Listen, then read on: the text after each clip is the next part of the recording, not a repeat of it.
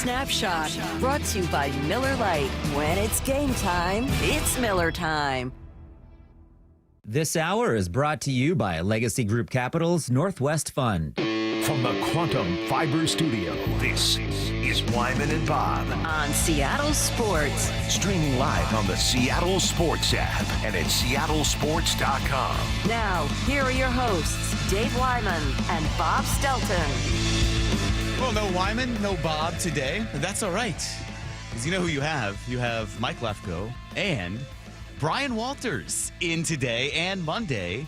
B-Walt, welcome to the show. It's always fun. When I get to do my best Wyman impression, that's what I'm here for. I'm going to do my best, but he's tough act to follow, that's for sure. Okay, well, let's hear it. I got nothing yet. I haven't thought about it. right. You put me on the spot. Yeah. I wasn't ready yet. I thought you had some I know, Wyman impression ready to go. You'd have to knock over your water bottle and then hit the mic, and then Matt, we can all kinds of he chaos. knocks over some stuff. He is. You're right. He's all kinds of chaos. So Brian will try to do his best Dave Wyman impression over the next 2 days here, Friday and Monday. You have us, and then Dave and Bob are back middle of next week. But Brian, I thought this is your first time on our show. I know you filled in the morning. You filled in on Bump and Stacy, and then you were like, well, no, I was here. You weren't one time. So welcome back to Wyman and Bob, I guess. I tend to get the days everyone wants off.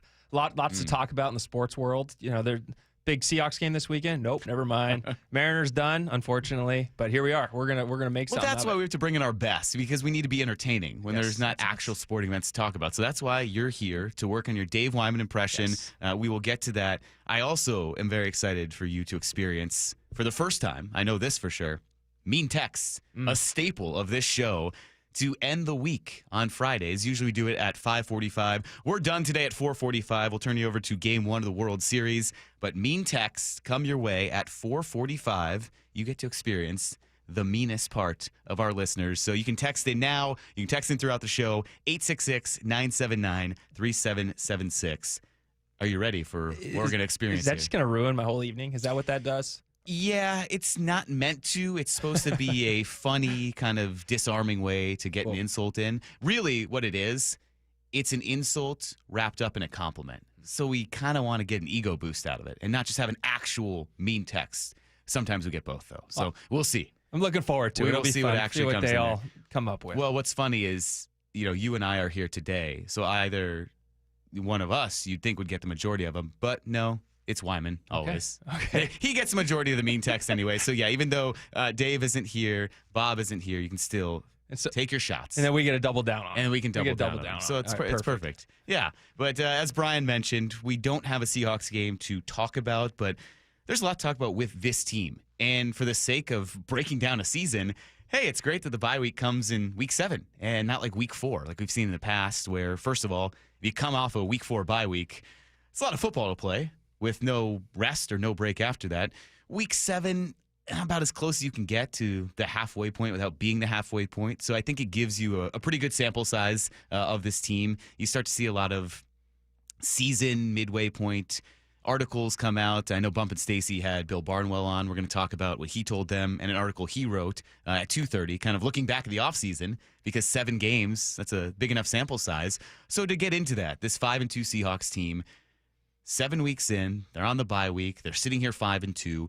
What's your overall impression of this team so far? Oh, man, this could go the whole show. Perfect. I mean, it's just been – all right, let's start the easy path here. Looking at if you took the start of the season, you said, hey, they're going to be 5-2 by the bye week. You'd look at the schedule. You'd go down it, and you'd be like, okay, I'm pretty happy with that. You don't know how some of these teams are going to be. Unfortunately, you lose to the 49ers. You got them at their strength. You really did. They were kind of healthy there. They've been a little more beat up now. Tough game, but you played it tough. You had a chance to win. That's what's so crazy when you look at this season is they actually, and I know should have, would have, could have, but they really could be 7-0. You take 1 or 2 plays in each one of those losses, and you're like, you're a 7-0 team. You're ranked 1 in the power rankings, and you're the team to beat in the NFL right now. Now, you could have a couple games go the other way as well, but that's just the typical how an NFL season goes. But what I do love about what I've seen the first 7 days is they've won games in multiple ways.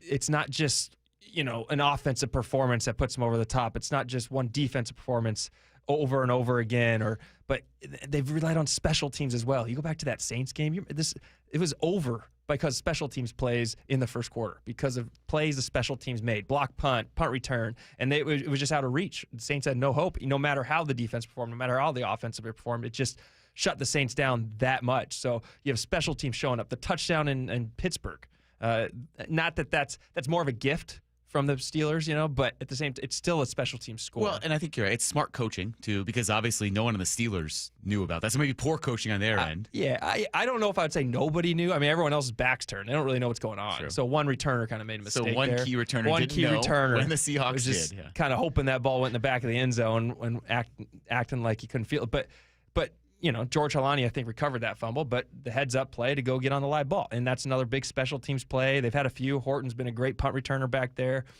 When they've needed to rely on the offense, I feel like it's come through. The offense has been exceeded all my expectations, I should say, how efficient they are. And the defense is the strength of the team, and even with some of the injuries. And that's what you got to look at, too, how valuable these 7 games are. They're 5-2 with a lot of huge injuries, with Julian Love, with Devin Witherspoon been out for a while. And you still are managing to win these games and get these young guys or young players or even just backups, even though they might be veteran guys, more experience. Yeah, that to me feels like the most impressive part, maybe about the entire team. The defense being still as good as we expected, but not having key players there. Yeah. I mean, Devin Witherspoon has played in almost 2 games. He got, hurt again kind of in the middle of the Cardinals game. So he's technically appeared in 2 games. Julian Love, just 3, but neither has played since that Cardinals game at the end of September. So if we were going to sit here and say, okay, well, what had to have happened for the Seahawks to be 5-2? Well, clearly, Devin Witherspoon had a big role, or Julian Love has made some impact plays throughout the season. No, they haven't been there. They have not been healthy, and the fact that it sounds like they're getting back after the bye week, you expect this defense to be even better, but now they're here at 5-2, and maybe the exception of the Bucs game, it doesn't seem like it's really hurt them because everyone else has stepped up on this defense. And the Bucs game, I give Baker Mayfield a lot of credit in that game. Mm-hmm. The way, one, he did take advantage of some guys getting their first opportunities, and he used his eyes. Baker Mayfield was all over the place with his eyes. He was kind of staring to the right, getting their Seahawks safety, whether it was Okada, whoever, to go to the right and just whipping back to the left and firing to, I will butcher his name every time I say it, no matter how much I practice. Let me see if I can do it. Ibuka. Wait, what is it? That was a good Wyman impression. That was my best. There it is, my Wyman impression. You know what? First one of the day. You did give, that's kind of a nice tribute to, rest in peace to John Clayton, who would butcher some names at times. So, yeah, Emeka Ibuka. There we go. Got it. But just the way Baker Mayfield won, I think when you look back and you look at teams that you've played, I think that Bucs game made this defense a lot better because it kind of picked apart some of their weaknesses and it kind of picked apart a little bit what these.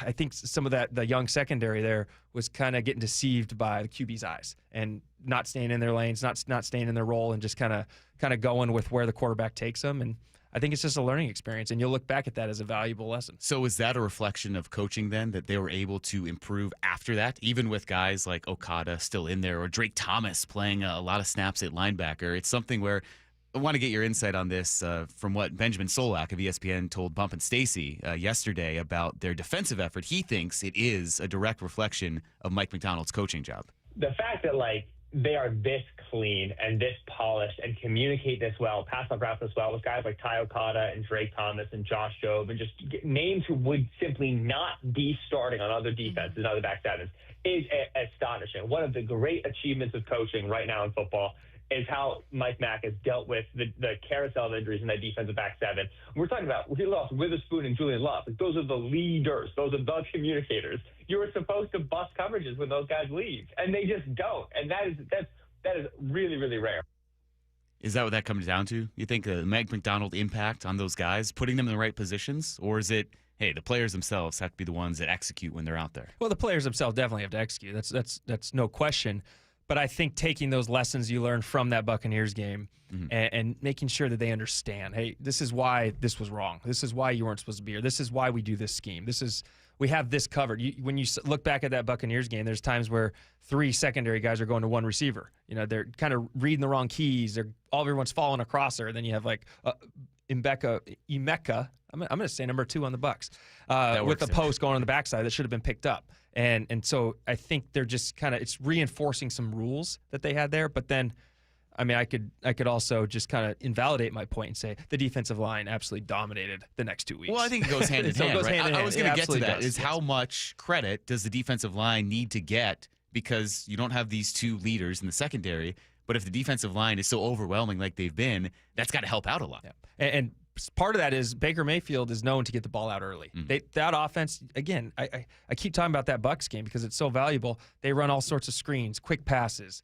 Baker Mayfield is one of the quickest to release the ball in the entire league as far as, I think it was, I don't know, I forgot the number. I knew it in Bucs week. It was 2 point something second, or 4, I don't know. It was something crazy, but he got the ball out quick, and he was tops in the league at how fast he gets the ball out. And so that makes it tougher on a D-line. So you're going to rely more on your back end. But then you got a guy like Trevor Lawrence that you go up and play the next week, and the defensive line absolutely dominated. He does not get the ball out quicker. He does not use his eyes like Baker Mayfield, and it showed. It showed kind of the improvement the back end made, the secondary, and then how dominant the defensive line can be. So, again, it's props to the Bucs. They really exploited the Seahawks defense, but then the adjustments the Seahawks defense have made since then has been remarkable. Yeah, those might be the two most impactful weeks of the season. Certainly to this point, the Bucs and then the Jags, because I think the fear was, and I know it was talked about a lot leading into that Jacksonville game, well, is this going to be the exact same thing? Because you still have Witherspoon out, you still have Julian Love out, Trevor Lawrence learning from Liam Cohen, who was so successful with the Bucs. It's the exact same offense. Well, hey, it was a much different result. The 9 sacks, the 12 points that really Jacksonville didn't get anything until the very end of the game. So it was thoroughly dominant.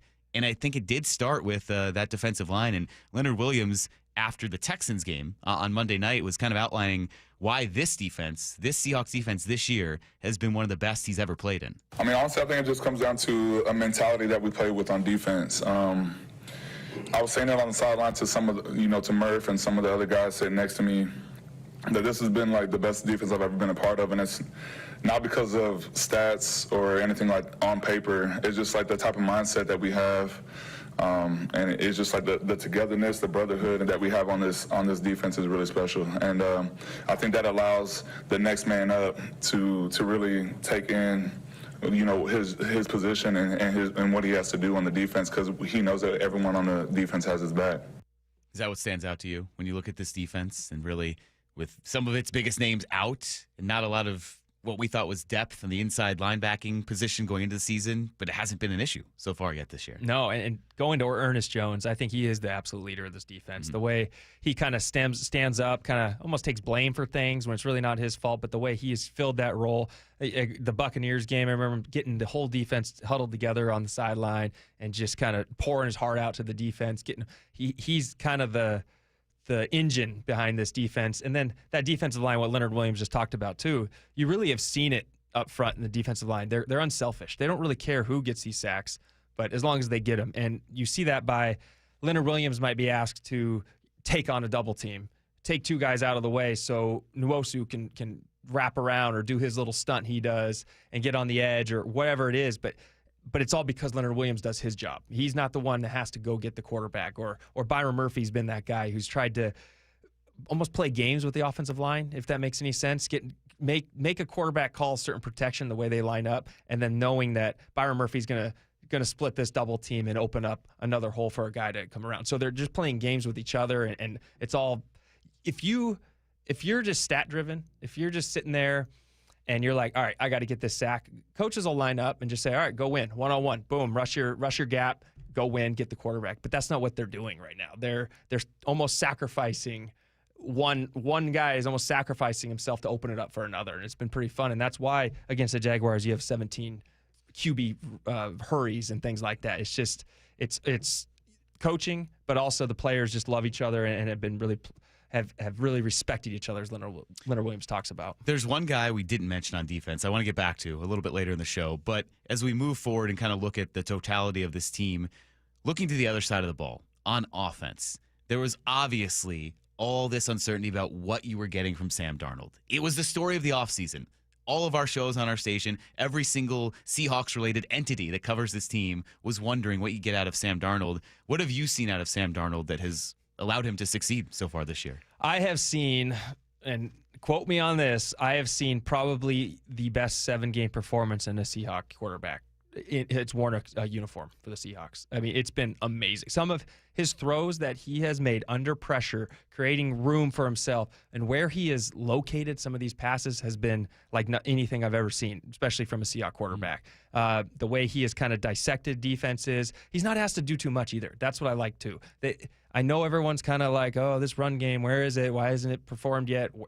It's been awful. But like Sam Darnold has had so much success because they commit to this run game. It doesn't have to work every time. They can get 1 yard, they can get 2 yards, but the threat of that run game, the balance that this offense has had, has really opened it up for Sam Darnold. And Sam Darnold has shown that he can make plays, that he can deliver the ball where it needs to be. I mean, some of these passes to JSN on the sideline that you see are remarkable. Some of these over the middle to Cooper Kupp. Cooper Kupp runs his little option routes and all that, and where he puts it, how he protects his receivers. So I'd say the command he has in his passing has exceeded all expectations for me, and it's just been fun to watch him continue to grow. Really, I know this last game was probably his worst statistically that you'd say for Sam Darnold, but this might have been the best defense they played yet too. The Texans have been rolling. No one's put over 20 points on them. 20 points was the max going into this game. Seahawks were able to get that at 27 points. And I just think he looks composed and he recovers as well. You throw an interception, big fumble, it's easy to get your head down. But no, he comes up, makes the big plays. He's not scared to throw the ball anymore. A lot of quarterbacks won't make that pass now if they've not had success with it. But Darnold's going to go right back to it. He's going to go right back to the crosser. He's going to go right back to the big post of JSN. There's no fear in him. Can you take us through kind of how Kupp and JSN have complemented each other? Because I think maybe the unknown narrative as well, and perhaps the lazy one that Cooper Kupp had to dismiss when he got here was, we're not the same receiver. Everyone's like, oh, well, you have 2 slot guys now. How is this going to work? But as your background has helped you understand why these two are so important, what have you seen from these two that they complement each other so well? And that comes from just being a size thing. Yeah, they're kind of smaller receivers. They're a slot guy. And that's why everyone gets labeled. But you knew JSN coming in has played everywhere. You knew he could, and I know he was excited to play on the outside as well. He was excited to kind of have that role as that receiver. He's kind of a Z receiver, moving around, getting in different spots. But what I've seen, Cooper Kupp's doing his thing. Cooper Kupp's doing what Cooper Kupp usually does. He's running the slot most of the time. He's being that third down converter. He's running the short little option routes, slants, strong hands, a couple big catches, falling forward after the catch, getting 2, 3, 4 yards, and showing that he can just be super reliable. JSN now has shown that he has a whole new level to his game, and it goes back to training camp. We watched JSN all training camp and said he is having a special camp. He's a different wide receiver, and I don't know what it is, why he just tends to peak without DK Metcalf. You saw it last year when he had some of his best games when DK Metcalf was injured. But he just continues to show that. He continues to thrive off being the number one targeted guy, the number one guy, the guy that the quarterback wants to rely to. And man, you could dissect so many of his routes. That's what gets me. It's his route running. A lot of times guys will just kind of if you're a number one receiver, you're just a better athlete. It doesn't mean you're the best route runner in the world, but you're just going to out-athlete these corners. You're going to go up. You're going to grab passes over, Randy. They're going to moss them. You're going to just maybe outrun them. JSN, he's not going to moss anybody. He's not jumping over people. Now he's kind of proven he can because of that dunk that he had the other day. He's got some hops. I like that. That's impressive, yeah. It was very impressive. But he just gets it done by being so efficient and so good at what he does and setting up his routes. And I go back, maybe I'm getting too long-winded about JSN, but I go back to that Jaguar game, and he ran one of the best post corners I've ever seen. And when you watch that route, so he stems it straight at the defense, sticks his foot in the ground, goes to the post, breaks out of that post route back to the sideline wide open. The defender fell over, I'm pretty sure, or he tripped up. The defender had no idea. But what that did for the entire game was opened up every single route that he has available to him. Because now, a little bit later in the game, he completes that big 60-yard touchdown with the post route. But what's that corner doing? He's thinking, maybe this is a post corner again, a little hesitant. But no, JSN just puts on the accelerator and beats him deep. And so that's what he does so well, is make every route look the same. And in this offense, that's crucial because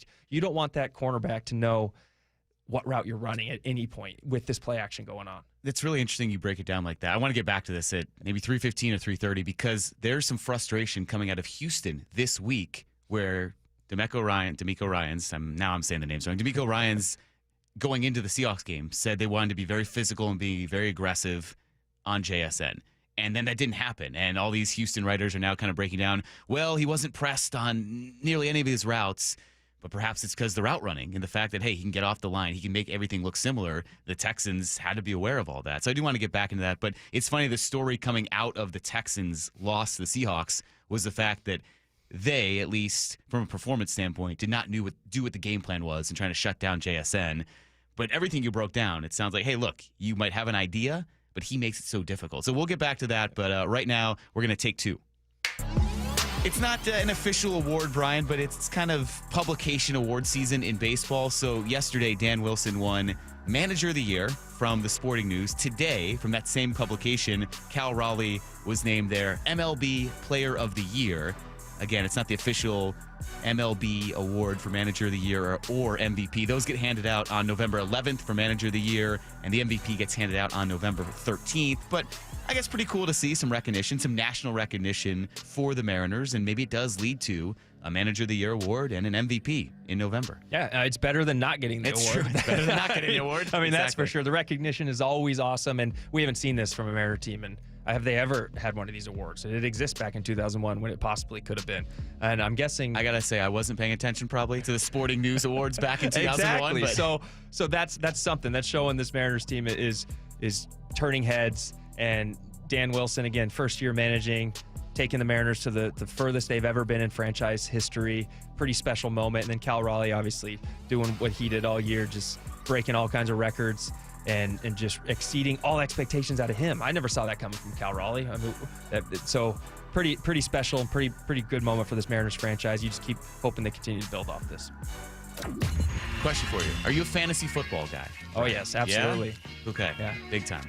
We normally don't talk about it on this show because Bob is not, but Dave has become very into it. He wanted to brag that his fantasy team is 6-1. Okay. So I'm going to brag for him. But some superstar news around the NFL and some fantasy-related news I think people might be interested in. So A.J. Brown has been ruled out for Sunday's game against the Giants. Then Lamar Jackson trying to work his way back. He's missed their last two games. The Ravens are 1-5. He's questionable for their game against the Bears. I'm beginning to think that all these questionable, doubtful, like probable to play is all fantasy football related.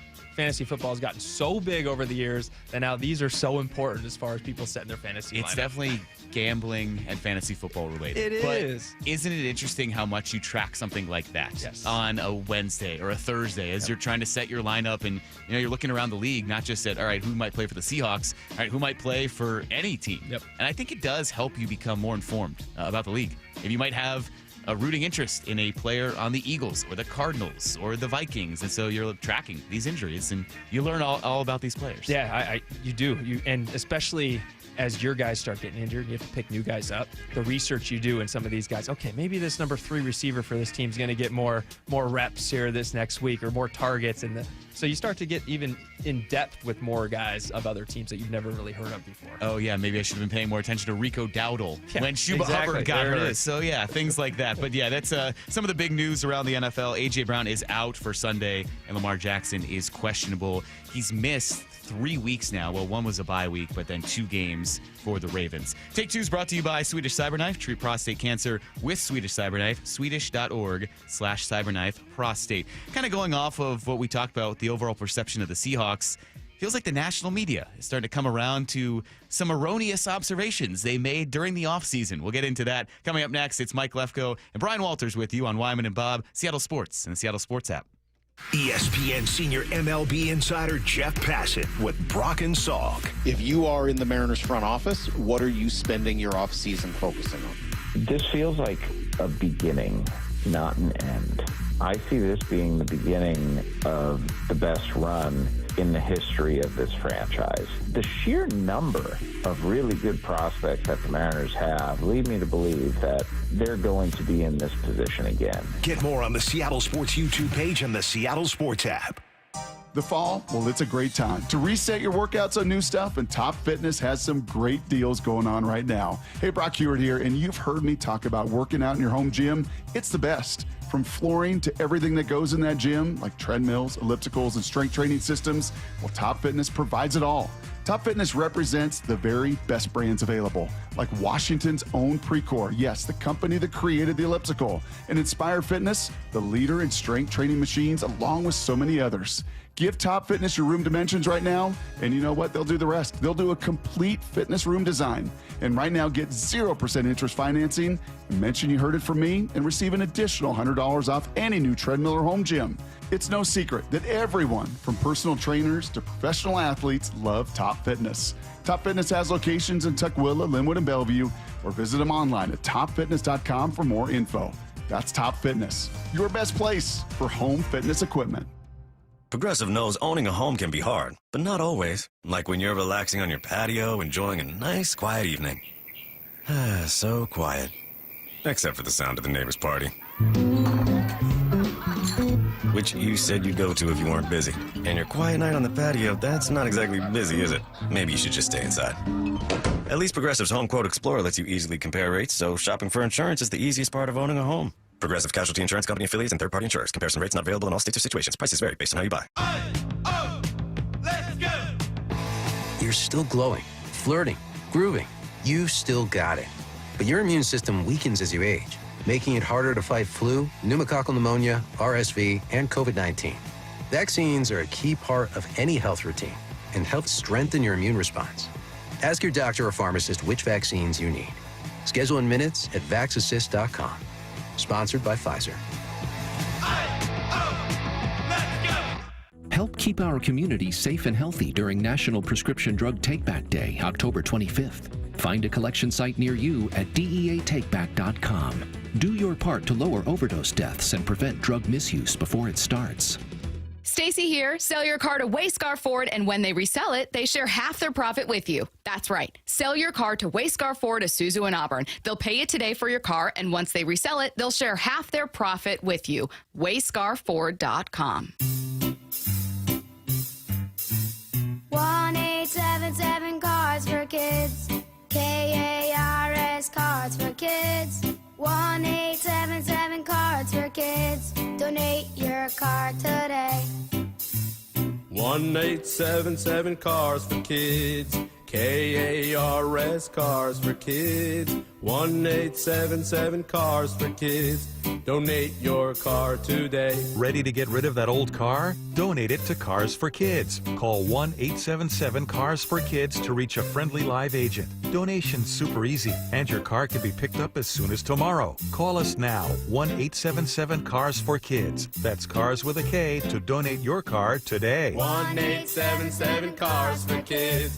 Donate your car today. Did you know you can donate real estate too? Go to carsforkids.org. That's carsforkids.org. Want more Seahawks content? Join me, G. Scott, on The Reset. New episodes of the podcast every Monday and Thursday on YouTube or on the Seattle Sports app. Let's go! You're still glowing, flirting, grooving. You still got it. But your immune system weakens as you age, making it harder to fight flu, pneumococcal pneumonia, RSV, and COVID-19. Vaccines are a key part of any health routine and help strengthen your immune response. Ask your doctor or pharmacist which vaccines you need. Schedule in minutes at vaxassist.com. Sponsored by Pfizer. Help DEA keep our communities safe and healthy by participating in National Prescription Drug Takeback Day, Saturday, October 25th. Take action right in your own home by cleaning out your medicine cabinet of unneeded medications. Keep them safe, clean them out, take them back. Find a collection site near you at deatakeback.com. Do your part to lower overdose deaths and prevent prescription drug misuse before it starts. That's deatakeback.com.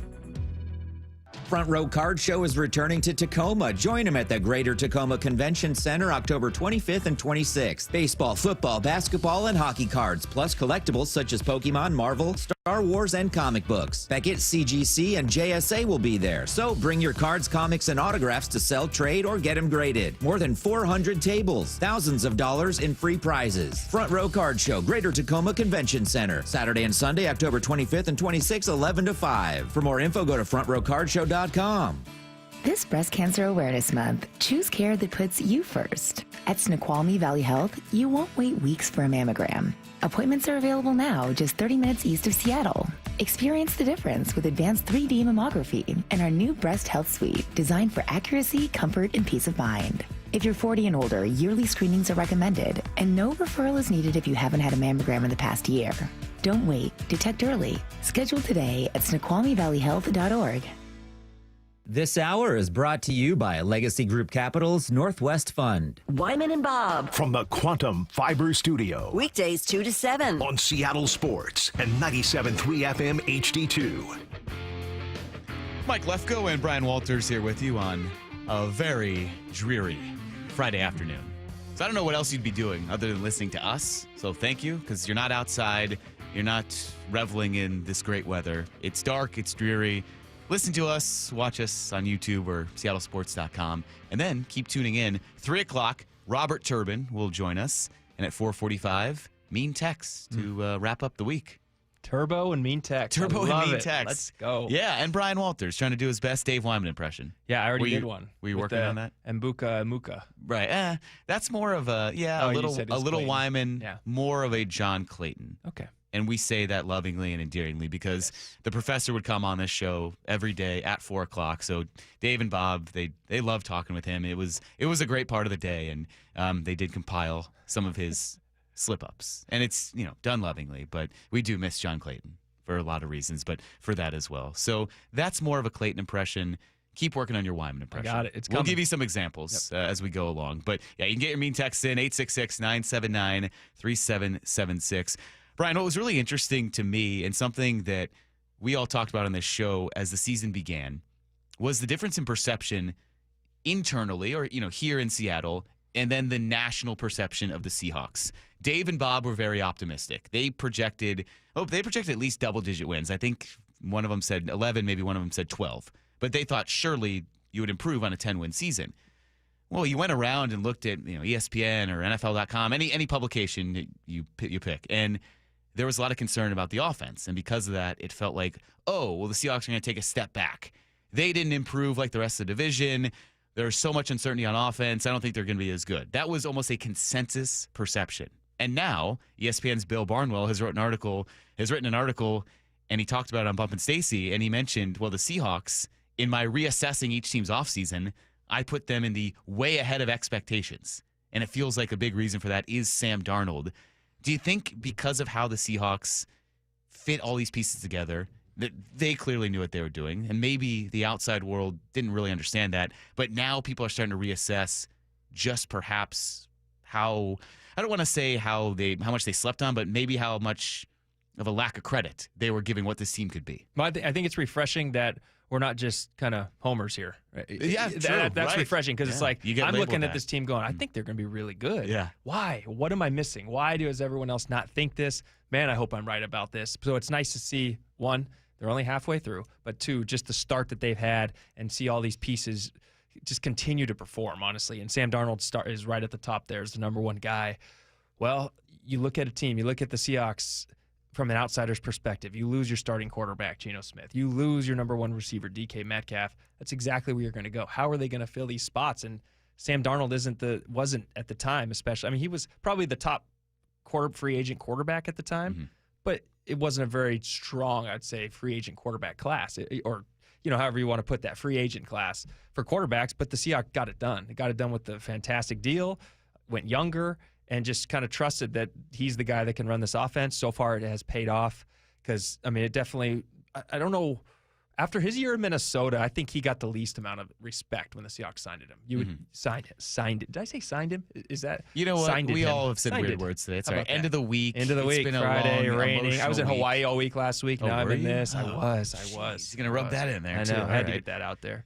Wow. And then you came back to that Monday night Mariners loss? I did. I flew right back, watched that during the Seahawks game. It was demoralizing. Man. So this week has just been terrible for you. It's been. Except for the Seahawks win. It's gone downhill. Seahawks changed it up. But it always makes it nice when you talk about a Hawks win. You're right. But you were in Hawaii and now you're here. I'm sorry. It's okay. I appreciate it. You do get to hang with Matt Yeah. and me. So Yeah. if that helps It is the at best. all. It is. That's the real win. Yeah. Hawaii, hang with us for 3 hours. It's about even. Oh, I love it. It's good. It's good. But What were we talking I don't about? know. Anything important? You just was the derailed Seahawks. me. We derailed each other there. But anyway, these offseason moves, yes, they're continuing to pan out, continue to show up, showing that just John Snyder does it again, knows what he's doing with the roster. You got guys coming in. How about the DeMarcus Lawrence signing? I think that was a huge one. He has honestly, I was wary of that one. When I saw it, I go, okay, I know he's a little older, defensive end, probably still good experience, but what can he still bring? Mm. And when he's been on the field healthy, which has been most of the time now, I think he missed 2 games. So I believe with the little injury, he has been a game changer for him. Darian Kendrick was another guy they brought in, and to fill that depth, he started off the season on fire with interceptions, hands on the ball all the time. Felt like he was flocking everywhere, and you draft a guard. So not a lot of mistakes in the offseason from John Snyder so far, and it's been pretty impressive. Yeah, that's what Bill Barnwell today with Bump and Stacy was saying, that he originally doubted the Seahawks offseason, but they have certainly proved him wrong. One of the things myself, I think a lot of other people thought heading into out of the offseason was, hey, maybe you needed to add more offensive line, and maybe there needed to be more than just that one addition. But the offensive line, because of the scheme, because of the structure, because of how they've played, they have been much improved. And so I think you have to give John Schneider, who has been in this job for a long time for a reason, a lot of credit for what he accomplished. Seahawks in a great spot right now. What Bill mentioned there, I think, is also the biggest difference in perception between what the Seahawks felt internally and the national perception of where they were. Offensive line, they didn't add, and maybe much criticized at the time not bringing in a free agent guard. Will Fries was the hot name. Or just put anyone in there that, hey, the Seahawks, they have some issues on their offensive line. You got to do something to improve it. Why are you standing pat? Why are you not improving the offensive line? But internally, the Seahawks felt that with coaching, with better understanding of how to develop these guys, they would take that step. It was tough to believe in that, certainly, from maybe our perspective or from the outside. It feels like that gamble has paid off now for the Seahawks. 100% has paid off. I will pride myself, I'm not an offensive line guru, but I did think that with a different scheme, this offensive line was going to be a lot better. And let's not forget that Abe Lucas was hurt a lot of last season. Yes. And now having him just looking full 100%, playing healthy, nothing on his knee, and just being that staple on that right side has helped out a ton. And having consistency all around has helped out a ton. They've stayed pretty healthy. They've stayed healthy, really, this whole offensive line. Last year they weren't. They were moving around like crazy. And then the scheme, you look at the scheme, what they were asked to do last year with Ryan Grubb. Ryan Grubb as the OC, just kind of drop back and throw it 40, 50 times a game. And you're sitting on your heels, you're pass blocking the whole entire game, one-on-one matchups, just putting on islands.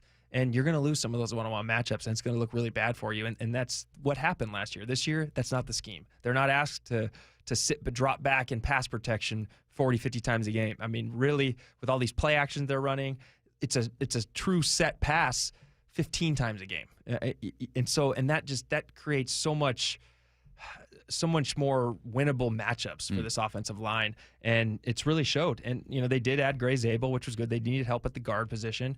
I still think they might need a little help at a guard position at some point, and I'm sure they'll address that at some point. But it's overperformed. I think they've allowed 9 sacks this year so far, which is way improved from last season. Last season, they were in the 20s already at this point. Yeah, the play calling really, really stands out. I mean, you think back to last year, just pass. Hey, it's 4th and 1 or 3rd and 1. Should we try to run the ball to get a yard? Nah, it hadn't worked. Let's try to make Geno drop back and pass. And you're right. When you're constantly having to defend and pass block, and the opponent knows that they can pin their ears back and come get you. Yeah, it's so much tougher. It makes a lot of sense how that's helped the offensive line. We had Big Ray on yesterday. He broke that all down, and he did point to Gray Zabel as a guy who, not just from getting in there right away, but him being there has helped Charles Cross as well to have that balance and have those two play every snap together on the left side. That's been a big addition they didn't have last year as well. So it does look so much better internally. But, yeah, it was interesting to see Bill Barnwell come out with that piece. It's on ESPN.com about reassessing each team's offseason. The Seahawks, they're in the second best category, the way ahead of expectations category. The only team better than them in the other tier was the Indianapolis Colts. They had the best offseason. Seahawks second best among a handful of teams there. We'll continue to talk about this Seahawks team. But, Brian, you were really interested in this chaotic story that broke yesterday in the sports world. A current NBA head coach wrapped up in a gambling scandal. We'll talk about what the fallout means for Chauncey Billups, for the NBA, and maybe for sports in general as we get back to it here. Wyman and Bob on Seattle Sports and the Seattle Sports app. Sean Payton is a bully. Bump and Stacy. He went out, tried to bully Russell Wilson on the low. Weekdays 10 to 2. I don't care how you feel about Russell Wilson. I think that Sean Payton, he saw an opportunity to take shots at a guy that he felt like wasn't going to say anything back to him. I've heard that he's a decent guy, but in that moment, that was some bully activity right there. Russell, I'm proud of you. Clap back at him and called out some facts, too. So I'm proud of Russell in that moment. Only on Seattle Sports on 710. Seattle Sports on YouTube and the Seattle Sports app. As a quarterback, you cannot run a winning play with a messy playbook. And most companies' data, well, it's a mess. AI is changing the game, but if your data is scattered, you're stuck on the sidelines. Brock Heward here, and this is where my friends at Marquee Data come in. They get your data in shape, clean, connected, ready to perform, so you can finally put AI to work for your business. Whether sales, finance, or operations, every smart move starts with the right data. So head to mydataqb.com to draw up your game-winning data play today. That's Marquee Data or mydataqb.com. Start having fun. Caesar Sportsbook at Muckleshoot Casino Resort is your #1 place to eat, drink, watch, and have fun. Keep up with your favorite sports anywhere and everywhere on property with the mobile app. Visit MuckleshootCasino.com today. Scan the QR code and let the play begin. Muckleshoot. Introducing your new Dell PC with the Intel Core Ultra processor. It helps you handle a lot, even when your holiday to-do list gets to be a lot. Like organizing your holiday shopping and searching for great holiday deals and customer questions and customers requesting custom things, plus planning the perfect holiday dinner for vegans, vegetarians, pescatarians, and Uncle Mike's carnivore diet. Luckily, you can get a PC with all-day battery life to help you get it all done. That's the power of a Dell PC with Intel inside, backed by Dell's price match guarantee. Get yours today at Dell.com/deals. Terms and conditions apply. See Dell.com for details. Hey, I'm Mike Slater. My dad passed away at the age of 63. It's out of nowhere. Had a stroke. Super hard, obviously, for the whole family, but my dad had life insurance. This is why I have life insurance for my family, for my wife and 4 kids. And the best place to get life insurance is ethos.com, because you can do it in 10 minutes. And there's no medical exam and no blood test, just a few health questions. Get life insurance in 10 minutes so your family is protected. Ethos, ETHOS, ethos.com/play. You're listening to Leaf Filter Radio, and the guru of gutter protection himself, Chris Coonahan, is here to take your most pressing leaf-related questions. Hey, everybody, Chris here. I understand we have Ron on the line. Ron, where are you calling from? Uh-oh. Ron, are you calling from a ladder? Well, I was. I wanted to ask Chris what I need to do to get my gutters ready to have leaf filter installed. Oh, Ron, you don't have to do anything. A Leaf Filter Trusted Pro will come out and clean out your gutters, realign and seal your gutters, and install Leaf Filter, America's #1 gutter protection system. So I didn't need to get on this ladder? Ron, Leaf Filter Trusted Pros are in your neighborhood and ready to help. Just visit leaffilter.com/deal to schedule your free gutter inspection and get up to 30% off. Thank goodness. What was that site? To get this special radio offer, go to leaffilter.com/deal for your free gutter inspection today and get up to 30% off. That's leaffilter.com/deal for up to 30% off. leaffilter.com/deal. See representative for warranty details. When it comes to the security of your business, doubts can creep in about who you're trusting to protect it. Are they a reliable service? How will I know if something happens? Are they keeping everyone safe? At Bay Alarm, we got you. For nearly 80 years, we've been putting our customers' minds at ease with our advanced technology and personalized support.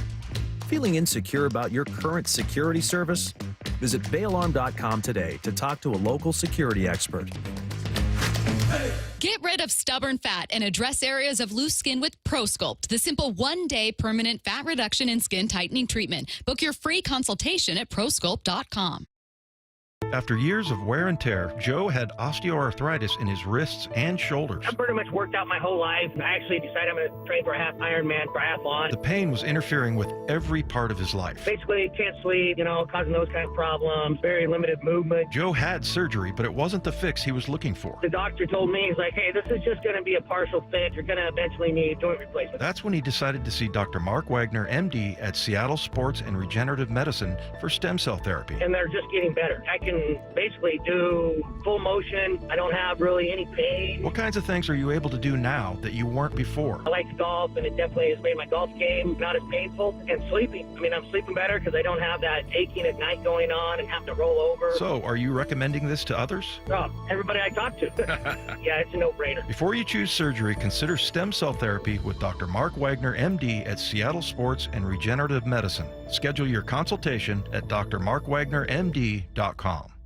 Hey, Brock Hewitt here for my friends at PCF Construction. It was a couple years ago. We were seeking a complete outdoor living space. Molly wanted a new deck. She wanted to really make our outdoor space pop. And boy, am I glad we called PCF. Why? Because whether it's a very specific project or outdoor living, like an underdeck ceiling, deck, patio cover, railings, PCF has you completely covered. You know, Molly's an interior designer. She knows construction. She knows attention to detail. And PCF, they checked every single box along the way. And right now is the time to make the call. Up to $6,000 off your project, plus no payments and no interest until 2027. And you can save an extra $1,500 when you bundle your deck with a patio cover. Find all the offer details, get project ideas, and browse photos at pcfgroup.com or simply call today at 425-629-8476. That's 425-629-8476, PCFgroup.com. Wyman and Bob. From the Quantum Fiber Studio. Weekdays 2 to 7. On Seattle Sports and 97.3 FM HD2. I'm sorry, Brian. Sorry for introducing you to the text line. Yeah, B. Walt has discovered it. First few segments, I was mentioning, hey, text in. It's mean text, 866-979-3776. And then during the break, you asked me, hey, what's this text line? Can I get in on this? I was like, all right, you're opening yourself up to all of it, but hey, you've dove in now. Let me just wipe these tears real quick. So mean. No, it's great. It's fun. I love it. I love this. You can get a good back and forth It going. is great. Yeah, Some absolutely. people Looking forward to it. That's what we do engage this more for. than others, but yeah. That's what we do this for. Enjoy the rest of those texts. I did see one come in about you to start the show. Oh, good. So get ready. I love Steel this. yourself for that at 4:45. You're saving it for 4:45. Yeah, I like sometimes Dave and Bob like to ruin them early. Yeah. And I think why ruin them? Why not just wait? You build up the suspense. So we're going to save all of them until 4:45. This is also the time where either Wyman or myself makes a joke to rile up the texters. Usually we call them dumb. And we say, oh, well, they're not awake yet, so they can't formulate a coherent thought. You know, it's like 2:45. It's been raining all day. It's dark. Yeah, They're asleep. smart. Yeah, because Poke our the bear a little texters are bit. lazy bums, you know, so they just sleep all day. And then we get some mean texts. Okay. So, you know, if theoretically someone were to do that, then you can text in something. 866-979-3776. Yeah, we'll get to that at 4:45. Robert Turbin is joining us next at 3 o'clock. We're going to step away from football, though, because, Brian, this is just a story that no matter what you feel about the NBA, and I know it gets a lot of rightful hatred and indignation when you bring up the NBA here, but this is a story involving Chauncey Billups, a current NBA head coach, that surpasses just the sports world. It is a national story wherein you're tied up in a massive, wide-ranging gambling ring that also involved Chauncey Billups participating in rigged poker games. I don't think I've ever seen anything like this, certainly to the scope and this extent across any sport. And it's close to us, just 3 hours And down it's- I-5. it's close right to there, us. It's right Portland. there. Chauncey Billups, the head coach of the Portland Trailblazers. This is great. I'm putting myself in these players' spot. And you go through everything all offseason, and let's just take it back to our Seahawks Super Bowl teams. Could you imagine? I can't imagine going in, about ready to start the season, that Pete Carroll gets arrested for an allegation like this. And it's like, what does that do to your team? You go, what? What just happened? That's pretty crazy. I mean, the headline, this is something we're going to see in a documentary one day. They're going to do something on this, but pretty wild spot, wild scenario, wild situation for everything. And, I mean, you kind of forget stuff like this goes on.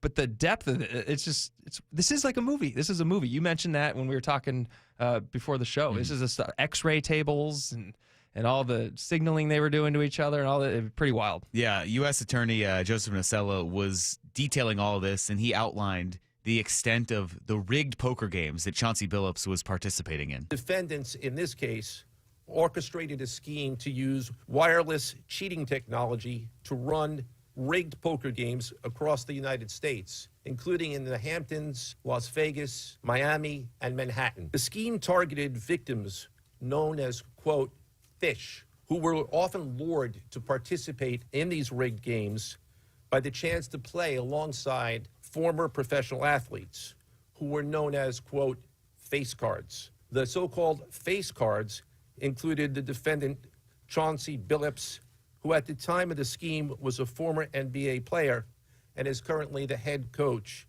of the Portland Trail Blazers, and also Damon Jones, a former NBA player and coach. What the victims, the fish, didn't know is that everybody else at the poker game, from the dealer to the players, including the face cards, were in on the scam.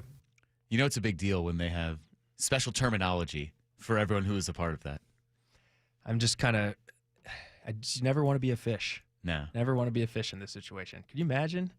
Can you imagine this comes out and you're like, when do they find out? When do those guys find out about it? I'm sure once the FBI found credible evidence, they informed those people who lost their money of like, hey, this is why you lost your money. Do they get their money back? No, I don't think they get their money so. back. I think it's gone. Yeah, I think it is gone. You got fished.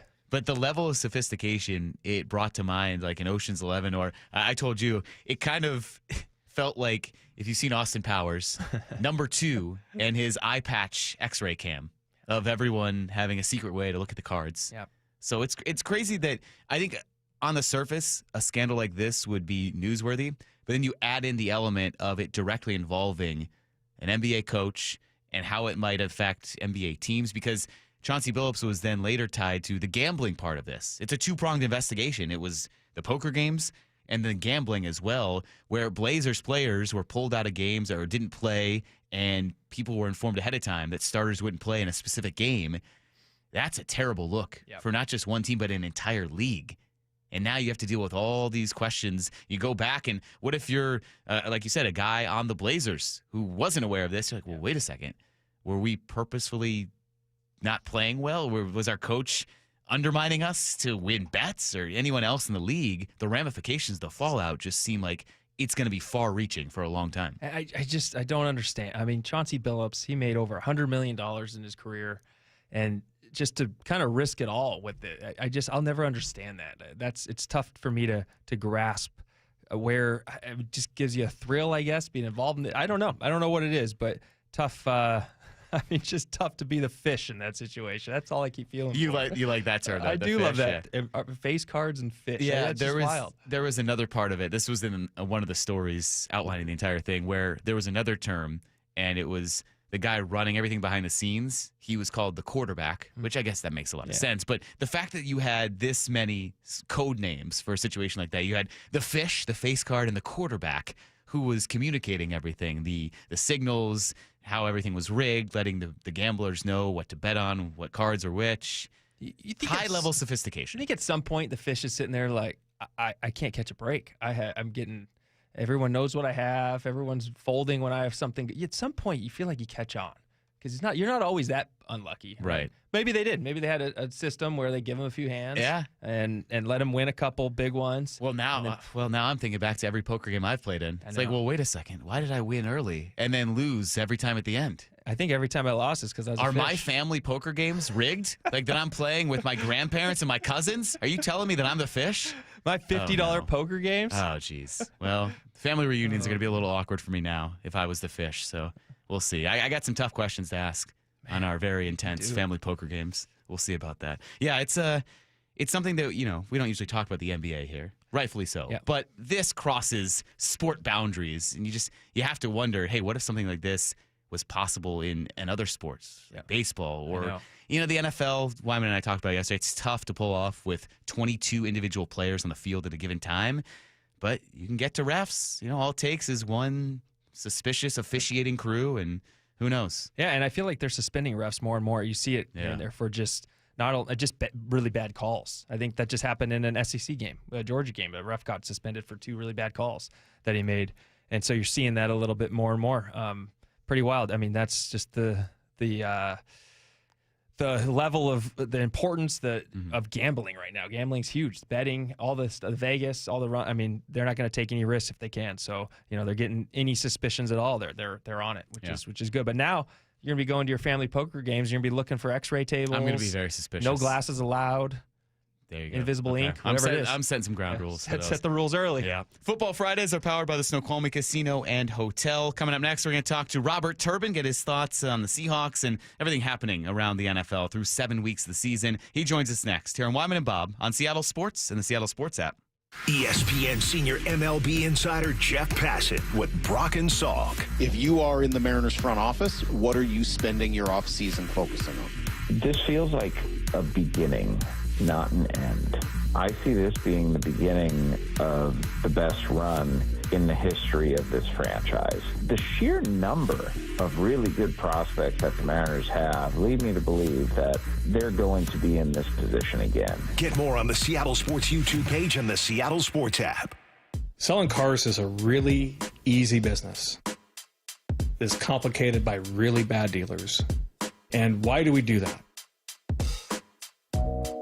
Well, because we think that the less information we give and the more that we can dictate it on our terms, the more profitable we'll be. And what we found is that this is the exact opposite. The easier we make it, the more information we give, the more comfortable customers are in doing business with us. Now, that one transaction, we might make a little bit less on, but it's not the one. It's that one that leads to the second, the third, the fourth, the fifth. It's not the one individual. He's like, but you never get to the spouse, the parents, the kids, the friends, if you don't take care of them first. It's not a script. It's a belief. The LJ Way is the Lee Johnson Auto family. Looking for a high school that nurtures both the mind and spirit? Archbishop Murphy High School is where academic excellence meets faith-based education. With a 100% graduation rate and a college prep program designed to challenge and inspire, our students are prepared for whatever the future holds. But it's more than just academics. Archbishop Murphy's robust athletics, arts, and co-curricular activities ensure that every student finds their passion and thrives. Archbishop Murphy High School believes in educating the whole person. That's why we offer a vibrant campus life where students grow not only academically, but also spiritually, socially, and physically. Don't just take our word for it. See it for yourself. Schedule a visit and discover how Archbishop Murphy High School can help your students succeed. Visit am-hs.org. IRG Physical and Hand Therapy proudly supports Archbishop Murphy High School, where your story begins. am-hs.org. Free consultations, no fee guarantees, 5-star reviews. JP Pendergast with Pendergast Law explains the importance of going beyond these familiar offerings. Accident victims want an attorney, Tom, that satisfies their needs. Someone who handles those needs with the highest degree of care. Pendergast Law offers the no-fee guarantees and free consultations, but these only scratch the surface. Okay, explain more. We make sure that every member of our team is genuinely passionate about helping others. Customer service and communication are our top priority. It's how we take care of our clients so they always feel one step ahead of the insurance companies. Our strong reputation for high standards provides comfort and confidence when it's needed most. Pendergast Law offers the free consultations, the no-fee guarantees, and of course, they are 5-star rated. But what really makes them different is their genuine passion for helping others. I can't recommend them enough. If you or a loved one has been injured in a car accident, call Pendergast Law. We can help. That's PendergastLaw.com. You're listening to Leaf Filter Radio, and the guru of gutter protection himself, Chris Coonahan, is here to take your most pressing leaf-related questions. Hey, everybody, Chris here. I understand we have Ron on the line. Ron, where are you calling from? Uh-oh. Ron, are you calling from a ladder? Well, I was. I wanted to ask Chris what I need to do to get my gutters ready to have leaf filter installed. Oh, Ron, you don't have to do anything. A Leaf Filter Trusted Pro will come out and clean out your gutters, realign and seal your gutters, and install Leaf Filter, America's #1 gutter protection system. So I didn't need to get on this ladder? Ron, Leaf Filter Trusted Pros are in your neighborhood and ready to help. Just visit leaffilter.com/deal to schedule your free gutter inspection and get up to 30% off. Thank goodness. What was that site? To get this special radio offer, go to leaffilter.com/deal for your free gutter inspection today and get up to 30% off. That's leaffilter.com/deal for up to 30% off. leaffilter.com/deal. See representative for warranty details. Every time I turn around, my friends at Pure Talk give me one more reason to feel good about switching. This month, for instance, they're supporting Canines for Warriors, a terrific organization that trains rescue dogs and then pairs them up with combat veterans struggling with PTSD. The result? They're saving lives on both ends of the leash. This is why I switched to Pure Talk. I like being in business with an American wireless company who shares my values. Yeah, I appreciate unlimited talk, text, and plenty of 5G data for just $25 a month, and I bet you will too. But I think you'll really appreciate doing business with a company who gives back to the men and women who volunteered to defend our country. Just dial pound 250, say micro. With Pure Talk's U.S. customer service team, you can switch in as little as 10 minutes. Again, dial pound 250, say micro, to switch to an American wireless company who actually stands for something. Pure Talk. This is Seattle Sports. Streaming through the Seattle Sports app. KIRO AM Seattle. KIRO FM HD2 Tacoma. Home of the Seahawks, Mariners, and everything Seattle sports. Seattle Sports Snapshot. Some notable receivers have been ruled out for Sunday's games in the NFL, including Eagles wide receiver A.J. Brown and the Texans' Nico Collins. Meanwhile, Lamar Jackson is questionable. He's missed the last 2 games for the Ravens. The Kraken wrapped up their 6-game road trip, a 3-0 win at Winnipeg last night. They're back home for 5 in a row, starting tomorrow against Edmonton. And the Storm have hired former New York Liberty and Memphis Grizzlies assistant Sonia Rahman as their next head coach. Snapshot, brought to you by Miller Lite. When it's game time, it's Miller time. This hour of Wyman and Bob is brought to you by K2 Vision RLE. From the Quantum Fiber Studio, this is Wyman and Bob on Seattle Sports. Streaming live on the Seattle Sports app and at seattlesports.com. Now, here are your hosts, Dave Wyman and Bob Stelton. Mike Lefko and Brian Walters here with you. We're going up until 5 o'clock, and we're going to take you right to Game 1 of the World Series. I know that's painful to still say, but, I mean, we have to mention it, Brian. It's the programming that's going to air on our station. So, yeah, Game 1, Blue Jays and Dodgers. Hey, I highly recommend you listen because it's the World Series and it's a big stage. But I understand if fans are going to tune out or if they're not going to want to watch or listen to this game. Who are you rooting for? Well, now you get me down this path. All right, we have some time, I think, because we're waiting for Robert Turbin to join us. So Dave, Charlie Furbish, and I got into a very heated debate about this exact topic. And I'm actually, I'm curious about your perspective because they're trying to tell me it's an athlete thing because I told them I am absolutely rooting for the Dodgers. Because if the Blue Jays win, the Mariners could rightfully say, look, we should have won the World Series. And that would feel more painful. A lot of texters are going to now chime in because they disagreed. But your season's over regardless. It's not like, hey, if the Dodgers or if the Blue Jays win, oh, you're the second best team. Oh, that feels better. No, you still lost. But the sting is worse. Nothing feels better. The sting is just worse if you saw the team that barely beat you then win the World Series. That's my opinion. But now I'm curious about your perspective. I think I'm rooting for the Dodgers. Okay. And good. So we agree. You know why? I don't even know what truth this is or anything, but you know when the coach called out the Mariner fans for booing when Springer got I didn't like that. And so I kind of lost respect for that, and I think I want the Dodgers to take it from the Blue Jays right now. Yeah, and you have the Springer factor, certainly. Oh, yeah, absolutely. Because his ties to the Astros, I know that simple fact of George Springer being on the Blue Jays is something that you shouldn't probably get past if you still hold that against them. So you shouldn't root for the Blue Jays, reason number one. And then for my reason there too. Yes. So I agree. All right, we are waiting on Robert Turbin, but we think that maybe there was some miscommunication because when he said he would come on, I don't know if he realized that the game he is calling tonight is tonight. So we'll see if he realizes that and has time for us. I hope he realized that because he's got to be traveling there. He's got to be there, right?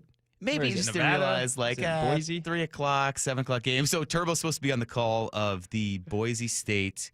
Nevada game tonight, 7 o'clock, and he's also supposed to join us now. So my thought was when I realized, wait a second, he's joining us tonight, but the game's tonight. Maybe when he committed to coming on the show, he didn't realize it was tonight. I always love when Turbo comes on. He joins us for the pre-post game show every once in a while, and he's always coming off a big, Saturday game and then rolling right into our show, cramming on the airplane, kind of doing what Bump does too. Bumpus does that as well with the CW network. Just does his in studio stuff or calling a game and then rolls and hosts the show, which is pretty impressive to me. So Turbo's kind of right in those same lines. And I always look at Turbo, go, all right, let's see how much he's watched tape.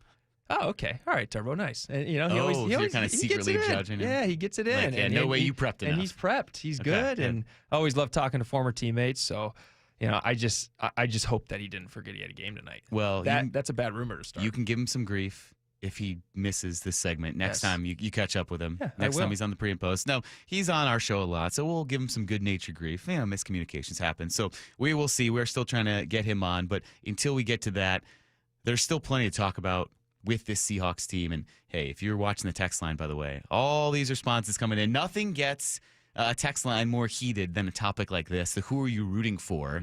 And you have the very raw, that's a dumb take. Of course you'd root for the Blue Jays. Or I'm absolutely rooting for the Dodgers because I don't want to see the Blue Jays experience more happiness. That's a text we just got in. So, we'll let those texts trickle in some more. Mean texts also coming up at 4:45, 866-979-3776. Maybe my opinion has swayed you to chime in with some more mean texts. Hopefully that helps out there. But I think it makes sense that you don't want to be left with the doubt that, well, if we're in the World Series, we win.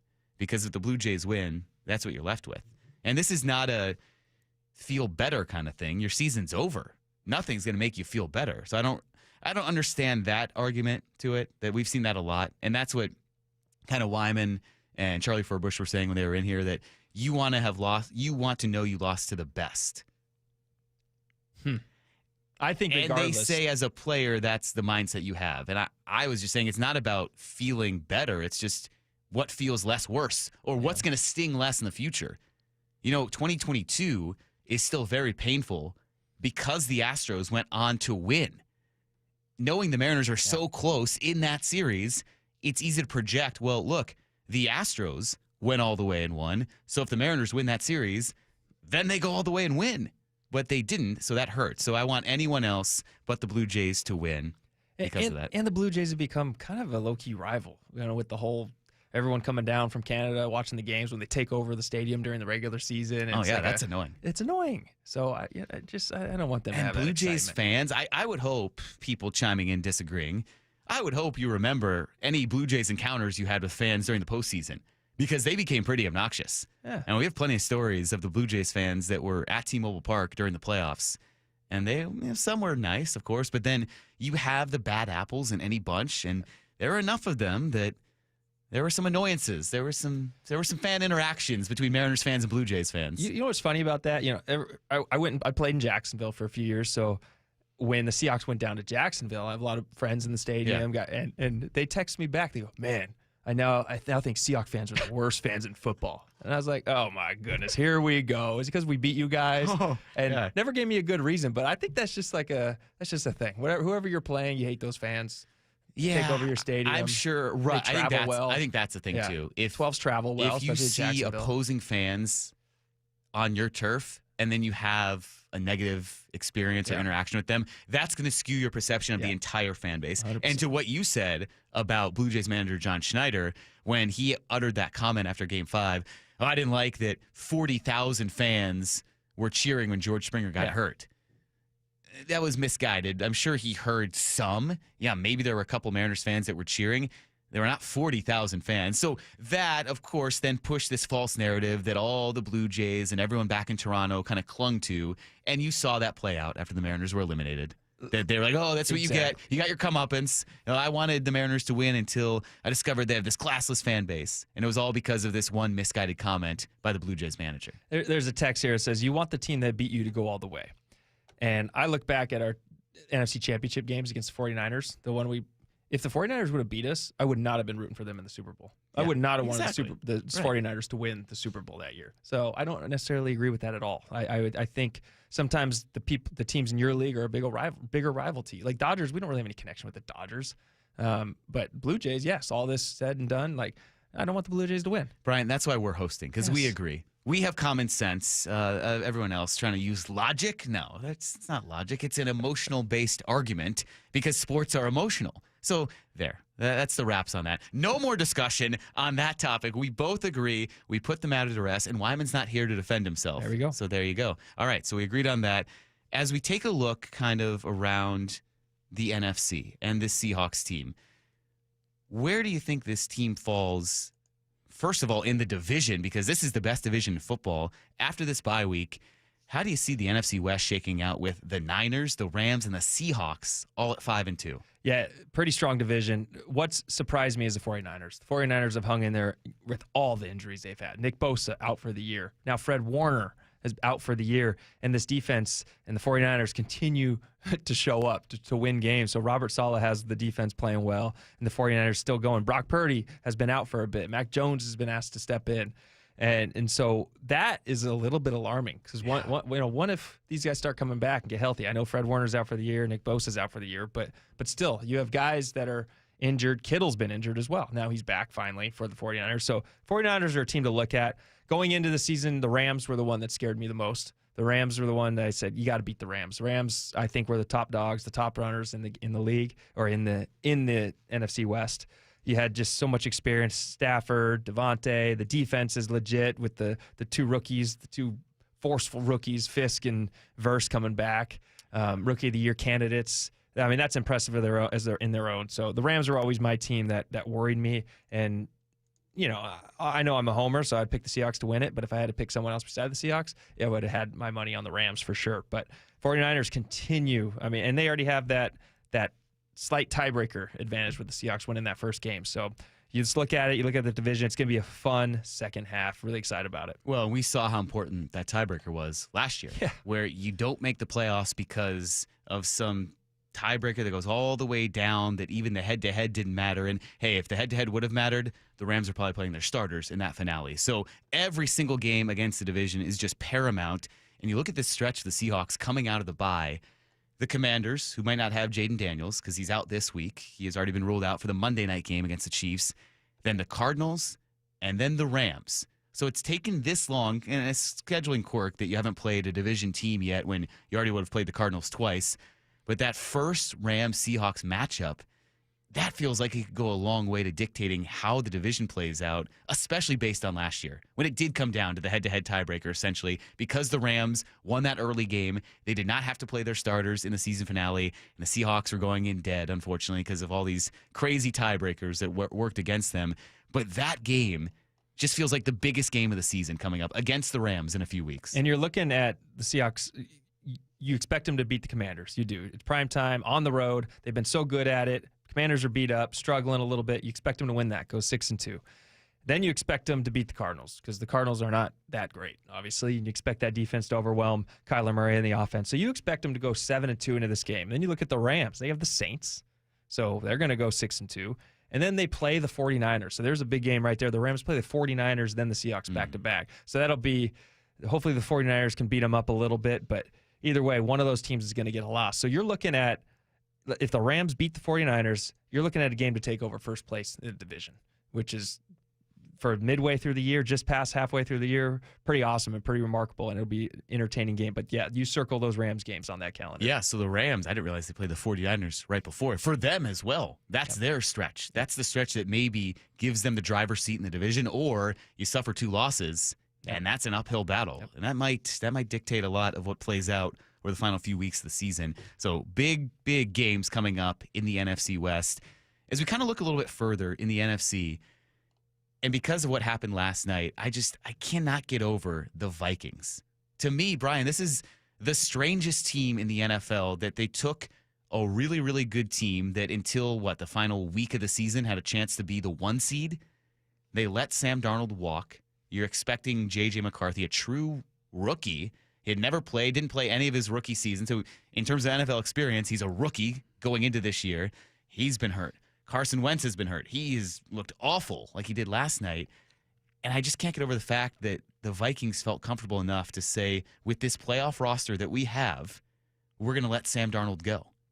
I just kind of wonder what they were thinking. And that just shows for starters, everyone I've talked to in the Vikings organization about Sam Darnold, they absolutely loved him. Mm-hmm. They really did. He said, one of my old coaches there who's there now was like, hey, this guy is athletic, sneaky athletic. He can make every single throw, and he can lead a team. The locker room absolutely loves the guy. And I was like, oh, okay, so why are they letting him go? And he said, well, J.J. McCarthy's really good. That's what he said. And it's like, okay, well, but he's got to be healthy, and he's a rookie. You're still taking that gamble. You don't know how that jump is going to, how he's going to make that jump into the NFL. So I still think J.J. McCarthy is going to be pretty good. I think if everyone's on board like that, but he just kind of got the injury bug right now, and he's learning. He's a rookie, so it'll come together. But hopefully he can get back in there, and the Vikings kind of turn things around. And when I say hopefully, I don't really care that much about him. But, for J.J. McCarthy's sake, you like to see these young guys come in and have success. And for some old coaches that are there, I root for him a little bit. So, but we're happy to have Sam Darnold. And I was fired up when he said all good things about him coming in here because,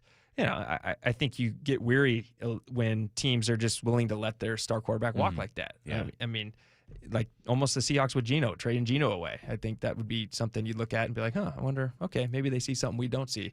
And that same thing here with Sam Darnold, but he's come here and absolutely exceeded all my expectations and more. So he's been, honestly, I don't know if he's a top MVP candidate, but he's in the running for it right now, where if he can throw some good strings of games together, he'd be up there on my list. Does it feel like maybe the Vikings, and I guess you'd have some more insight to this since you know some people there, did they just feel confident in their system that almost like we see with the Niners, like, hey, we have all the pieces in place that we feel confident in how we develop quarterbacks, that we could just put a guy in, especially if it's someone that we believe in J.J. McCarthy, and we're just going to assume the same success happens? Or is that just making a misguided observation? No, I think there's something to it. And a lot of these teams are trying to find that quarterback with the rookie contract. Right. And that's a big thing now. You've seen that. You've seen a lot of success with these teams not paying quarterbacks $50 million a year. And not that Sam Darnold would have demanded that, because he didn't, obviously. Seahawks got him for a nice little deal there. But just to save money anywhere you can, and when you think you got a guy who's just as good or not better, you're going to take that gamble on him and put that money elsewhere, and especially that defense too. I mean, I know that they expect a lot out of that defense, and so far, but so far it's just all about that quarterback play for them right now, and who's going to get that ball to Justin Jefferson, one of the best, most talented wide receivers in the league. Yeah, and here Sam Darnold is showing, well, look, I'm not just the product of the Vikings and all their weapons, because that was the knock on him, and that's what everyone kind of doubted coming in here. Well, can Sam Darnold do this without Justin Jefferson? How is he going to succeed? Yep. We don't have Jordan Addison and Justin Jefferson and a really good offensive line. And now here he is. He's still top 10 in pretty much every metric, and Pro Football Focus, and they're shifting kind of week to week grades. They have him as a top quarterback in the NFL. A couple weeks ago they did, and I think he's back up there. That's what Bob Condotta told us yesterday. So he has just shown, look, yeah, a system helps, but you also have to have the tools and the IQ to play within the system to make your teammates better. And it's wild to think that at this time in the offseason, we're sitting here thinking, well, Darnold's the biggest uncertainty because the Viking system is clearly what led him to succeed. And now he's here with the Seahawks, who have all these pieces in place around him, and it's just been this perfect partnership, it feels like. And my biggest thing, what I love the most about Sam Darnold, is he leads the league in yards per attempt. I think that's an impressive stat, because that doesn't mean he's just hitting his check down all day, completing passes, letting them do the work for him. He's throwing that ball down the field. He's making the mid-range, the long. I mean, you've seen his deep ball. His deep ball performance has been spectacular, and how JSN just emerged because of that, and because of the throws that Sam Darnold's made, and the combination of both of them. But I think that's a number to look for is the yards per attempt. When that starts to drop, you'll see his numbers start to fall. But as long as he's confident throwing it mid-range down the field and just slinging it, it's this offense can go a lot of places. And the thing is, you got to remember, this run game's still new. This run game's still this offensive line, I think, is still getting used to some of these angles the coach is asking him to get to, especially on all these wide zones. And you talked to Big Ray yesterday, and he's talked to me a little bit about it too. But it's difficult. It's difficult to get some of these angles on the defensive lineman right now. And you're getting used to your steps. You're getting used to your pace, how fast you need to go to get that edge, or how slow you need to go to get that edge. There's ways to play it differently, and they'll get the hang of it. And I think I think you've seen it because they have been an explosive run team. That's one thing. They've broken some big runs, some big explosive runs, but maybe not the consistency that you look for. Yeah, and they could get some pieces back that will help. We'll hear from Mike McDonald. He gave a kind of a state of the union on the Seahawks injuries before they went into the bye week, so we'll hear from him coming up at 4 o'clock. But as we kind of put the bow here on looking around the NFC and the NFL, any teams kind of surprise you, either good or bad? I mean, I'm just thinking about the Raiders and just how tough that's been for Pete Carroll and the Raiders. But to you, is there anyone good or bad that kind of jumps out and you're like, whoa, I didn't expect that from this team? It has to be the Colts. It has to be. 6-1, yeah. Daniel Jones, your quarterback, you're going with him, really? Who was also on the Vikings last year. That's what I said going into this game, or going into this season. Yeah. They're really going with Daniel Jones, huh? After everything you saw with the Giants, and Daniel Jones is almost having, I'm not going to say a Sam Darnold year, but he's playing well, like one of the top quarterbacks in the league, and Jonathan Taylor has been running out of the running all over the field. So those guys, they've really impressed me. And Shane Steichen over there, he was funny. He was a little quality control coach when I was with San Diego, my rookie year. He was quality control, so I spent a lot of time with Shane, just not even football related, just kind of just BSing with him, waiting to return punts. He was just trying to, make his cards that he does. And here he is, head coach of the Colts, one of the best team in the league right now. And then what he's done to Sam Darnold, to Daniel Jones, and really resurrecting his career has been pretty remarkable. And that team, I think, more than anything, shows the importance of coaching, right? In situations, we talk about this a lot, especially when it was the Bucs-Seahawks game about Baker Mayfield and Sam Darnold. They floundered early on in their career. Now, they were two of the best quarterbacks in the league going into that matchup. And you look at a guy like Daniel Jones, everything you talked about, where he was drafted high. He did not have success with the Giants, but it feels like, hey, that was more the dysfunction of this organization compared to a situation where if you have good coaching and you have that good partnership, it feels like that, almost more than anything, is the most important step for a quarterback to develop. Yeah, sometimes a reset button. Or a reset, a reset button for him.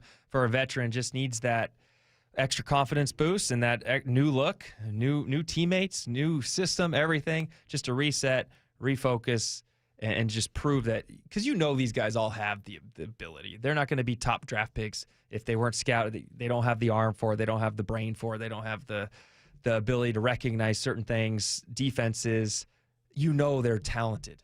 It's just a matter of putting them in that right situation, and both of those guys finally found it, and you're happy for him. Look at Baker Mayfield. He's the exact same way.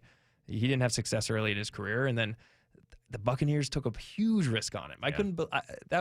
It was kind of the same situation as the Colts this year. You're really going in with Daniel Jones. Well, when the Buccaneers signed Baker Mayfield after Tom Brady, he followed Tom Brady, and you said, man, he got cut last season, played a few games for the Rams, played okay, and you're really going with Baker Mayfield, and they did it, and look what it's done. So we had a Bucs writer on the week leading up to the game, and he mentioned that you have to be wired a certain way to be able to step in after the greatest quarterback of all time and just be like, nah, I'm not worried about filling his shoes. I'm going to do my own thing. I'm confident in my own ability. And it takes a guy like Baker Mayfield, who has addressed that sometimes he gets labeled incorrectly at times, and then when you're playing well, they love that. It's called moxie instead of being a punk or bad attitude or things like that. But you need that demeanor to go along with everything that was in place around it. And I think that's the importance of coaching. I think when these guys come in, coaches can't try to mold this quarterback into who they want them to be. You got to let these quarterbacks be who they're going to be, what they're good at. And you got to let their strengths shine through your system. You almost have to adjust your system for some of these quarterbacks, seeing how they succeed. And, I think when you take a young quarterback and you try to make them a pocket passer, when they want to just kind of roll out, get on the edge, throw on the run, I mean, you need to be able to do everything, but just that's what I think is important. Ask the quarterback, hey, what do you like, man? What do you see? Where do you see in this defense? What kind of routes are your favorite? And let him succeed that way, as opposed to just saying, this is how we're going to do it. I know this isn't your strength, but we're going to do it anyway. Get better at it. I don't like that approach at all. Yeah. So Baker thriving, Sam Darnold thriving. It's an interesting state of the NFL after 7 weeks. The Colts 6-1, and the Seahawks and almost everyone 5-2 in the NFC West, and it's a pretty competitive NFC. We have time to talk about that over the next few weeks of the season, but we're going to get into something that has been one of the keys for the Seahawks that you really had no idea how it would play out going into the season coming up next, and that's the rookie class. We're going to grade the rookie class for the Seahawks. This is a Football Friday powered by the Snoqualmie Casino and Hotel. Mike Lefko and Brian Walters with you. Wyman and Bob on Seattle Sports and the Seattle Sports app. ESPN senior MLB insider Jeff Passett with Brock and Salk. If you are in the Mariners front office, what are you spending your offseason focusing on? This feels like a beginning, not an end. I see this being the beginning of the best run in the history of this franchise. The sheer number of really good prospects that the Mariners have lead me to believe that they're going to be in this position again. Get more on the Seattle Sports YouTube page and the Seattle Sports app. Are your investment dollars working as hard as they should be? You've spent years building your future. Don't let outdated advice put it at risk. Hi, I'm Jeff Jr., founder of Trajan Wealth. We're a veteran-owned firm proud to bring a new standard of financial care to the Seattle area. Our nationally recognized advisors are fiduciaries, ethically bound to put your interests first. That's the highest standard of care in the industry. As a privately held company, we answer to you, our valued clients, not shareholders. For households with $500,000 or more, let us build you a customized plan. From Bellevue to Tacoma, get advice you can count on. It's time to take a fresh look at your financial plan. Call Trajan Wealth, 206-466-3300. That's 206-466-3300. Trajan Wealth. Plan smarter, dream bigger. Advisory services offered through Trajan Wealth, LLC, an SEC-registered investment advisor. Front Row Card Show is returning to Tacoma. Join them at the Greater Tacoma Convention Center October 25th and 26th. Baseball, football, basketball, and hockey cards, plus collectibles such as Pokemon, Marvel, Star Wars, and comic books. Beckett, CGC, and JSA will be there, so bring your cards, comics, and autographs to sell, trade, or get them graded. More than 400 tables, thousands of dollars in free prizes. Front Row Card Show, Greater Tacoma Convention Center. Saturday and Sunday, October 25th and 26th, 11 to 5. For more info, go to frontrowcardshow.com. The post-crib assembly press conference, brought to you by Progressive. Michael, you had some trouble putting the crib together today. What went wrong? You know, those instructions can be tough, and, well, you saw the outcome. Were you upset when your wife pulled you and called in the backup? No, I mean, the baby needs a crib to sleep in, so whatever it takes. You've got a changing table to put together next. It's got a lot of drawers. What's your comment? You know what? We're done here.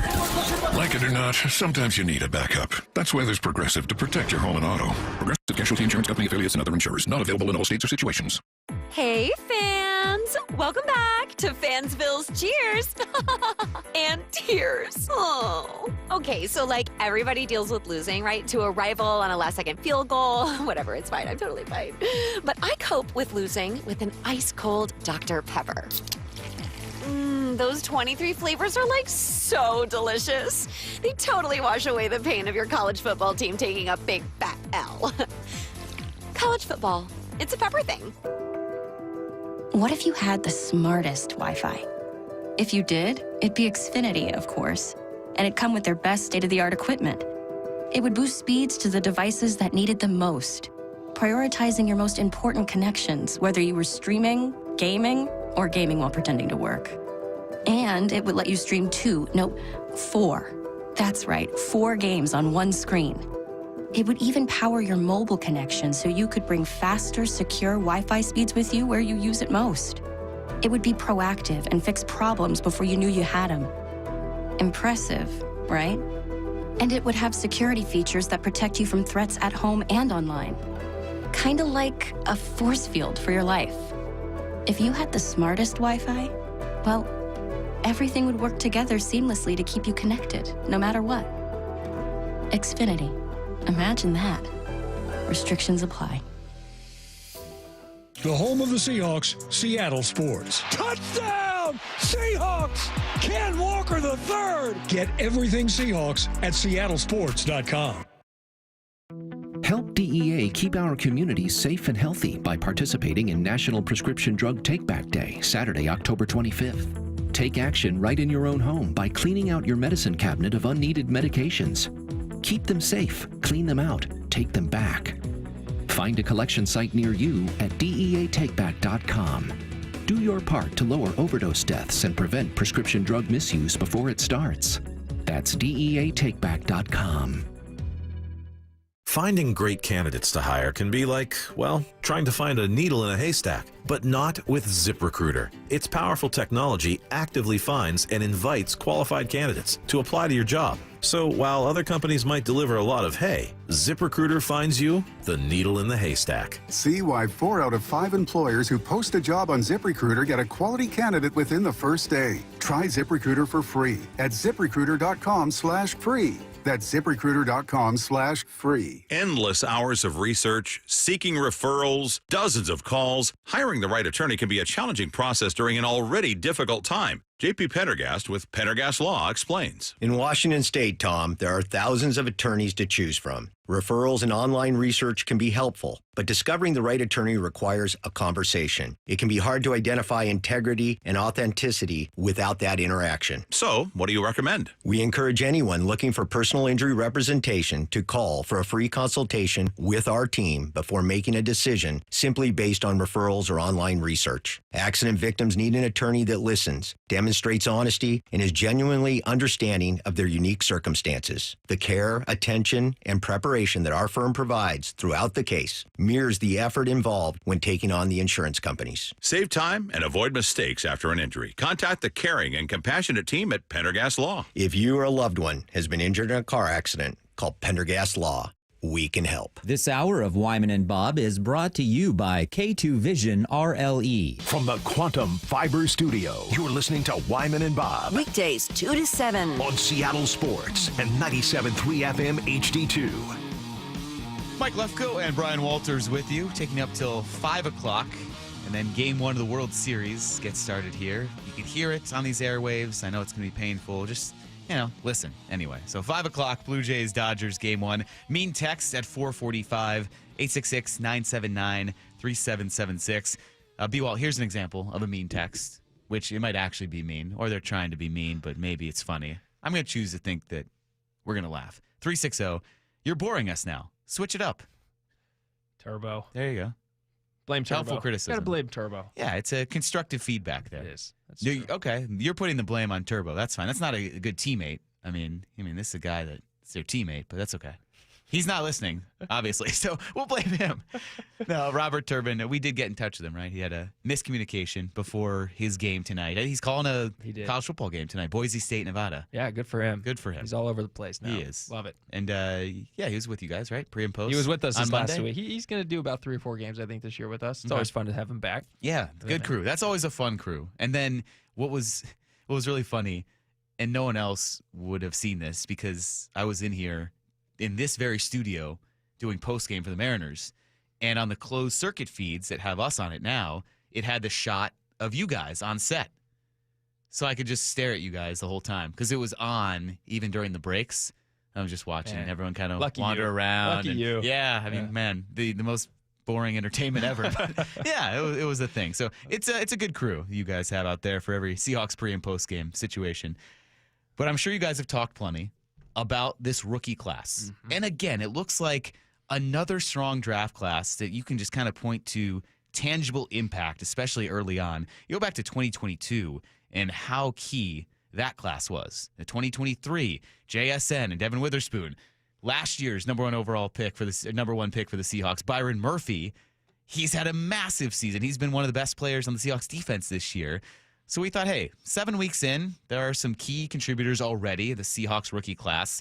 We're going to throw out some grades for the guys who have played, obviously. So a guy like Riley Mills, their 5th-round pick, who was coming off an ACL injury, he's not going to get a grade. There'll be what? An NA. Yeah. Brian's crossing him out. NA. There you go. NA. Injured. Riley Mills, injured. Or someone like Bryce Cable-Dew or Damian Martinez, who's no longer on the team. So just the guys who have played, we'll grade how they've done so far. And you start with the big one right at the top there. 18th overall pick, Gray Zabel. What's your grade for him? Gray Zabel. I have loved everything he's done at guard. He's had his rookie moments, that's for sure, but he's really stabilized that spot. We haven't talked about that left guard spot. Have you realized that? You don't feel like there's a big hole there anymore or something, an issue going on.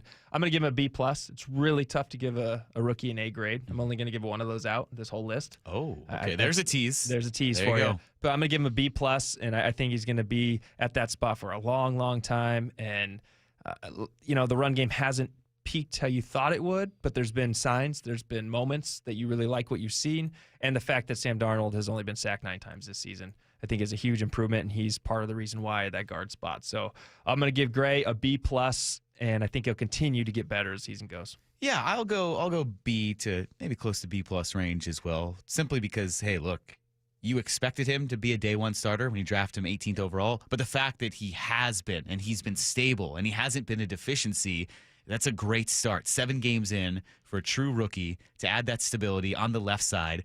To not worry about the left side, what a luxury. Yeah. You know, you mentioned it. You don't have to talk about that left guard position.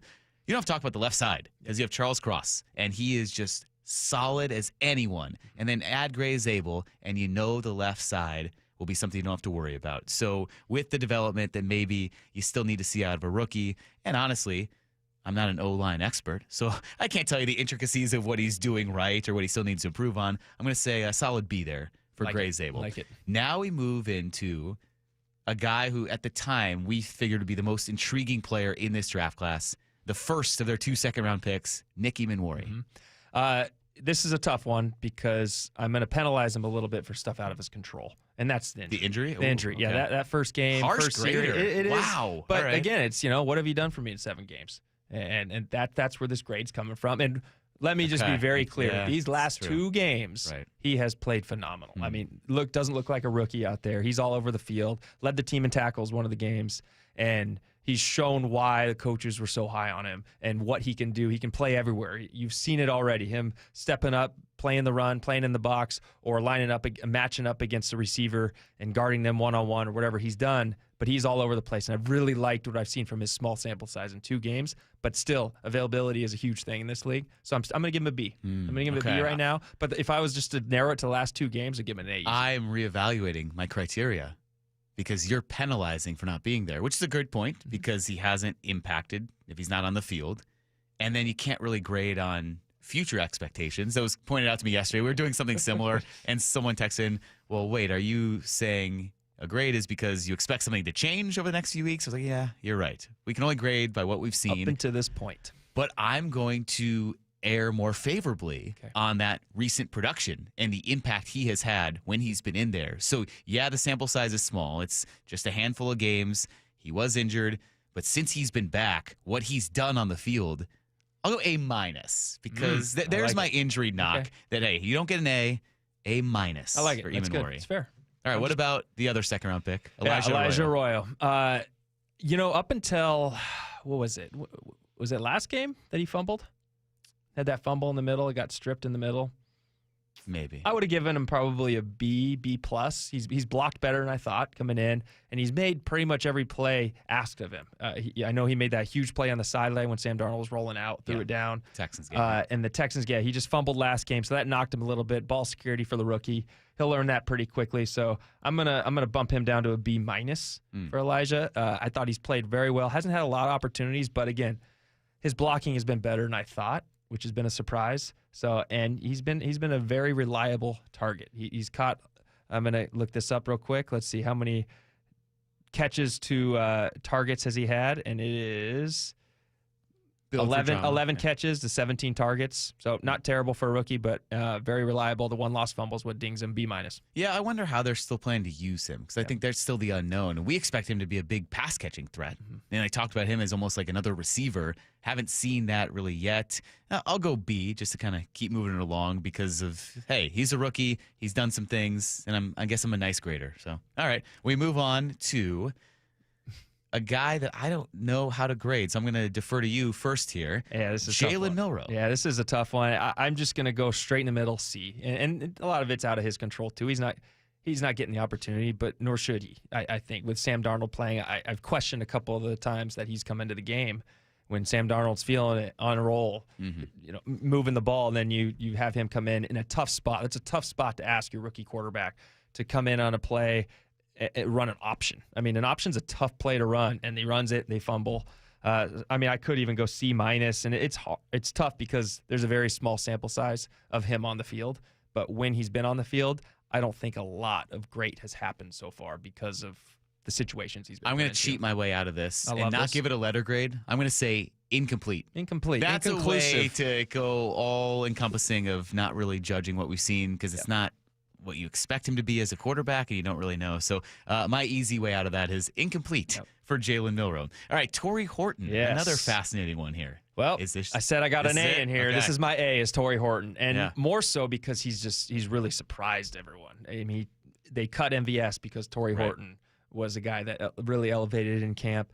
And his punt returning, he's been so reliable back there. You don't have any fear when he's back there. That ball's in there, you know he's going to catch that. I felt like last year that was a big gap. You didn't have that guy back there who you were really that confident in. He breaks the 96-yarder, I think it was, 95, 96-yard punt return. He's had a couple other big ones, made a couple huge touchdown catches. So this guy's an A. Probably should give an A+, but I don't even think that's such a thing. All right. So I'm going to give Depending on the grading system. Depending on the grading Cornell system. didn't give the A+. I don't think we got A+ there. All right. No. Yeah, I don't know if we did either. A lot of curve grading. Grading on a curve. Gotcha. All right. Yeah, I'll go A as well. Special teams beast there, and the fact that he was able to emerge as wide receiver 3 and get MVS out of there. Very impressive. All right, we'll quickly wrap it up here with Robbie Oots. Robbie Oots going with a B.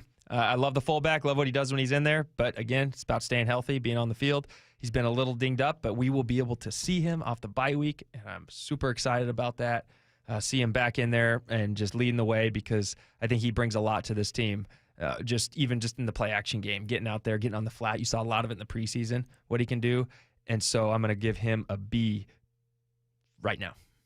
I'll echo that. I don't really have any passionate feeling one way or another. It would be exciting to see him back out there. It sounds like he will be. We'll get into that at 4 o'clock, but yeah, I'll go B as well. So there's our rookie grading. You know, you can disagree as well. 866-979-3776. Now, I know you, me, everyone listening is going to disagree with something you're going to hear next, and it's the reason we do this. We call it Wyman. So everyone's going to disagree with what we hear coming up next here on Wyman and Bob on Seattle Sports and the Seattle Sports app. Sean Payton is a bully. Bump and Stacy. He went out, tried to bully Russell Wilson on the low. Weekdays 10 to 2. I don't care how you feel about Russell Wilson. I think that Sean Payton, he saw an opportunity to take shots at a guy that he felt like wasn't going to say anything back to him. I've heard that he's a decent guy, but in that moment, that was some bully activity right there. Russell, I'm proud of you. Clap back at him and called out some facts, too. So I'm proud of Russell in that moment. Only on Seattle Sports on 710. Seattle Sports on YouTube and the Seattle Sports app. Dave Wyman here, and after 20 years of living in our home, our window seals started breaking. That's when I called Harley Exteriors. They're huge fans of our teams and regular listeners at the station, but what really sold me was their Olympic Series windows, built right here in Washington, designed for Pacific Northwest homes and climate. That means cooler in the summer, warmer in the winter. They're beautiful windows that last up to 60 years, and they'll help with noise, too. Harley Exteriors knows you've been spending a ton on playoff tickets, so they have a special deal for Seattle sports listeners. No interest and no payments for an entire year. Also, buy one window and get the second one 40% off. And take another $200 off your entire project. They're the friendliest team and so easy to work with. You call the number and the person on the other line asks, "How can I make you smile today?" Just give them a ring and tell them you heard our ad. Call 833-HARLEY. That's 833-HARLEY. Or go to harleyexteriors.com. Workdays can be unpredictable, but your workwear shouldn't be. With a Cintas Apparel Plus program, you'll have freshly laundered garments for everyone on your team delivered every week. Cintas has workwear for just about any job imaginable, with high-performance fabrics and an uncompromising fit that stretches and moves with you. Don't leave looking and feeling good to chance. Visit Cintas.com. Oh, I'm ready! And get ready for the workday. We know exactly what you're not thinking about right now. Wiper blades. But now that you are, take a moment to think about how Rain-X is the #1 brand of wiper blades in America. Why? Because Rain-X thinks about wiper blades all the time. We obsess, so you don't have to. Simply install our blades and then think about literally anything else. So choose Rain-X, America's #1 wiper blades, and then go back to not thinking about wiper blades. Rain-X. Outsmart the elements. Every time I turn around, my friends at Pure Talk give me one more reason to feel good about switching. This month, for instance, they're supporting Canines for Warriors, a terrific organization that trains rescue dogs and then pairs them up with combat veterans struggling with PTSD. The result? They're saving lives on both ends of the leash. This is why I switched to Pure Talk. I like being in business with an American wireless company who shares my values. Yeah, I appreciate unlimited talk, text, and plenty of 5G data for just $25 a month, and I bet you will too. But I think you'll really appreciate doing business with a company who gives back to the men and women who volunteered to defend our country. Just dial pound 250, say micro.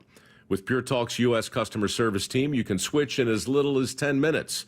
Again, dial pound 250, say micro, to switch to an American wireless company who actually stands for something. Pure Talk. Bonneville International radio station contests are open to participants 18 years of age or older that are residents of Washington State unless otherwise specified. Employees or agents of the station, Bonneville International Corporation, other area radio stations, or any entity associated with the contests are not eligible to win unless the station otherwise specifies at its own discretion. Persons who have won in the last 60 days from a station contest or event may not be eligible. Full general contest rules are available on seattlesports.com or in person at the station during regular business hours. This is the home of the Seahawks. Gonna let one fly deep. Got a man out there. Ball is caught down at the 10-yard line, and it's JSN. Seattle Sports. 1-877 Cards for Kids. KARS Cards for Kids. Ready to get rid of that old car? Donate it to Cars for Kids. Call 1-877-CARS for Kids to reach a friendly live agent. Donation's super easy, and your car can be picked up as soon as tomorrow. Call us now, 1-877-CARS for Kids. 1-877-CARS for Kids. Donate your car today. Did you know you can donate real estate too? Change is always happening. It's part of life. And when it comes to music, change is all around us. Songs are rewritten, classics are remixed, bands and artists come and go. Even our taste in music changes. Here at Xfinity, we know there's still good in keeping some things the same. That's why we want to do our part with a 5-year price guarantee on our internet. It means no matter what changes, you get 5 years of the most reliable Wi-Fi with our best equipment included for a price that stays exactly the same. Surprised? Life is full of them. One internet price, 5 years, guaranteed. Learn more at xfinity.com/deals. Restrictions apply. New residential customers only. Taxes and fees extra and subject to change. Most reliable Wi-Fi based on Open Signal Awards USA. Fixed Broadband Experience Report, August 2024. At Bible Law Group, our team reflects the same lessons learned by our founder, James Bible, while playing for legendary Husky coach Don James. Coach James always said it's amazing what gets done when nobody claims credit. That's the philosophy we carry into every case, because your victory is what matters at Bible Law Group. When your legal problems hit biblical levels and you feel like you're stuck in a lion's den of litigation, you need a legal team that won't back down. At Bible Law, we've secured over $40 million in settlements for our clients, and we're ready to fight for you. Find us online at BibleLawGroup.com. Why, man? Why? Lunch has been canceled today due to lack of hustle. Deal with it. He's a habitual line stepper. What were you thinking? What are you doing? Why are you the way that you are? It's the Why Man of the Week. Yes, Why Man is presented by Mazda of Everett. And in explaining this segment to Brian, Matt, I kind of summed it up like people say dumb things and we react to them. Is kind of how I summed up the segment. And then because Wyman is named Wyman, all that. Oh. Yeah. Oh, okay. See what you did there? Yeah, it's a tough connection to make, especially for a Cornell grad. No, I knew you got that right away. So, all right, our first one. All right, Craig Carton. He used to host on WFAN, longtime New York City radio host, now has his own podcast because that's the way of the world now. But a couple weeks ago, he was mad at the Blue Jays because they lost Game 1 to the Mariners. And it was clear he had no knowledge of anything baseball related. He was going on this rant about Bryce Miller, and he called him a no-name journeyman pitcher. So I can only assume, with all the backlash he got from that of people saying he knew nothing about baseball, certainly from the Seattle fans, and I think most intelligent baseball fans chiming in on him and criticizing for that, I can only assume that's what caused this, because this was Craig Carton a couple of days ago, right after the Mariners were eliminated. He expressed how he was feeling about the Mariners franchise. Mariners are a joke. It's a joke of a franchise. While it's a very pretty city right there on the water. Oh, it's great. They're a joke as far as people go. Their fandom is crazy to me. They're walking around town holding these, what are they called, serpents? What are these things? Tridents? The three forked thing? Yeah, the trident. Like, imagine being a grown man walking around town holding a trident because you're going to see a baseball game for a franchise that's never made it to a World Series. I've checked top to bottom on all my social media accounts over the last 12 hours, and it's almost as if the power went out. You know, the other day, AWS went down, and you couldn't shop on Amazon for a couple hours, and the internet was going a little honky, right? Yeah. Well, in Seattle, the internet must be down because I haven't seen a single post from anybody in Seattle as the Mariners, yet again, because this is what they do best, have not made it to a World Series. Only team of all the franchises that have ever played in Major League Baseball that have never made it to a World Series. Forget about winning one. They've never gotten there. How do you not know what a trident is? That was my first thought. The serpent three-prong thing. Has he never experienced any kind of seaworthing movie or seafaring person? Man, that's not a tough thing, is it? A trident? No, it's not tough at all. Yeah. That's wild to me. I mean, does he watch the Jets or the Giants? He's sure. a New York guy, right? He's New York. Yeah, but he's just gonna go off on the Mariners for taking the Blue Jays to 7 games, a team that absolutely destroyed the Yankees. Yeah, that's absurd. I think he's feeling a little sad and a little hurt after all the criticism for his Bryce Miller take. So if you didn't hear the Bryce Miller take, this was after Game 1 when the Blue Jays apparently couldn't hit a journeyman no-name pitcher. Toronto suddenly forgot how to hit a baseball, which makes me think they were probably cheating against the New York Yankees and were stealing the Yankee signs. Wow, and I'll go to my grave believing that. No credit to Seattle's pitcher? No, because the dude who started for Seattle last night was a journeyman, no-name, their 4th or 5th best pitcher. Yeah. He was not one of their main guys. And Toronto, outside of the Springer leadoff home run, didn't hit the ball last night. And I'm saying to myself, no, wait a minute.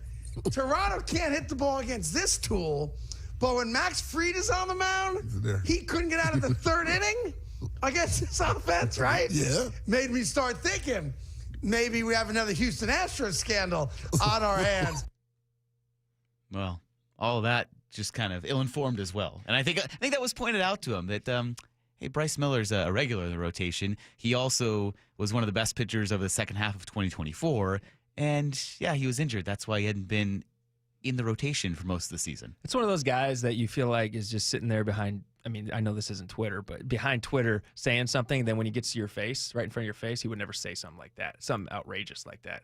You know, if you had him here on the show, he would never say that because you know he doesn't believe it. He's just trying to get to the views. There's no chance the prototypical shock jock, the old culture of sports radio where he is being purposefully inflammatory because it'll generate a response like that. And there's a type of listener that enjoys that, especially like a New York kind of listener. Sounds like a New York. Yeah, I'd love to see him on the street. Also, if you want to learn more about Craig Carton, look up Craig Carton securities fraud, but that's neither here nor there. So that's the type of person he is. So that is our main Wyman. But we have another one, and it hits a little bit more familiar as well. It's two parties that we know well. Sean Payton seemingly works in a jab at Russell Wilson while praising Jackson Dart after Sunday's game. I have a ton of respect for that organization. I spent 4 of my early years there coordinating Super Bowl, first game in this stadium before 9/11, close with the Mayor Tisch family. And, they found a little spark with that quarterback. I was talking to John Mayer not too long ago, and I said we were hoping that change would have happened long after our game. Do you take that as a shot at Russ? It was a little jab at Russ. Because a couple days later, Sean Payton claimed it was not. I was just praising Jackson Dart. I could see why Russell would take it that way, but it was not a shot. Yeah, there's probably other ways you could have said that. I mean, I understand where he's coming from. There's got to be a lot of bad blood there. I get it. Russ definitely wasn't the best look in Denver, but he could have said that a lot better than that, and he knew what he was doing. Right. He's just backpedaling a little bit, but you know what I do love is watching Jackson Dart play. I think he's been fun to watch. He's really actually turned that team around. Russ wasn't getting it done, and there he is, and he's right. I can't say Sean Payton's wrong because he's right. You would rather play the Giants with Russell playing quarterback than Jackson Dart right now. Right. I mean, but he didn't have to phrase it like that. He could. He could have just complimented Jackson Dart, right? The line at the end, like, "Well, we were hoping they didn't make that quarterback change." That seems like, and yes, the history between those two and how acrimonious it was when they split. The one thing I will say is I'm happy Russ fired back. Yeah, he never does that. That seemed out of character. Yeah, good for Russ for firing back. He needed to do that. He can't just let those things just. Especially now. He's got to defend himself a little bit. I saw one comment on social media. It was hilarious. It said, imagine how terrible of a person you have to be if you get Russell Wilson to break character. Because he is. Russ is always so polished. He's never going to say something like that. But for Sean Payton to then garner that response and tweet it publicly where everyone can see it. It's not like Russell Wilson in his private circle said Sean Payton's the worst. He publicly put that out there. Yeah. And called him out. So from Russell Wilson, that was a pretty funny response back. And directly out of character. But yeah, our Wyman, that familiar theme for our Wyman. I would love to see more of this from Russ. I think that'd be good. More just personality out there. Show us your personality a little bit more instead of the hidden behind this whatever he is. Just let. I like it. I like the real Russ. All right, the real Russ. The real Russ. So there you go. Yeah. Mr. Real Russ instead of Unlimited. All right, clear winner for Y-Man of the Week there. It's Craig Carton, but we got the Sean Payton one in as well. We're going to get back to this Seahawks team. We've talked about what they've done so far. What are they going to look like coming out of the break, especially when you get some key players back? Mike Lefko, Brian Walters with you. We'll break it down after this. Wyman and Bob on Seattle Sports and the Seattle Sports app. 4 Down Territory. Michael Bumpus answers the top 4 football questions of the day. What have the first 7 games of the season shown you about the Seahawks? They're low-key deep. I mean, you got Ty Okada out there making plays. Breakup. You have Drake Thomas starting now. You got Josh Jobe, who was third in tackles yesterday. Nick Imawari, who's finding himself. Because guys have been hurt, guys have been able to play. Catch every 4 Down Territory on the Seattle Sports app. Ryan Roland Smith here. For more than 35 years, the NBA Health Insurance Trust has been helping local builders, contractors, and their employees save money and gain peace of mind. They offer customized group health plans from the state's leading insurance providers. Small and mid-sized businesses deserve big healthcare access. The NBA Health Trust brings you the coverage you want at a price you can trust. Find out more at mbahealthtrust.com. That's mbahealthtrust.com.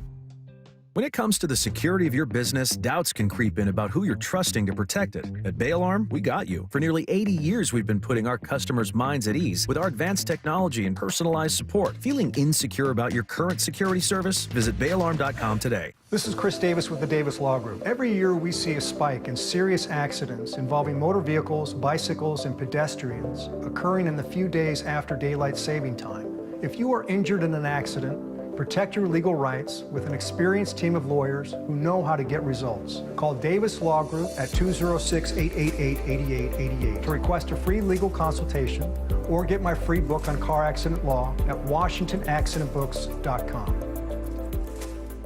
Hey, Mike Salk here. Who's got family coming to town this holiday season? I know I do. My parents will be staying at my house for a few days over Thanksgiving. And obviously, you want to make sure your home is prepared. You want to present a warm environment. And that starts with a well-heated, properly insulated home. Make sure your insulation is ready for that challenge this year by calling Crawl Pros. They'll come to your house, just like they did at mine, do a free corner-to-corner inspection of your crawl space and your attic. If your home has damaged insulation or no insulation in the attic or crawl space, get it fixed before the cold weather really shows up. If you're a PSE customer and your home was built before 1990, you could qualify to receive a rebate on up to 95% of the cost to properly insulate your crawl space and attic. Yeah, 95%. But you got to act now because many of these rebates are ending at the end of the year, including federal incentives. Call Crawl Pros. They're the crawl space experts, and learn what's going on behind that crawl space and attic hatch for free. Then see what energy rebates you're eligible for. Go to crawlpros.com. When the heat's in 11, cool AC would be heaven.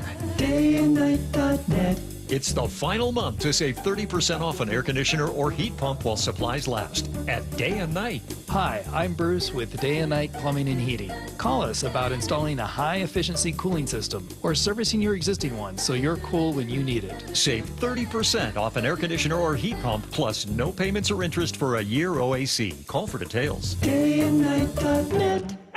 Tune in Sunday, November 2nd, when the Seahawks take on Washington. Kickoff at 5:20 p.m. Muckleshoot Casino Resort, proud sponsor of the Seattle Seahawks and the biggest and best in the Pacific Northwest. Coach Saban here, and let me tell you, every second matters. Preparation is everything, and that's why I trust Kidde Smoke Alarms. And as North America's #1 home fire safety brand, they're built to respond over 25% faster to smoke detection. Kidde helps protect what matters the most. Find it at the Home Depot. How doers get more done. #1 claim based on total household installations as of December 2023. 29% faster average smoke detection based on internal testing of smoldering wood fires for Kidde 9th edition versus leading competitor 8th edition products. 8 years ago, I blew my football career. He dropped it at the 1-yard line. Chad Powers has arrived on Hulu. If I can't play as Russ, I'll play as someone else. My name's Chad. And last name? From executive producers Eli and Peyton Manning. Remember, you wearing a prosthetic mask? This is acting. And starring Glenn Powell. He thinks you're a rubber chew-toy. Not rubber. I'm a man made of flesh. The Hulu original series, Chad Powers, is now streaming on Hulu and Hulu on Disney Plus for bundle subscribers. Terms apply. New episodes Tuesdays. This is the story of the one. As a maintenance supervisor at a manufacturing facility, he knows keeping the line up and running is a top priority. That's why he chooses Grainger. Because when a drive belt gets damaged, Grainger makes it easy to find the exact specs for the replacement product he needs. And next day delivery helps ensure he'll have everything in place and running like clockwork. Call 1-800-GRAINGER, click Grainger.com, or just stop by. Grainger, for the ones who get it done. Help DEA keep our communities safe and healthy by participating in National Prescription Drug Take-Back Day, Saturday, October 25th. Take action right in your own home by cleaning out your medicine cabinet of unneeded medications. Keep them safe, clean them out, take them back. Find a collection site near you at DEATakeback.com. Do your part to lower overdose deaths and prevent prescription drug misuse before it starts. That's DEATakeback.com. This is Seattle Sports. Streaming through the Seattle Sports app. KIRO AM Seattle. KIRO FM HD2 Tacoma. Home of the Seahawks, Mariners, and everything Seattle sports. Seattle Sports Snapshot. Game 1 of the World Series starts in a little under an hour, and the Blue Jays have added Ty France and Bo Bichette to their World Series roster. Bichette's in the starting lineup tonight for the first time since September 6th. He's hitting cleanup and playing second base the first time in his MLB career. Some big names are not playing on Sunday in the NFL. Eagles wide receiver A.J. Brown and the Texans' Nico Collins have been ruled out. Meanwhile, Lamar Jackson is questionable. He's missed the last 2 games for the Ravens. And the Storm have hired former New York Liberty and Memphis Grizzlies assistant Sonia Rahman as their next head coach. Snapshot, brought to you by Miller Lite. When it's game time, it's Miller time. This hour is serviced by the Lee Johnson Auto family. From the Quantum Fiber Studio, this is Wyman and Bob. On Seattle Sports. Streaming live on the Seattle Sports app and at seattlesports.com. Now, here are your hosts, Dave Wyman and Bob Stelton. Mike Lefko and Brian Walters with you in for a final hour today. We're done at 5 o'clock, B. Waltz. Game 1 of the World Series. You can hear it right here on Seattle Sports. So more importantly, how it affects this show. It means that mean texts are coming up at 4:45, 866-979-3776. I was explaining to you that it's usually an end-of-the-week staple. We always close out our shows with these. But our last few Fridays, we've been Mariners pregame coverage. So we haven't done mean texts in a while. You would think more time to think about a text to send in. They'd be wittier. I don't know. My expectations are low, so I'm we'll getting see. a buildup of 3 weeks of mean texts. I would hope so. That All right, after hey, welcome 3 to the weeks show, of not Brian. doing Welcome it, to the show. Yeah, they better be smart. They better be funny. So there you go. Be good with the mean texts. If not, we'll make Can't fun of wait. you. Bring it on. Here we Wyman go. will call you morons again, like he's prone to do. Oh, nice. And You tax them, huh? The best part was someone responded one time and said, "Yeah, well, you're king of the morons." That was a good retort. You have nothing to add after that one. Nothing to add about now Wyman and I call ourselves King of the Morons. King of the Morons. Yeah, there we like go. it. That's our title on this show. But yeah, Brian, we have 1 hour left, and then we'll be in on Monday as well to kind of set the scene for the post-bye week portion of this season. But we talked a lot about how the Seahawks got here, how they got to 5-2 through the first 7 games. How do you think this team looks coming out of the bye? They're going to get healthier. They are going to get presumably Devin Witherspoon and Julian Love back, and we think Robbie Oots. We'll get an update here in a second from Mike McDonald. But what does this team look like for you with their full complement of players? I mean, I think that's the biggest thing. You look at what they did without their full complement of players, and you're fired up. You could be 7-0 when you look back at this team. And you got one little play against the 49ers, you're about to punch it in, and then one play against the Bucs, they gave them the game-winning field goal. So you have those 2 plays. Other than that, you're in a situation to go win those 2 games that you've lost. So that's 7-0 without your full roster, without your full complement of players. So there's nothing but to be positive about what's coming up. I mean, I cannot wait to see this defense. We have not yet seen this defense with full health, considering Nicky Manwari went down the first drive of the year with the high ankle sprain. And that was, we have not seen Julian Love, Devin Witherspoon, Nicky Manwari, Reek Woolen, and all those guys, Josh Jobe on the other side. When you talk about this whole secondary and the depth we talked about going into the season, we haven't seen them all on the field. And so this will be the first time being able to see that and seeing how Coach McDonald kind of draws that up, and it'll be fun. I mean, you got Nicky Manwari and Devin Witherspoon blitzing from the edges. It's just, there's so much he can do now. And I'm not saying he wasn't doing it before. I think he was, but just at a little higher level. I mean, they're your starters for a reason. They're your high draft picks for a reason. So you want them in there. And it's going to be, this defense is going to take it up a notch. And the defensive line has been extraordinary. They've been holding their own. They've been kind of carrying this defense for now. And so with the full secondary, here's one thing I will predict. I will predict more turnovers with these guys in. I will predict the Seahawks have not been good at forcing fumbles. Got to force more fumbles. Get the turnovers that way. A few more interceptions. And I think this defense really takes stride. Yeah, Mike McDonald, in his final press conference on Tuesday afternoon before this bye week, was asked, how excited are you to get Witherspoon and Love back and get them all in there on defense? I'm really excited.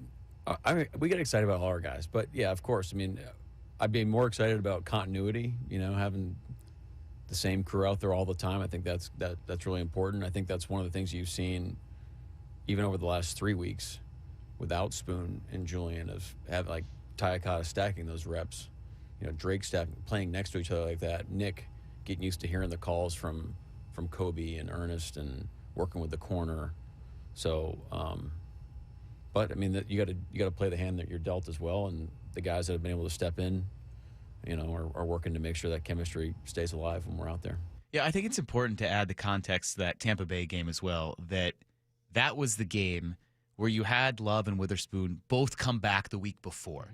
The Thursday night against the Cardinals, they had both come back, and they sat out the Saints game before that. And you thought, all right, well, they're getting that extra time to get back for the Cardinals game.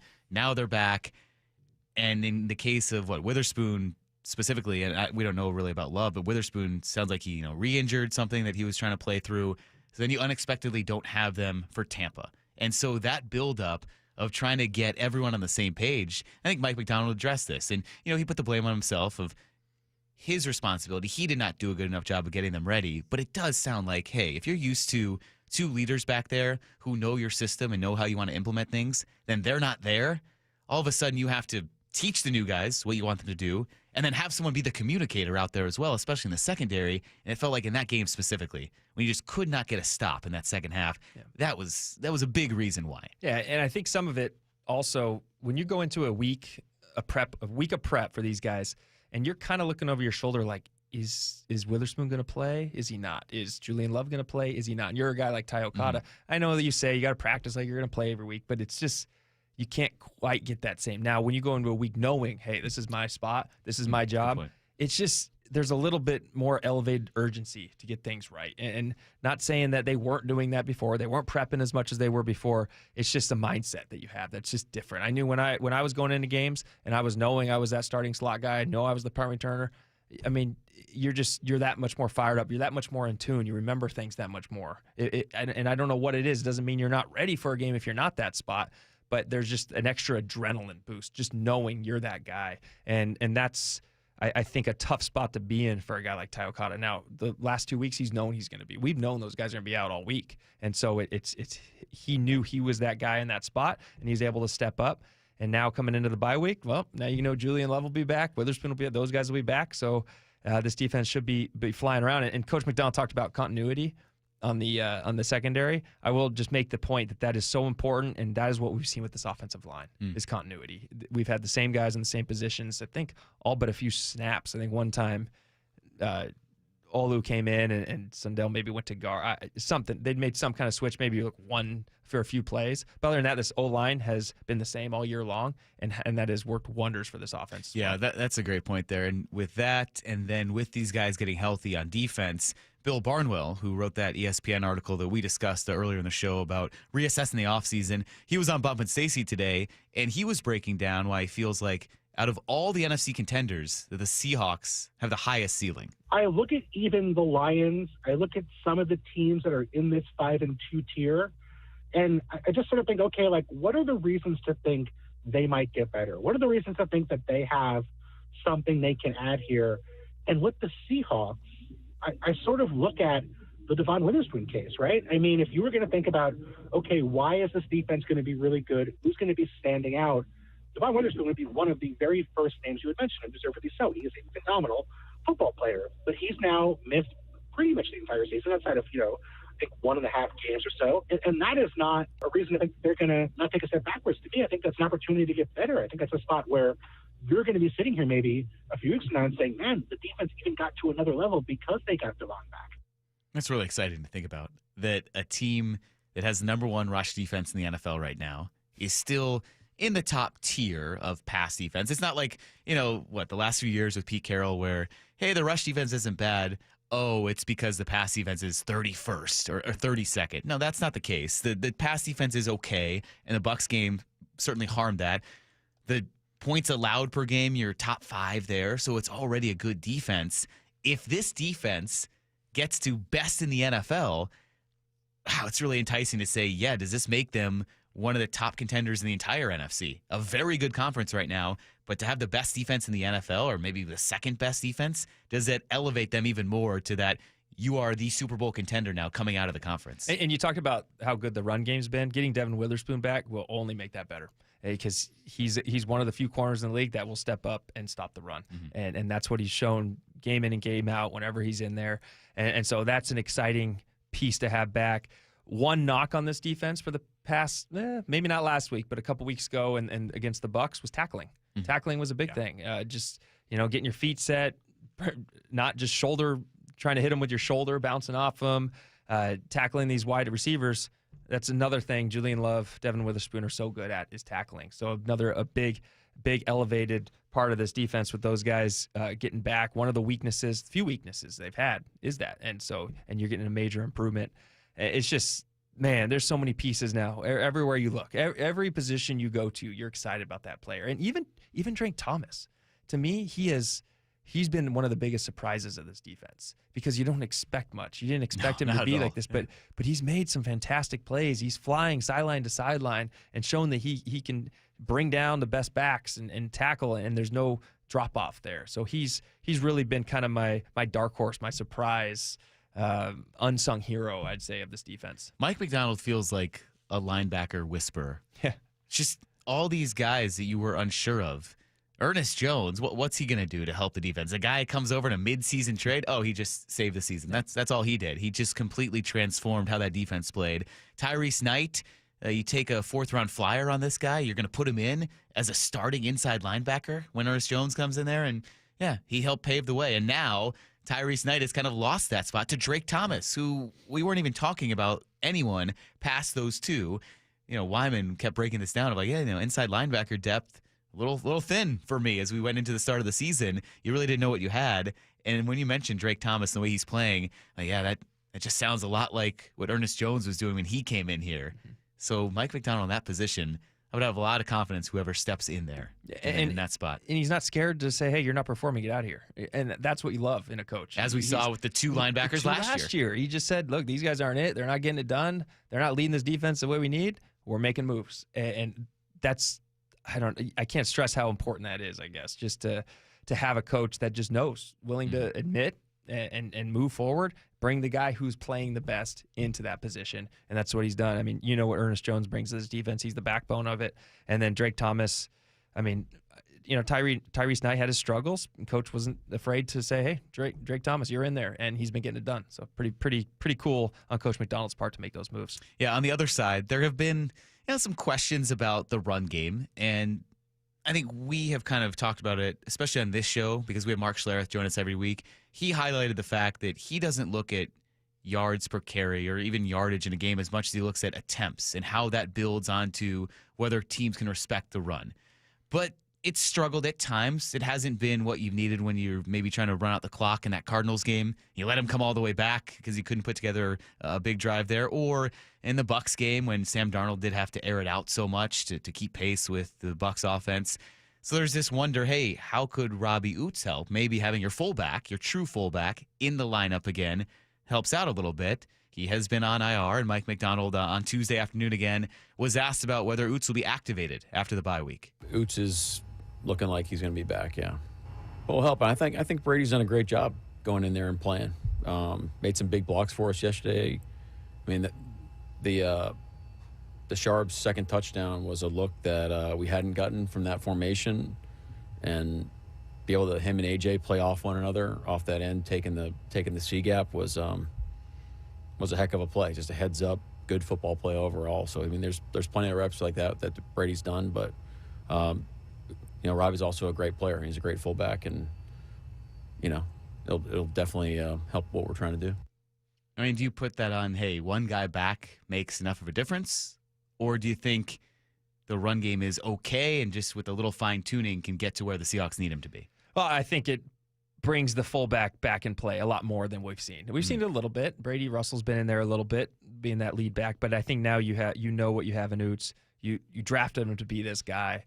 And now you're going to just kind of commit to that a little bit more. And we've seen what Oots can do. We've seen him take out two defenders on one play. The way he can just was that week one, I believe, or week two? Steelers game? Steelers game. Just taking out two guys. Like, that's the ability he brings. So that's something special. That's something that really not a lot of guys can do at that position. So that's what that brings back. A little confidence for your running back. A little confidence that you can follow that guy and he's going to at least pave a way. You're going to fall for 2, 3, 4 yards at least. So I can definitely foresee with Oots coming back, this average yards per rush is going to come up a little bit. Now, here's the thing about this run game. Remember, this whole system kind of meshes the run and the pass together. And what I love right now is when you look at these stats, Sam Darnold, or I should say the Seahawks, will include a pass from Cooper Kupp and 3 passes from Drew Lock, have attempted to pass 196 times.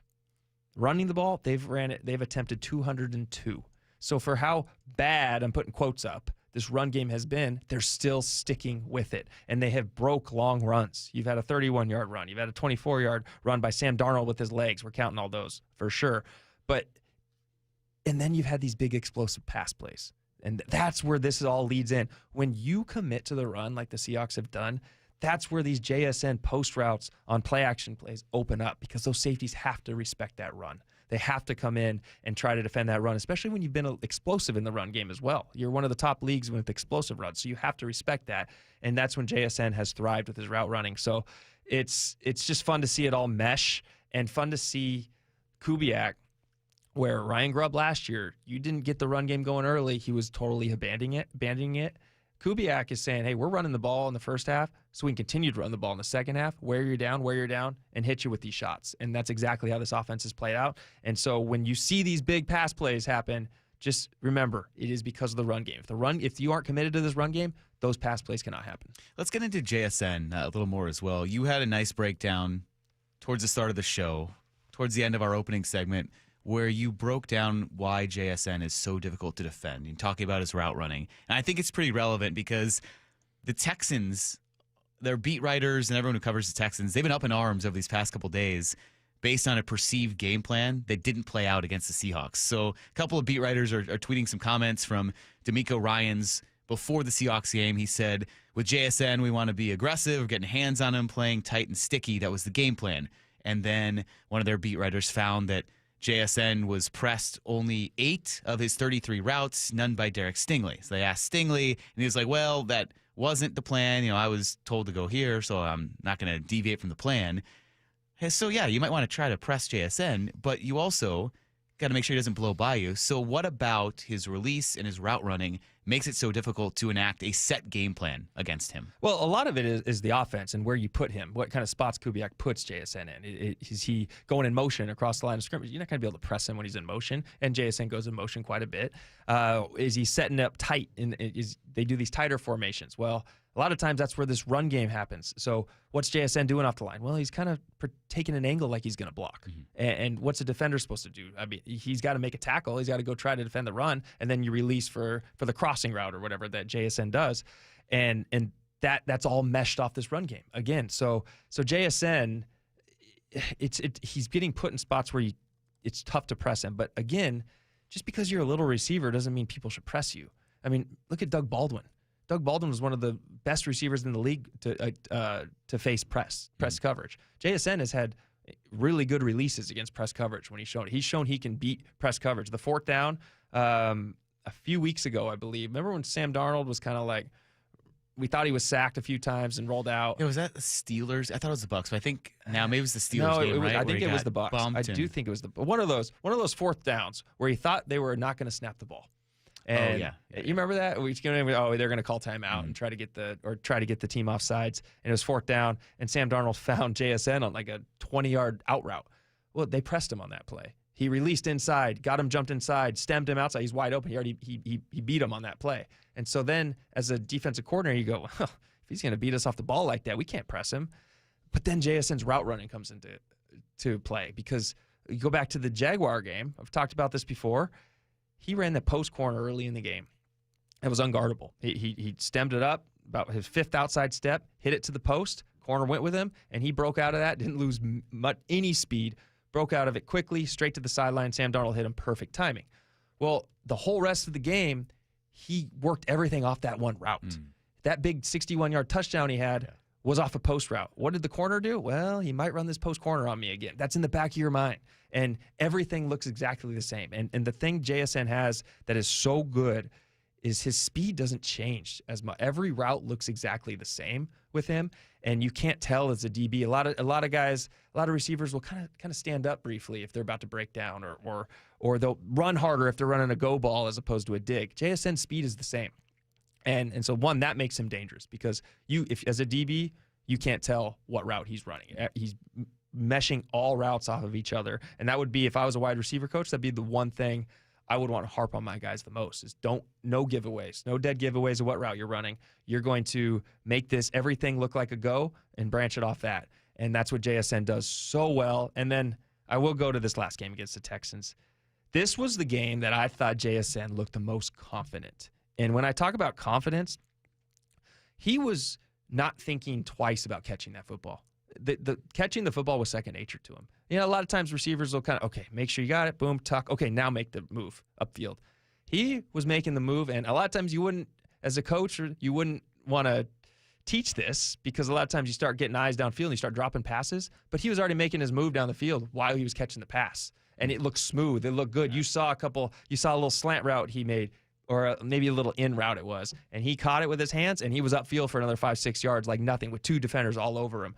And he just looked confident. He knew where he wanted to go after the catch. He made the catch look easy, using his hands. The way he sets up, he has been so fun to watch this first 7 games. And that's why he's on a record pace. I mean, right now, his stats are showing he is going to break the all-time receiving yards record in a season, which is pretty remarkable. Yeah, great breakdown, because I think people just are assuming, well, at some point, defense will stop him. They'll key in on him. They'll double team him, but they'll do something that for some reason they haven't done over the previous 7 games. Yep. And then you hope he starts double teaming him, because then what are you going to do? Well, then you're going to run a fullback in there. You're going to run the ball. Oots is going to get out on your linebacker. JSN's already down the field with 2 guys, and then your run game starts opening up. So there's a lot of things that go into why teams won't be able to double team him when this run game gets going with a guy like Oots back. Right, and everything you broke down, too, I think explains why the Texans aren't able to just be like, well, yeah, we'll press him on every route. We'll cover him with Stingley, because it sounds like the frustration from the beat writers is the thought that, well, D'Amico Ryans told them that Derek Stingley Jr. would press JSN and follow him all over the field, and he didn't. But what you just described sounds like a reason why he might not have. If he's lined up in different places, he's going in motion, and you don't want to give away what you're doing on defense. Or if he's showing run block and then all of a sudden gets off the line faster than you're ready for. So it's a credit to JSN as well. It's not just, well, look, he's the main receiver, and we're going to figure out a way to stop him. So appreciated that good breakdown. I don't think we've had someone explain it as well as that. So good to know, good to get that insight on JSN. That's what a receiver brings you. Hey, and I will say, you got to have timing with your quarterback. Sam Darnold, JSN, they're on a different level right now. Yeah. The timing, everything. You could run into triple coverage. If your timing's right, you know when he's going to come out of his break, you throw a good pass, right, hit him right on the hands, your receiver's going to come down with it. Yeah, it has worked very well through the first 7 weeks of the season. Excited to see what happens coming out of the bye week, that game against the Commanders. And then, we talked about it, 2 huge games after that against the Cardinals and the Rams, your first 3 games after that bye week. Today is a Football Friday powered by the Snoqualmie Casino and Hotel. Well, coming up next, we have someone else who, he's comparable to you when it comes to being a wide receiver, Steve Smith. Okay, maybe he's a little better. No offense, Brian. Maybe Steve Smith was just a little bit better, but he has picked up on a few of those things that have led to this success for the Seahawks offense. We'll hear about that when we sweep the dial. Mike Lefko, Brian Walters with you. This is Wyman and Bob on Seattle Sports and the Seattle Sports app. ESPN senior MLB insider Jeff Passan with Brock and Salk. If you are in the Mariners front office, what are you spending your offseason focusing on? This feels like a beginning, not an end. I see this being the beginning of the best run in the history of this franchise. The sheer number of really good prospects that the Mariners have lead me to believe that they're going to be in this position again. Get more on the Seattle Sports YouTube page and the Seattle Sports app. At Bible Law Group, we understand when you've got legal problems so biblical, not even an Etsy witch can turn your court case around. With James Bible and his team by your side, don't panic when your ark is lost in divorce or when a whale swallows your defense attorney. At Bible Law Group, we've secured over $40 million in settlements for our clients, and we're ready to fight for you. When your legal problems hit biblical proportions, contact Bible Law Group and let our talented team of lawyers get to work, no matter the problem. Find us at BibleLawGroup.com. Did you know that most people wait 6 or 7 years before they buy a new TV? That's a lot of time in front of one TV. So why not get one of the best sets for the next 7 years, like one of the top-rated Samsung, LG, or Sony models? Too expensive? What if you could get up to $1,000 trade-in for your old set? Who would do a stupid deal like this? Right now, at Video Only, you can get big bucks for your old set as a trade-in and a hot price on the new models. Don't be sorry. Check out Video Only. Every time I turn around, my friends at Pure Talk give me one more reason to feel good about switching. This month, for instance, they're supporting Canines for Warriors, a terrific organization that trains rescue dogs and then pairs them up with combat veterans struggling with PTSD. The result? They're saving lives on both ends of the leash. This is why I switched to Pure Talk. I like being in business with an American wireless company who shares my values. Yeah, I appreciate unlimited talk, text, and plenty of 5G data for just $25 a month, and I bet you will too. But I think you'll really appreciate doing business with a company who gives back to the men and women who volunteered to defend our country. Just dial pound 250, say micro. With Pure Talk's U.S. customer service team, you can switch in as little as 10 minutes. Again, dial pound 250, say micro, to switch to an American wireless company who actually stands for something. Pure Talk. Workdays can be unpredictable, but your workwear shouldn't be. With the Cintas Apparel Plus program, you'll have freshly laundered garments for everyone on your team delivered every week. Cintas has workwear for just about any job imaginable, with high-performance fabrics and an uncompromising fit that stretches and moves with you. Don't leave looking and feeling good to chance. Visit Cintas.com. Oh, I'm ready! And get ready for the workday. We know exactly what you're not thinking about right now. Wiper blades. But now that you are, take a moment to think about how Rain-X is the #1 brand of wiper blades in America. Why? Because Rain-X thinks about wiper blades all the time. We obsess, so you don't have to. Simply install our blades and then think about literally anything else. So choose Rain-X, America's #1 wiper blades, and then go back to not thinking about wiper blades. Rain-X, outsmart the elements. This is the story of the one. As a custodial supervisor at a high school, he knows that during cold and flu season, germs spread fast. It's why he partners with Grainger to stay fully stocked on the products and supplies he needs, from tissues to disinfectants to floor scrubbers. All so that he can help students, staff, and teachers stay healthy and focused. Call 1-800-GRAINGER, click Grainger.com, or just stop by. Grainger, for the ones who get it done. Want more Seahawks content? Join me, G. Scott, on The Reset. New episodes of the podcast every Monday and Thursday on YouTube or on the Seattle Sports app. Luxury has arrived at Snoqualmie Casino and Hotel. It's Mike Salk here. You can book now for an unforgettable experience. Let's talk about Hawks Peak. It is the place to be for game days this football season. With over 66 TVs, indoor-outdoor concept, the deck is covered and it's heated as well. And the food, oh man, it was excellent. All with breathtaking views of the Cascades and the Snoqualmie Valley. Yep, you can go to snocasino.com. Seattle's closest is now Snoqualmie Casino and Hotel. You're losing your hair and you simply need a solution that works. You want the best. Modern technology, top-rated physicians, something that's guaranteed to work. Guys, you need world-class Dr. Perungo and his team at Advanced Hair. Advanced Hair has completely redefined hair restoration. From the experience itself to their unmatched results. Receding hairline, bald spot, thinning hair, maybe all three like I had. Get your hair back with Advanced Hair's simple one-day treatment that begins to regrow your own natural hair the very next day. Advanced Hair has changed tens of thousands of lives, including mine. And get this, Advanced Hair is once again the winner of the 425 Business of the Year. For your free consultation, call 425-449-8185. Right now, you'll get $250 off and 250 free hair grafts. Refine your hairline with the team that redefined hair restoration. That's 425-449-8185. Or for the before and afters, visit advancedhair.com. When it comes to the security of your business, doubts can creep in about who you're trusting to protect it. Are they a reliable service? How will I know if something happens? Are they keeping everyone safe? At Bay Alarm, we got you. For nearly 80 years, we've been putting our customers' minds at ease with our advanced technology and personalized support. Feeling insecure about your current security service? Visit bayalarm.com today to talk to a local security expert. This hour is serviced by the Lee Johnson Auto family. Scanning the airwaves for the most interesting and entertaining stories of the day. Sweeping the dial. Every afternoon at 4:45 with Wyman and Bob. Presented by Silver Reef Casino Resort. Well, this kind of continues the conversation nicely that we were just having about JSN doing things that make it difficult to defend. Steve Smith, on his 89 podcast, broke down an important aspect of what has made the Seahawks offense so successful. Because you have a coordinator who he likes the rhythm and how he calls plays.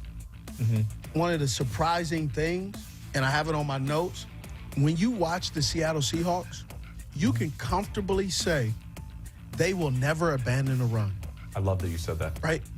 I wrote that at the top. It says they will never abandon a run, because that's what I see. And I love Kubiak getting his playmakers the football early and often. Okay. That is very important, because now your guys know, hey, I'm going to get going. So there's no guessing game. What do you take away from all that? You know what I like about that, what he said? One, yes, can't abandon the run. We just had a whole segment on that pretty much. But get your playmakers the ball.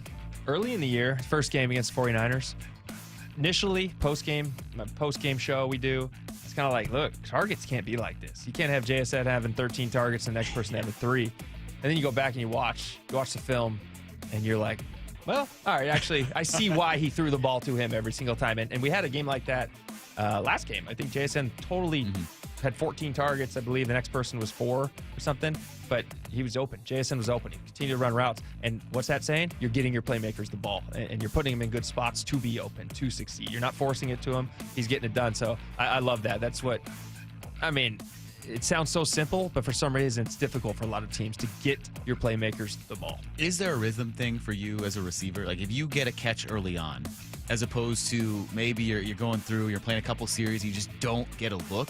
Does that affect anything for you? Yeah, it does. In the routes that you're expected to run early on versus the routes later, I think get you in a rhythm.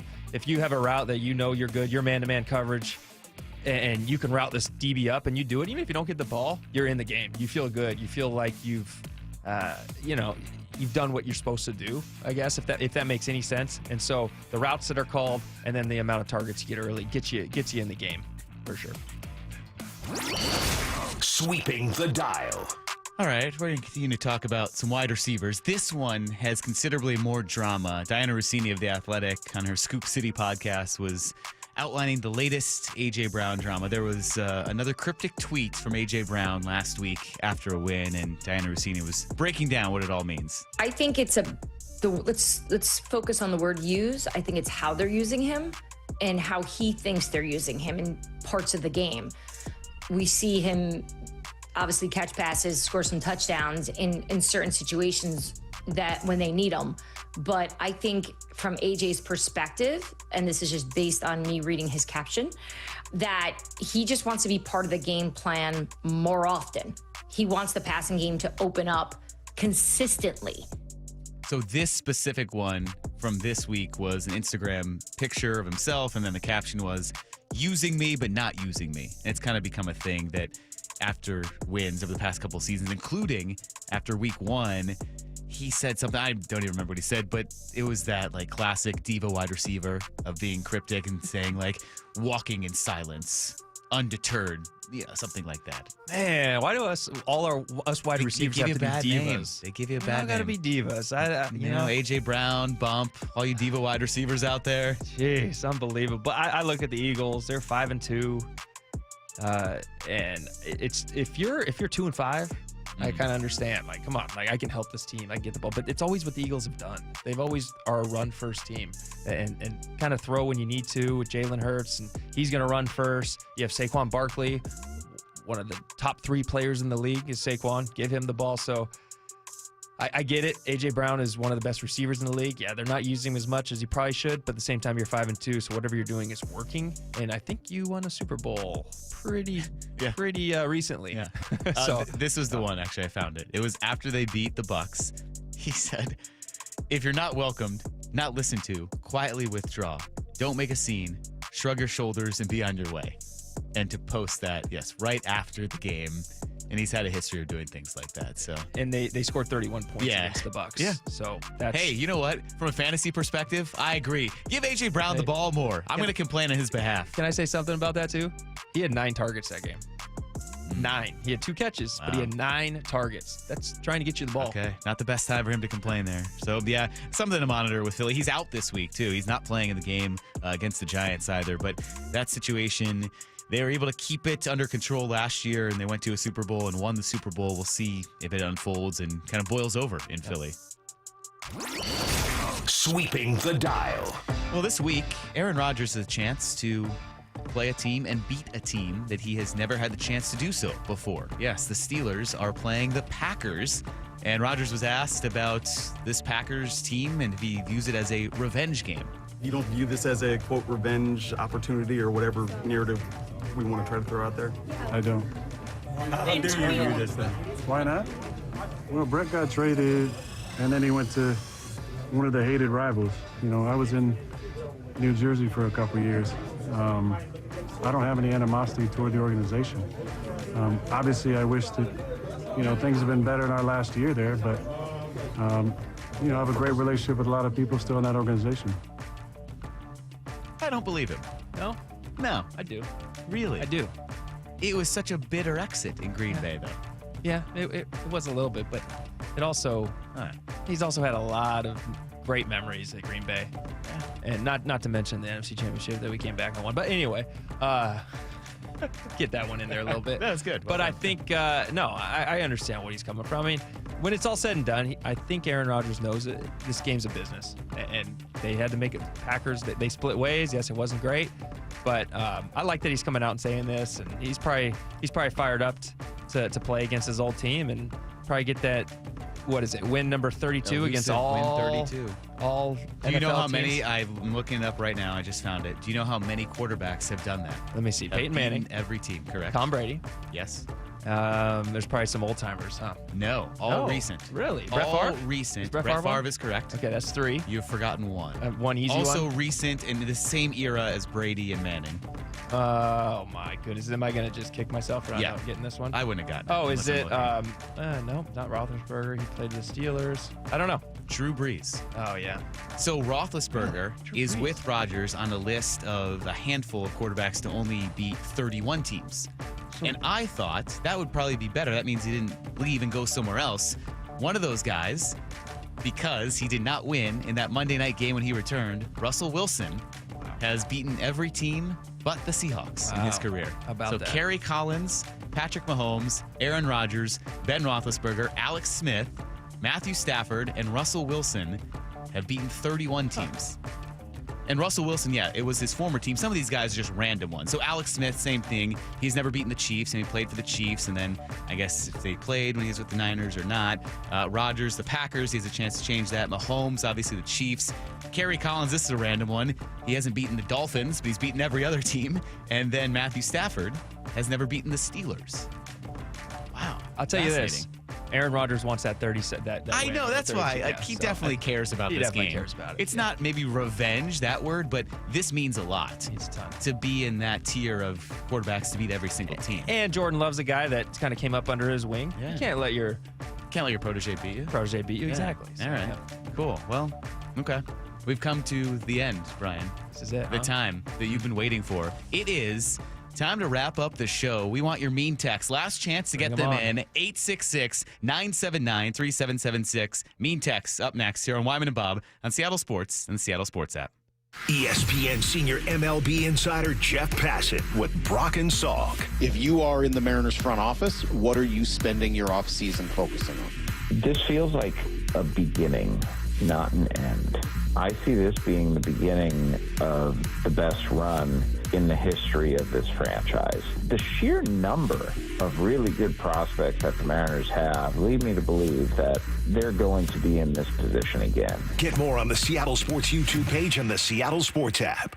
Hey, it's Tim Hunter, former Seattle radio goofball here with 2 words that aren't funny. Prostate cancer. Get your annual checkup. Keep an eye on that PSA number. And if you hear those 2 words like I did, talk to the folks at Swedish Cyberknife. 5 treatments, minimally invasive and technologically advanced over the other options. If you were a friend, and I consider you one, I'd highly recommend Swedish Cyberknife. We are so lucky to have them right here in town. Do your research, but definitely visit swedish.org/cyberknife prostate. Dave Wyman here, and we've been fortunate to hear from 2 Swedish Cyberknife patients this year, Andy Ryder and Tim Hunter. Both heard about Cyberknife from our radio ads and completed successful treatment, raving about their experiences. Tim was impressed that treatment only took 5 days. Andy hosted a large international delegation the week after his treatment. If you, a friend, or a family member is diagnosed with prostate cancer, consider treatment with Swedish Cyberknife here in Seattle. Go to swedish.org/cyberknife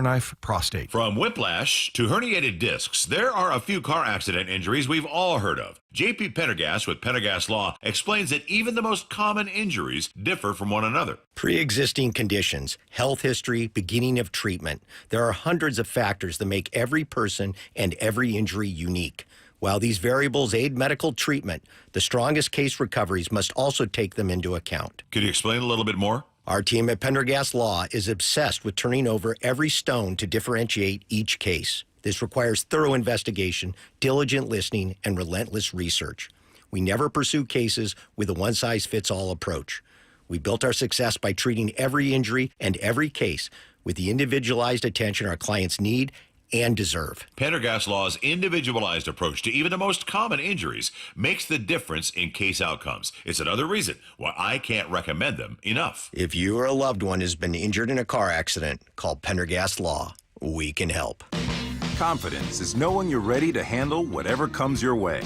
That's what it feels like to take on your workday with Cintas. They make sure your AEDs are up to date, your fire extinguishers are tested and inspected, your floor mats are cleaned and delivered, and your workwear looks good, feels good, and is freshly laundered with the Cintas Apparel Plus program. So are you ready to take on today? Visit Cintas.com. Oh, I'm ready! And get ready for the workday. Makita's built for the pros who show up early who don't do shortcuts, only precise cuts. With tools built to last, job after job, year after year. Performance that pays off, because when the job calls for the best, you answer. And when you need the best, you call on Makita. Built to be the best. Available at the Home Depot. Mike Rowe here with a quick question. Have you noticed a musty smell in your home? I hope not, because damp smells mean that you could have a crawl space problem. That's where Groundworks comes in. They can honestly assess your situation and create a plan to waterproof your crawl space and get to the root cause of the problem. Schedule your free inspection at groundworks.com/row. And while you're there, check out my latest dirty job. It's a good one. Licensed in all states where work is performed. See website for details. The home of the Seahawks, Seattle Sports. Touchdown! Seahawks! Ken Walker III! Get everything Seahawks at seattlesports.com. At Fisher Investments, we may seem like other money managers, but we're different. Are you really that different than the rest of us? We are. As a fiduciary, we always focus on what's best for our clients. What services do you offer besides investing? We have a team of specialists in financial planning, estate planning, and more. Your clients rely on you for all that? Yes, we ensure clients receive unparalleled service at every step of the relationship. Okay, but you still sell commission-based products, right? No, because we believe that's a conflict of interest. We prioritize service over sales goals. So, then how do your fees work? We have a simple and transparent fee that's a percentage of our clients' portfolios. So we do better when our clients do better. Wow, we're more different than I thought. At Fisher Investments, we're clearly different. Learn more at fisherinvestments.com. Investing in securities involves the risk of loss. Crawl space and attics are not places you want to spend much time, but many homes in our area can have serious issues behind the hatches. Hi, it's the owner of Crawl Pros, Richard Herron. For years, you've heard us talking about how we go where you don't want to. With our free corner-to-corner inspection to keep your crawl space and attic well insulated and free of mold and water. You've also heard about the pest control division of our company to keep your home bug and critter free. I'm excited to tell you about our newest division, Plumber Pros. Plumber Pros takes the same customer-first approach to plumbing that we do with our crawl space, attic, and pest control work. We've handpicked skilled plumbers that I know you'll feel comfortable inviting into your home. So next time you run into plumbing issues, from leaky faucets and clogged drains to full home repipes and sub pump installations, call Crawl Pros and we'll get our plumbing division, Plumber Pros, out to get it resolved. For anything related to your crawl space, attic, pest control, or plumbing, call Crawl Pros or visit us at crawlpros.com. Why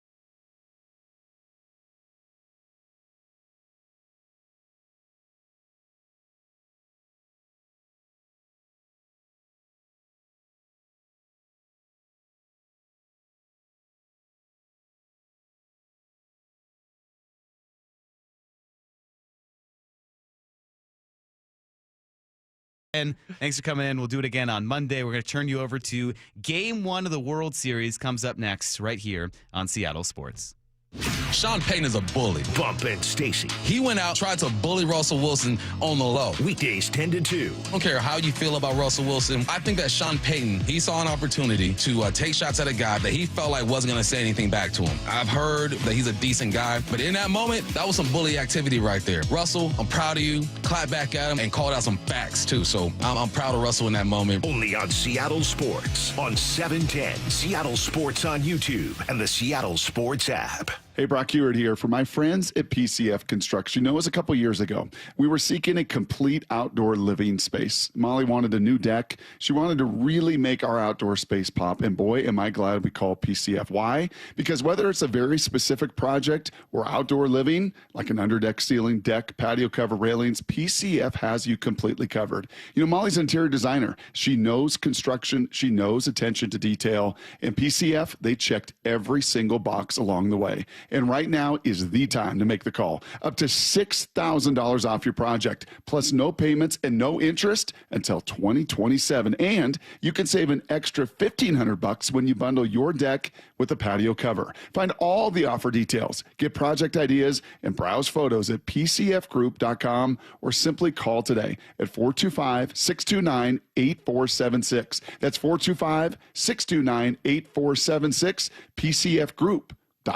Are you curious about who offers the best deals on top-rated Samsung, LG, and Sony TVs? The answer is surprising. It's not online, and it's not the warehouse clubs. The best deals on top-rated TVs are at Video Only. Don't believe it? Then check out the trade-in deals at Video Only. How about $500 for your old TV? Try doing that online. Before you buy that new TV, drop into Video Only. If you don't, you'll be sorry. At Bible Law Group, our team reflects the same lessons learned by our founder, James Bible, while playing for legendary Husky coach Don James. Coach James always said it's amazing what gets done when nobody claims credit. That's the philosophy we carry into every case, because your victory is what matters at Bible Law Group. When your legal problems hit biblical levels and you feel like you're stuck in a lion's den of litigation, you need a legal team that won't back down. At Bible Law, we've secured over $40 million in settlements for our clients, and we're ready to fight for you. Find us online at BibleLawGroup.com. You're listening to Leaf Filter Radio, and the guru of gutter protection himself, Chris Coonahan, is here to take your most pressing leaf-related questions. Hey, everybody, Chris here. I understand we have Ron on the line. Ron, where are you calling from? Uh-oh. Ron, are you calling from a ladder? Well, I was. I wanted to ask Chris what I need to do to get my gutters ready to have leaf filter installed. Oh, Ron, you don't have to do anything. A Leaf Filter Trusted Pro will come out and clean out your gutters, realign and seal your gutters, and install Leaf Filter, America's #1 gutter protection system. So I didn't need to get on this ladder? Ron, Leaf Filter Trusted Pros are in your neighborhood and ready to help. Just visit leaffilter.com/deal to schedule your free gutter inspection and get up to 30% off. Thank goodness. What was that site? To get this special radio offer, go to leaffilter.com/deal for your free gutter inspection today and get up to 30% off. That's leaffilter.com/deal for up to 30% off. leaffilter.com/deal. See representative for warranty details. This is TV's Dr. Travis Stork for Eggland's Best. Whether it's breakfast, lunch, or dinner, make sure you're choosing wholesome ingredients like Eggland's Best eggs to plus up your nutrition. With more than 6 times the vitamin D and double the omega-3s and vitamin B12 compared to ordinary eggs, Eggland's Best supports a healthy lifestyle. Available in so many delicious varieties: classic, cage-free, organic, free-range, and pasture-raised. Eggland's Best. Better taste, better nutrition, better eggs. Visit egglandsbest.com to learn more. What was that? That is business phone bliss with the Ooma Cloud Phone System. It handles all our voice, video, and messaging needs. You sound very... Calm? I am. Ooma has everything I need to run my business more efficiently, like virtual receptionist, call routing, and video conferencing. And it starts at just $19.95 per month per user, plus taxes and fees. Ooma. Nice. Find your business calm at ooma.com/radio. Progressive knows you've got enough to worry about in life. Hi, it's your life again. Feel like another year is just slipping away? Yeah, remember all those New Year's resolutions you made? You still haven't finished the first book. Just 19 more to go. I mean, if we're being honest, it wasn't a very realistic goal. Have you ever considered that you intentionally self-sabotage? So, what's that about? So let Progressive protect your home and auto, because you've got enough to worry about. Progressive Casualty Insurance Company affiliates and other insurers not available in all states. This is the story of the one. As a custodial supervisor at a high school, he knows that during cold and flu season, germs spread fast. It's why he partners with Grainger to stay fully stocked on the products and supplies he needs, from tissues to disinfectants to floor scrubbers. All so that he can help students, staff, and teachers stay healthy and focused. Call 1-800-GRAINGER, click Grainger.com, or just stop by. Grainger, for the ones who get it done. This is Seattle Sports. Streaming through the Seattle Sports app. KIRO AM Seattle. KIRO FM HD2 Tacoma. Home of the Seahawks, Mariners, and everything Seattle sports. Won 2 World Series in 92 and 93 back-to-back. Became only the second expansion team to win more than one Fall Classic. Their skipper, John Schneider. This is the only uniform you've ever worn, this organization, right? This is a quarter century for you in here. To have this team in the World Series when, you know, you're a Blue Jays lifer, what's that connection say? What does that mean for you? I mean, for me, I try to take me out of it, you know, but for me, it's really special. Managing the rookie ball Gulf Coast League team and playing 10:30 games on a Saturday at the complex is a far cry from this, right? But I think you think about the work that you've done, the people you've met, the adjustments you've made. This was always the end goal, right, with this organization. Did I think that it would happen? Probably not, because of how this game works and how there's a lot of movement to this job. So I'm really excited about this, but I'm just as excited for guys that I've known for a long time, for Bo, for Vlad, for guys that have been here for numerous years. It's just really cool for the organization, and I'm just thankful and humbled that I'm the one doing it, leading them into the World Series. Up front, your left, Ben.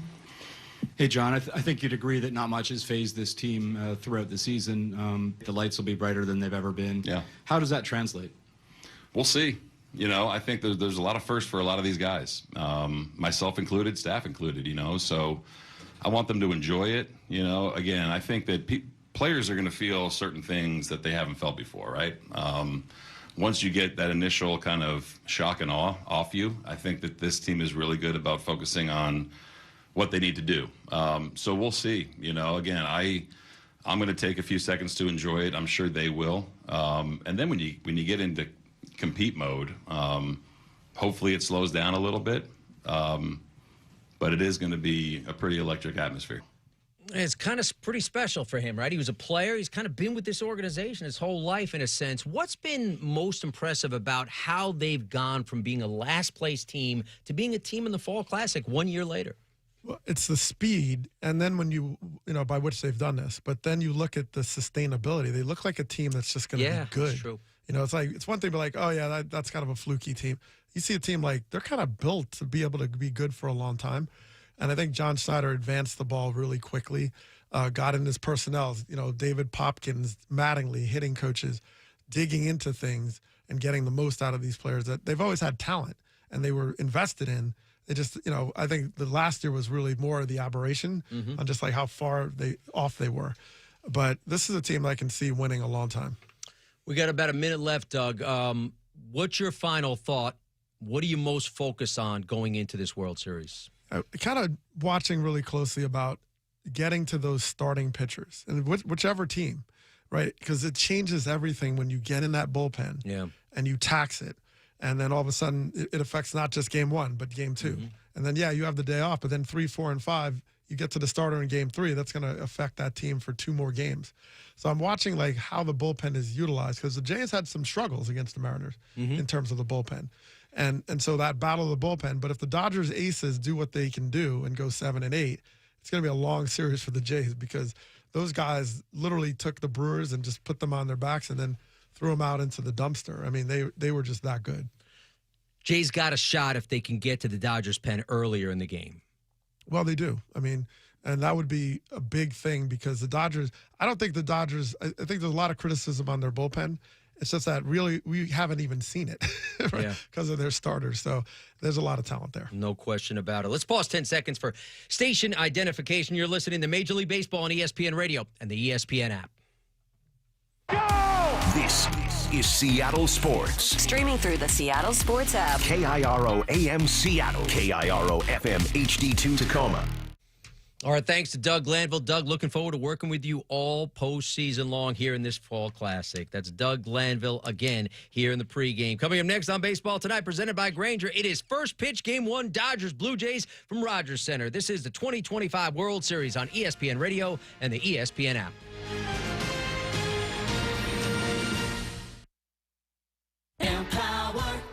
Jen has ordered a decadent seafood tower, king crab legs, lobster tails, and a waterfall of caviar. Pricey? You bet. But Jen worked with Empower on her savings and investment strategy and planned for splurges like these. She got good at money, so she can be a little bad. Ooh, champagne. Empower. Invest well, live a little. Start today at empower.com. Past performance is not indicative of future returns. Investing involves risk. You may lose money. Advisory services are provided for a fee by Empower Advisory Group, LLC, EAG, a registered investment advisor with the Securities and Exchange Commission. OMG, those shrimps are really jumbo. Do you have trouble getting in and out of the bathtub? Are you afraid you'll slip and fall entering or exiting a tub? Safe Step walk-in tubs can transform your bathtub from an area of concern to a calming refuge. Call them today at 1-800-731-4558 and save $1,600. Safe Step walk-in tubs and showers are proudly made in Tennessee and offer an ultra-low step-in, avoiding that difficult climb over a traditional bathtub wall. They also offer a variety of therapeutic benefits that may help soothe your aching muscles and joints, increasing your mobility, boosting your energy, and improving your sleep. Safe Step walk-in tubs are designed to easily fit your existing tub space and are often installed in as little as one day. Just dial 1-800-731-4558 today to save $1,600 and receive a free shower package. That's 1-800-731-4558 for a free no-obligation consultation and to save $1,600. Safe Step walk-in tubs. Safety never felt so good. This one's for the flavor fanatics. Sour apple 5-hour energy shots don't mess around. They bring the bite. Tart, tangy, and packed with tasty caffeine, this little 2-ounce bottle punches above its weight. With zero sugar and as much caffeine as your favorite 12-ounce coffee, it's the kind of pick-me-up that keep your taste buds happy without the crash. And it doesn't stop at sour apple. There are 17 bold flavors waiting for you to discover. Pick one up in store or stock up online at 5hourenergy.com or on Amazon today. That's the ease at which you get information. You want it, you get it, like that. Ask your phone, group chat, smartphone. You're always connected and informed in real time, no waiting. So if you're diabetic and still using finger sticks to read your blood sugar, what are you waiting for? Knowing your blood sugar levels instantly is important for managing diabetes. Call US Med at 888-665-0696. To learn more about continuous glucose monitors, a real-time instant method to track your blood glucose, US Med is an approved provider for Medicare and over 1,000 private insurers. And the best part? Call 888-665-0696 and we'll give you a free insurance benefits check today. So call 888-665-0696 today. That's 888-665-0696 and manage your diabetes as easy as... Every great team has its core players, but when the season gets tough, adding the right free agent can make all the difference. The same goes for business. At Robert Half, we found that 67% of companies surveyed plan to increase their use of contract talent to handle workload peaks and backlogged projects. With Robert Half's specialized recruiters experience, combined with our award-winning AI, you can quickly find the skilled candidates you want. At Robert Half, we know talent. Discover how we can help at roberthalf.com/talent. Rain-X wipers are the #1 wiper blades in America. That means all kinds of drivers choose Rain-X. Big drivers in small cars choose Rain-X. Small drivers in big cars choose Rain-X. Drivers with long hair and short commutes choose Rain-X. Drivers with short hair and long commutes choose Rain-X. Drivers with pets on board, babies on board, and bored babies on board choose Rain-X. Basically, drivers who love a clear view of the road all choose Rain-X wipers, the #1 wiper blades in America. And that'll do it. The Dodgers are headed to the World Series. We don't really care about what happened before, and we're playing good baseball. We're healthy. We still got some work to do, though. I think to get to where you want to go, you got to beat the best, right? Are they a beatable baseball team? Absolutely. One problem. Nobody seems to have found that blueprint this specific postseason. Going back is Frelick at the wall, and it's gone.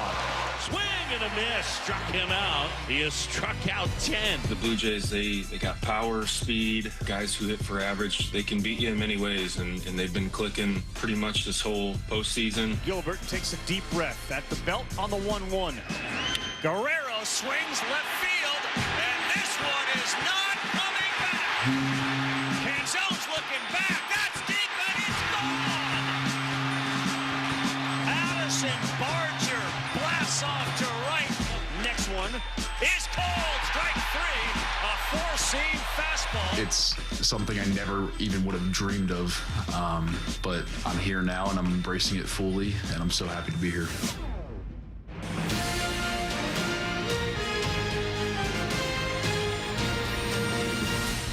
Now, live from the Rogers Center in Toronto, Canada for Game 1 of the World Series with Buster Olney, Eduardo Perez, and Jessica Mendoza, here's John Shambi. Welcome to Toronto, everybody. And down at home plate, the exchange of lineup cards as we get ready for Game 1 of the World Series. And a cool moment is Don Mattingly down there representing the Blue Jays along with Dave Roberts from the Dodgers and the umpiring crew as they go over ground rules. Don Mattingly, of course, with a brilliant career for the New York Yankees, and John Schneider letting him take the lineup card out for Game 1. And for New York Yankees fans, obviously always wondering about Mattingly getting a chance to get to the World Series. Well, here he is. He got here. Yep. He got here, and that's a huge moment for Don Mattingly. And having a conversation with him during the CS, he couldn't wait. He was wondering, is the opportunity going to be? It's finally here for the Hitman. All right, let's check out our game plan. It is brought to you by eBay. Millions of finds, each with a story. eBay, things people love. What's the game plan, Jessica Mendoza? How do you get to the bullpen? I mean, you're looking at these hitters, the offenses both sides. How do you get to the weakness of each other's team? You want to get Trey Savage and Blake Snell out of the game as soon as possible. For the Blue Jays, it's being able to wait out, be patient, get that pitch count up. And on the flip side, for the Dodgers, is the splitter. It's going to come down to, do they chase that pitch out of the zone? How about heartbeat? Heartbeat from the two starters. Both of them never in the World Series, right? Savage, I mean, hasn't even gone through a complete season, not even half a season. Then you got Blake Snell, who has been to the World Series, but this time he's doing it in a Dodger uniform, and this is the reason why he signed with the Dodgers, is for this moment.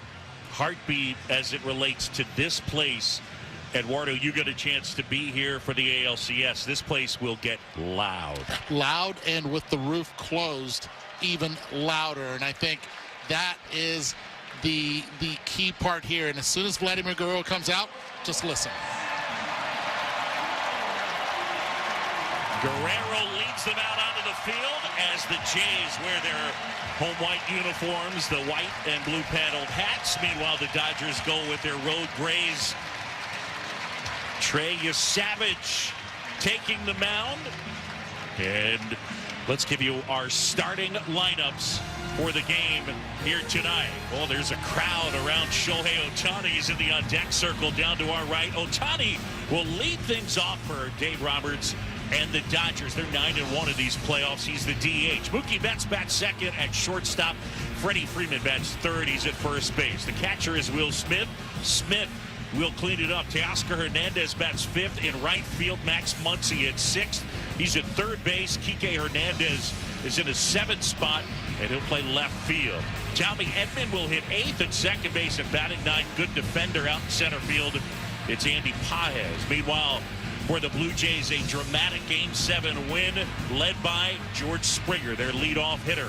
And Springer will be the DH. Davis Schneider will be in left field. He'll hit second. Vladimir Guerrero Jr. has had a spectacular postseason. He hits third, and he's at first base. Bo Bichette has not played in these playoffs. He is active for the World Series. He is in the lineup, and he will play second base, and he will hit cleanup here in Game 1. Alejandro Kirk is the catcher. He'll bat fifth. Dalton Varsho will bat in the 6th spot, and he'll patrol center field. Brilliant defender out there. Ernie Clement will play third base, and he will bat in that 7th spot. Hitting 8th, it's Miles Straw in right field, and Andres Jimenez will play shortstop, and he will bat 9th. All right, on the mound, it is the 22-year-old. He just turned 22 in July, Trey Yesavage. He was a first-round pick last year. His pro career started this season. 4 different levels in the minors, and then the big leagues as he debuted on September 15th. Shohei Ohtani climbs in. They don't forget here in Toronto. More on that in a moment, but we're ready to go. Yesavage fires. And the first pitch of the game misses down low, and we are underway. Will Little is our plate umpire. It's his first World Series. Mark Wegner, the crew chief, is at first. John Tumpane at second. Alan Porter at third. Yesavage is ready and fires. And that one is in for a strike. And to count 1-1 down the left field line. Adam Hammery will make the calls. Big Jordan Baker is down the right field line. Yesavage says yes. And the 1-1. Drilled foul off to the left and out of play. And you can hear this crowd chanting, "Let's go Blue Jays," immediately. And Yesavage immediately establishing the fastball, knowing that in the back pocket, he's got a devastating pitch, and it's that splitter. He also has a slider to go along with the splitter that he will throw to both righties and lefties. Yesavage back to work here. The 1-2. Too high. And that one missed up and in as it backed Ohtani away from the plate. Shohei coming off that game 4. That may be the single greatest performance in big league history. 6 shutout innings, 10 strikeouts, and 3 homers. The 2-2. Swing and a miss. Struck him out. And that is how the 2025 World Series gets underway. Yesavage punches out Ohtani. And you talk about the splitter making its presence, Jess. It made its presence right away. The first one he throws in the entire game. Establishing the fastball. He's going to go back in that dugout and say, "I didn't see it." 4 straight fastballs before getting to that splitter. Here's Mookie Betts now. Yesavage fires. And that one a little bit low. Ball 1 to Mookie, who's hitting .293 in these playoffs. No homers and 6 knocked in for Mookie Betts, 33 years old. It's his 85th career postseason game. The 1-0. And that's in the dirt. Dug out by Alejandro Kirk. On the infield defensively, third to first, Clement, Jimenez, Bichette, and Guerrero. For Bo Bichette, he has not played second base since 2019. The 2-0 is cut on and missed. And he went with a 2-0 slider, and Betts was over the top of it. And that's his equalizer. He's able to throw and land that slider for a strike early on. He'll use it often. And the pitch. On the outside corner for a strike. And it's 2-2. Yesavage working quickly, throwing strikes as he stands off the first base edge of the rubber, angled towards the third baseline. Listens in. The 2-2. Outside, check swing, appeal to first. Did not go, says Mark Wegner. That's a great take because the slider before it was not a strike. It was actually about 1.5 inches off the plate. Kirk did a great job of presenting it for strike 2. Schneider, Varsho, Straw, left to right in the outfield. The 3-2. Swing and a bouncer to short. Waiting on it, Jimenez. Collects, fires, and out at first is Mookie Betts. There's 2 away. Our first pitch here tonight at 8:14 Eastern Time. Our game time temperature 68 degrees, 20 degrees Celsius. And if you're wondering, it's 45 degrees outside Fahrenheit. Time and temperature brought to you by Rain-X. Rain-X wipers know what it's like to have a loyal fan base. They're the #1 wipers in America. Next time you need wipers, choose Rain-X. 2 down, bases empty, no score. Here's Freddie Freeman. And Yesavage fires. Swing and a foul out of play off to our left. First time around the order, the Dodgers are going to see pitches from Yesavage. It's coming from a different angle than any other pitcher this year. 7 feet 1 inches from the top. The 0-1. Swing and a foul ball out of play off to the left. And quickly, it's 0-2. The key to try to get to Yesavage is the second time around. Can he adjust, and can the Dodgers adjust to something that they have not seen before? And the crowd on its feet waving the blue rally towels. The 0-2. And that's in the dirt. It kicks away from Alejandro Kirk. Trey Yesavage was asked by John Schneider on Wednesday, okay, if you had your way, what would you like? And Yesavage did not hesitate. The 22-year-old said, game one, that would be bad. But bad meaning good, like Run DMC used to say. The 1-2. Swing and a roller right side. Bichette hobbling in. Gloves. Flips to first. And Freeman is out. 1-2-3 go the Dodgers. Yesavage gets them in order. We're midway in the first. It's the Dodgers nothing, and the Blue Jays coming to bat in game one. This is the 2025 World Series on ESPN Radio and ESPN app.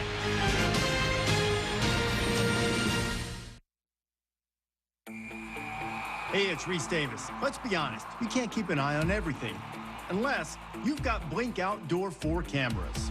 While you're focused on the game, Blink's keeping an eye on your home. With up to 2-year battery life and with Sync Module XR, you can cover more space without constant maintenance. No wires, no worries. Blink helps keep an eye on what matters most. Get Blink today at the Home Depot. How doers get more done. A SoFi personal loan is here to help you achieve something once thought impossible, overcoming high-interest credit card debt. Walk the tightrope of your finances with one low, fixed-rate monthly payment, no fees required, and as soon as the same-day funding. That's right. Pull off your own debt-defying stunt with a SoFi personal loan. Visit SoFi.com/trick to learn more. Loans originated by SoFi Bank, N.A., member FDIC. Terms and conditions apply. NMLS 696891. Febreze. It's a classic odor tale. You fried fish for dinner, cleaned up, but the smell is still in the house. And the neighbors are coming over for game night. They're on their way. And then you spray Febreze Air Mist. Febreze Air starts working instantly to fight even your toughest odors, so you go from fish to fresh like that. Now all you have to worry about is Pam cheating at charades. Breathe happy, Febreze, la la la la la. At Wrangler, we know the essential question for any guy is, can I go like this? It could be date night, boys' night, work, or your nephew's school play. It could be anything, and the last thing you want to do is change. That's why Wrangler makes jeans, shirts, jackets, and tees that answer yes to life's essential question. You can go in Wrangler. Check out our latest styles today at Wrangler.com. Wrangler, for the ride of life. This is the 2025 World Series on ESPN Radio and the ESPN app. Back here inside Rogers Center, the roof is closed.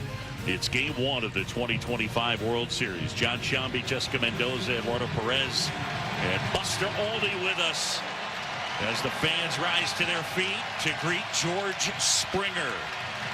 Springer to start things off against the lefty Blake Snell, the 32-year-old from Seattle, making his fourth postseason start. His last two, he's fired 14 scoreless innings. He's been absolutely sensational. Lefty ready to work and delivers to Springer. And that fastball misses upstairs for ball one, a four-seamer at 96 miles an hour. And Snell, a guy who utilizes the pitch come, and you'll see him go to it a lot on that left hip. The 1-0. Swing and a line drive, one hop to short. Gathered in by Betts. Throw to first, and out at first is George Springer. One up and one down. Well, for Blake Snell in these playoffs, he has taken it to a new level. We've always known about the strikeouts, but there's an element of it that's, where's the guy with the 10% walk rate? Because he's just throwing strike after strike after strike and doing it super efficiently so far in these playoffs, the 0-1. And that's a little bit high. I used to work with a pitching coach that told me, look, left-handers that are tall, it takes them a lot longer to develop to repeat the delivery. Blake Snell is repeating that delivery on all pitches. The 1-0. Breaking ball, that is in for a strike, and he's big. He goes 6'4", 225, former first-round pick in 2011 by the Rays. Schneider, right-hand bat, feet close together, and he waits. The 1-1. Swing and a ball popped in the air out towards the shortstop. Betts under it, and on the artificial surface, grabs it in the air for out number 2. It was also Blake Snell's #1 mission when he came off the injured list. Remember, first time in the Dodgers organization, he got with Mark Pryor and said, I want to go deeper into games. And Pryor's like, that means you have to throw less balls. You have to attack the strike zone from the beginning. He used to kind of be a picker, and now he attacks just like he's done the first 2 hitters. Here's Vladimir Guerrero, the wind, the pitch. And that is in for a strike. Now, Guerrero has been the star of this postseason, hitting .442, 6 homers, 12 knocked in, and he has struck out 3 times in 11 games. The next pitch a little bit high. Well, he started him off with a changeup as well, landing it for a strike. That's the first one he's thrown in the game. 6th pitch of the game when he threw it and was able to execute it down and away. 2 outs, bases empty, no score, bottom of the first. Here's the pitch. And a fastball a little bit high. So now 2-1. Jessica mentioned Snell at the beginning of the year. He made 2 starts and then went on the IL with left shoulder inflammation. Guerrero back in on the right side. He waits at 2-1. Here it is. That's in the dirt. 3 balls and a strike. One of the things you'll see from Blake Snell, he's like a student at the library. He'll go to his back pocket, take out his scouting report card, put it back in his pocket, and then push the button on his hip, and then get to work. Here comes the 3-1. And that's a strike on the outside corner. Guerrero tossed the bat and started to make his way to first because he thought it was ball 4. Instead, it's a strike, and it's 3-2. And that was a strike by a lot, by the way. Yeah, it was a strike with that changeup. And the beauty of what Blake Snell does, he does all of what you said in under 15 seconds. That's right. Here's the 3-2 now.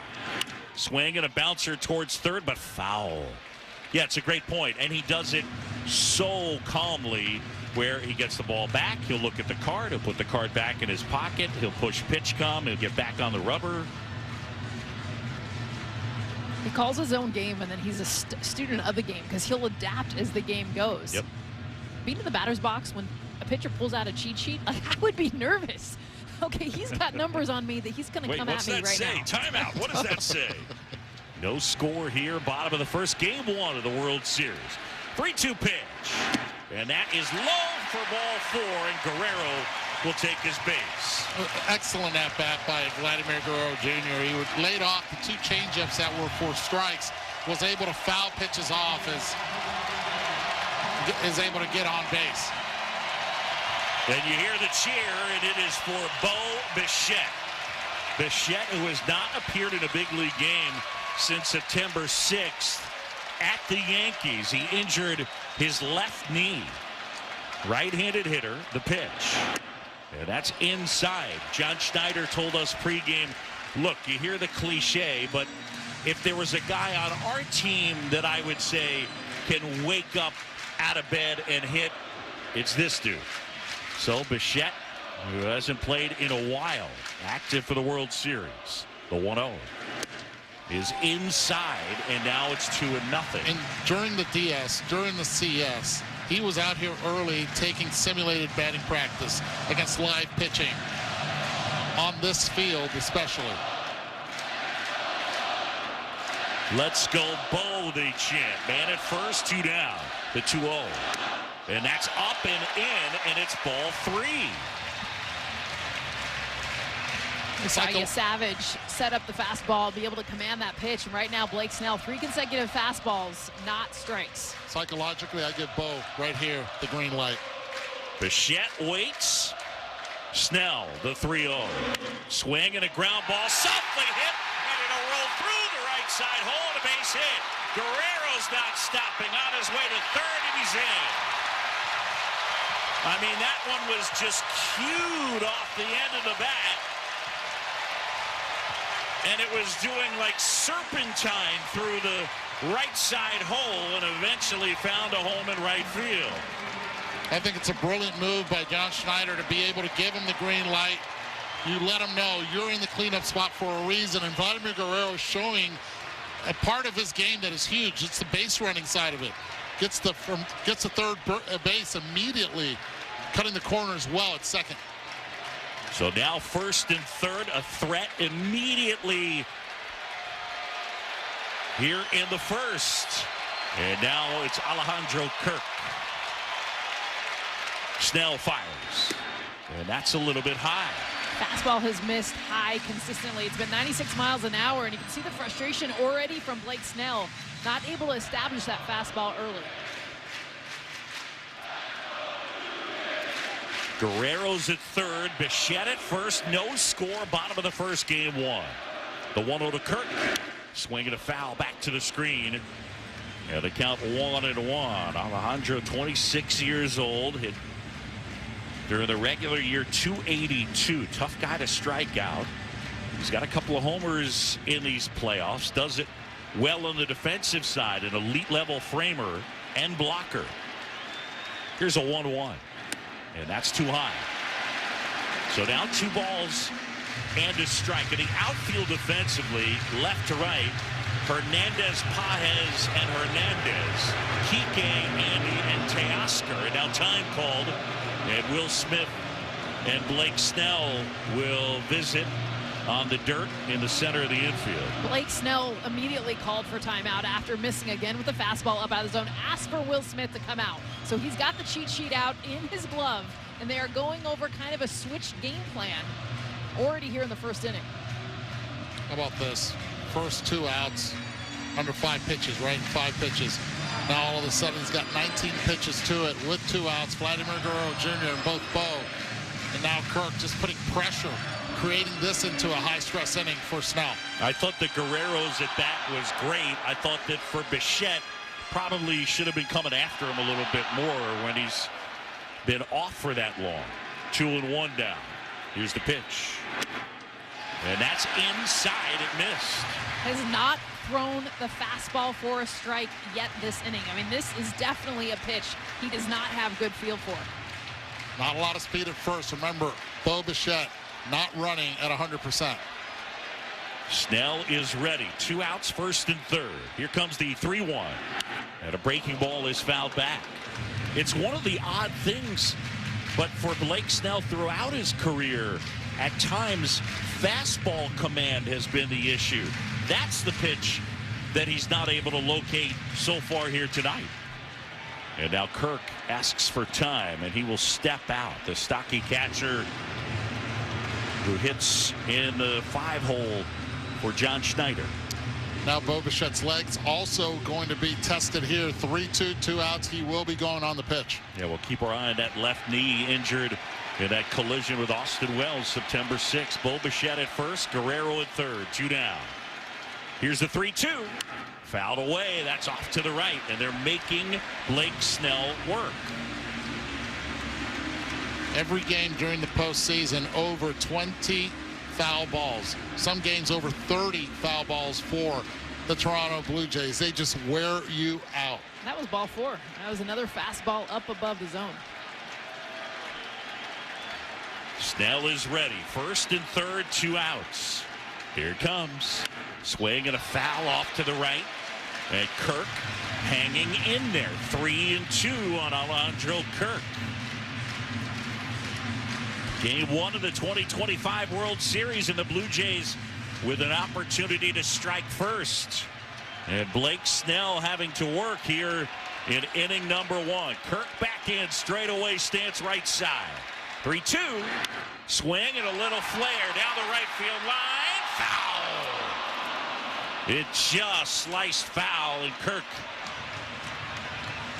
got overpowered that time, but as he dunked it down the line, it just kept slicing and slicing. I don't know if Smith and Snell know what to do right now with Alejandro Kirk, because it seems like he knows that he might go to the changeup at any time. He might even go to the curveball at any time.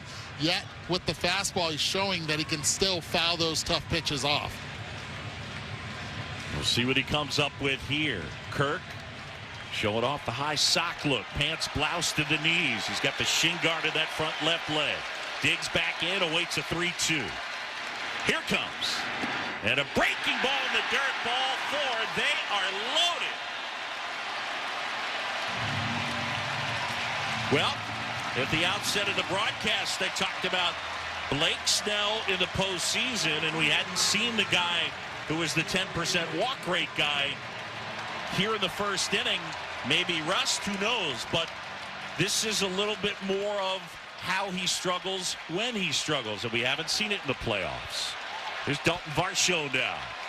Bases loaded, 2 down. And the pitch. And a breaking ball misses high with Dalton Varsho, Bo Bichette, and Vladimir Guerrero Jr. all starting tonight. It's the first time in World Series history that 3 sons of major leaguers have started in a World Series game. Snell, the 1-0. And that's on the inside corner for a strike. And that was the curve. Then you have a son of a major leaguer also calling it, Jose Mota. He's not the only one, Eduardo. Guerrero's at third, Bichette at second, Kirk at first. No score, bottom of the first. 1-1, swing and a miss. Left-handed hitters should be very patient with Blake Snell. The majority of the walks so far in this postseason, he's had 5 this postseason, have come against left-handed hitters, not righties.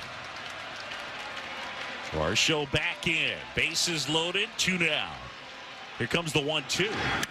Swing and a ball lifted in the air, center field. Pages coming in, slowing down, and he makes a one-handed catch. The Blue Jays leave him loaded, but they make Blake Snell work. End of 1 here in Toronto. And the Blue Jays nothing, the Dodgers nothing. This is the 2025 World Series on ESPN Radio and ESPN app.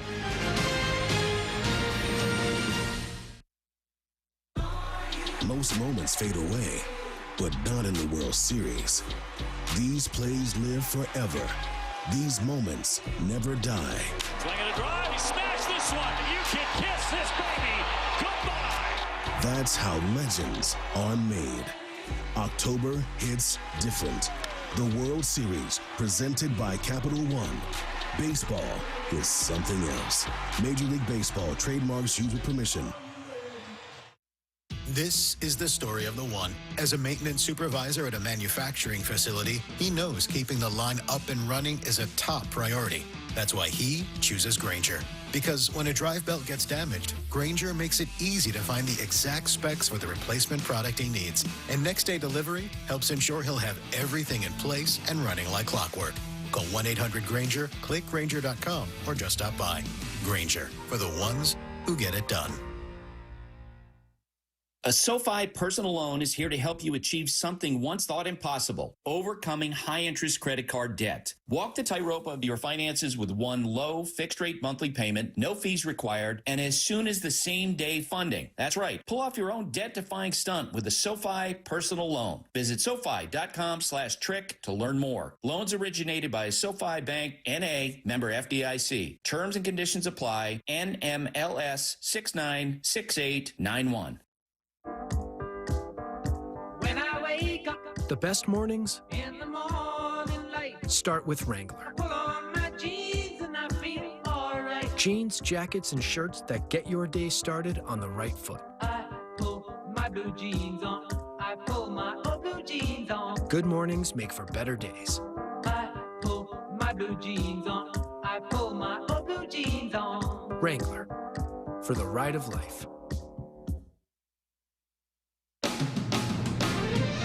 You're listening to the 2025 World Series on ESPN Radio and the ESPN app.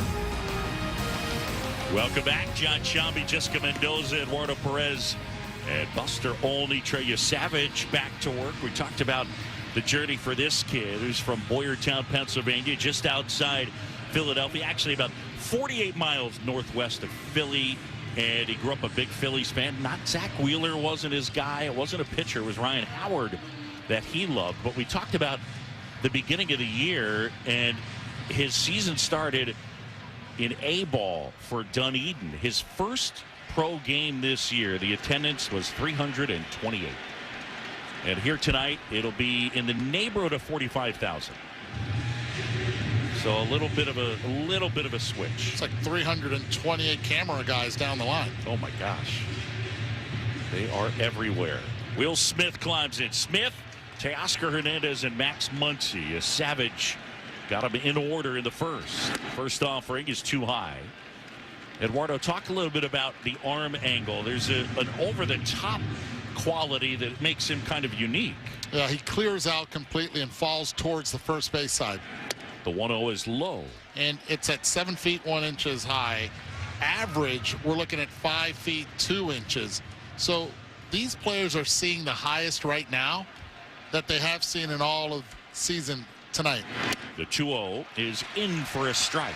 And because he throws a slider, it's more of a it runs vertical more than any other slider in the game of baseball. The splitter also the same way.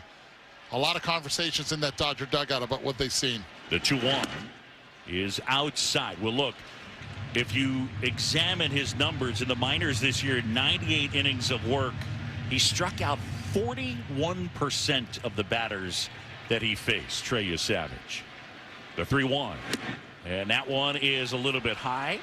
Check swing, appeal to first, did not go, and it is ball 4. So Savage walks Smith. You look at what he's done in these playoffs. He was so brilliant in the division series game 2 against the Yankees. 5 1/3, no hits, no runs, a walk, 11 strikeouts. Now the last 2 combined 9 2/3, 7 runs, 10 hits, 6 walks, a couple of homers. Been a little different.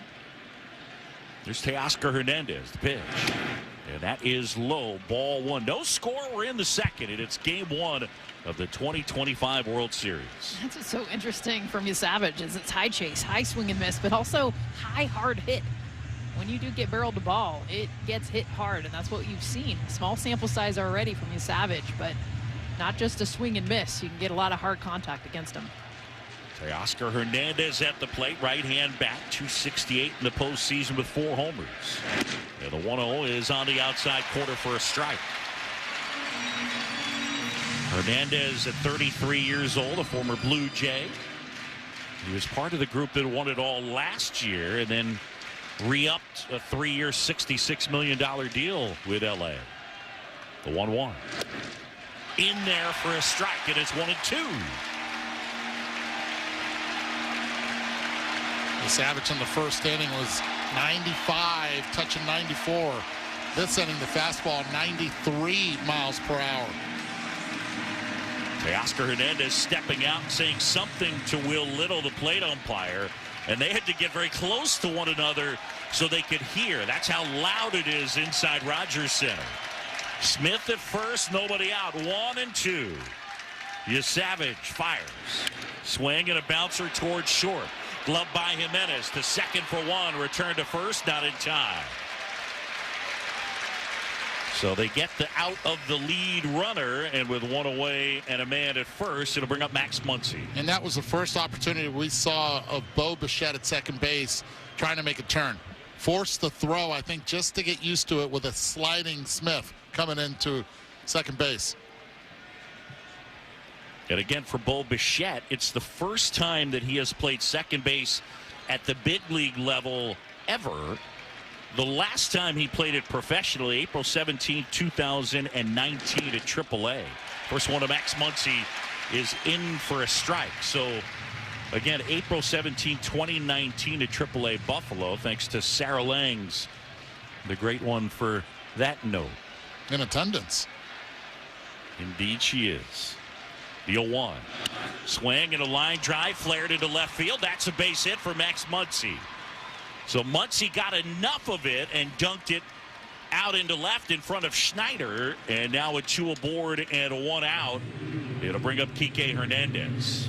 A late swing, even on a slider. And this is just an understanding of this is a guy that's going to go to a lot of breaking balls, a lot of that split finger fastball. And so when you see that slider, him being able to plop it into left field, you can tell how late he was waiting on the pitch. That's 6 consecutive sliders from Trey Savage to the LA Dodgers. Jess, I am so here for you using plop as a verb.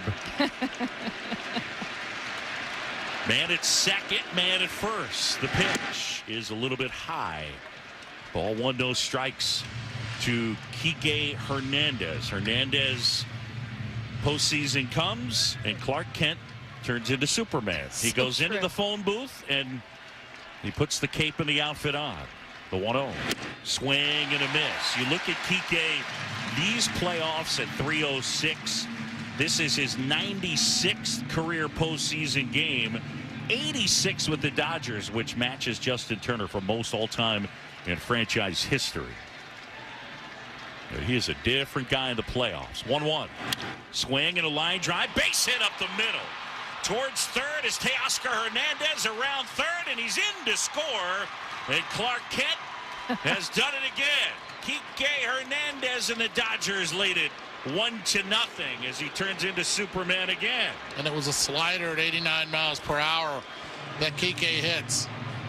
It's one thing that he does. He's got that focus in October, and he's able to apply it right back towards the middle to be able to get that first run in. And Dave Roberts has talked about he's like a 10-year-old during the regular season. Attention all over the place. Gets into the postseason, and the level of focus is a whole nother level. He's shown that the last 5 years. And look at Tommy Edman. Here's the pitch. And the first one to Edman is inside. Tommy Edman, a switch hitter, batting right-handed here. Now, he has done it in the past in his major league career. This season, only 3 at-bats, right on right. He's a better right-handed hitter. The 1-0. Swing and a miss. I asked him pregame, are you going to hit right-handed? And he said, I'd rather not tip them off. And I said, I'm not going to break the story. I just would like an understanding. And he said, yeah, reverse split guy. Yeah, I'm going to do it. I just don't want them to know. All right. The pitch. Swing and a miss. But this is for certain his better side. Here are the 3 guys that he hit right-handed against this year. Emmanuel Clase, cutter, into the lefty. Tommy Kahnle, changeup.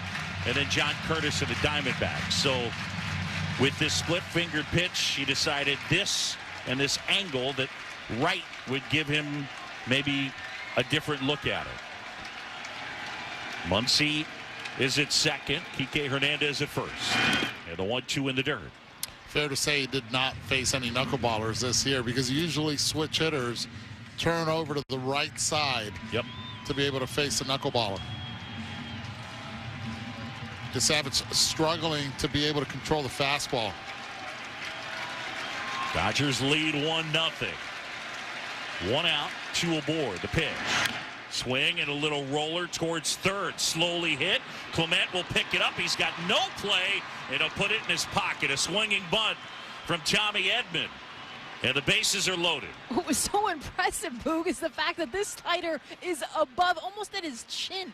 And he's going up. He had missed 2 fastballs up above the zone. You could tell he was trying to get something up. The fact that he got on top of a pitch at his chin. Yes, swinging bunt.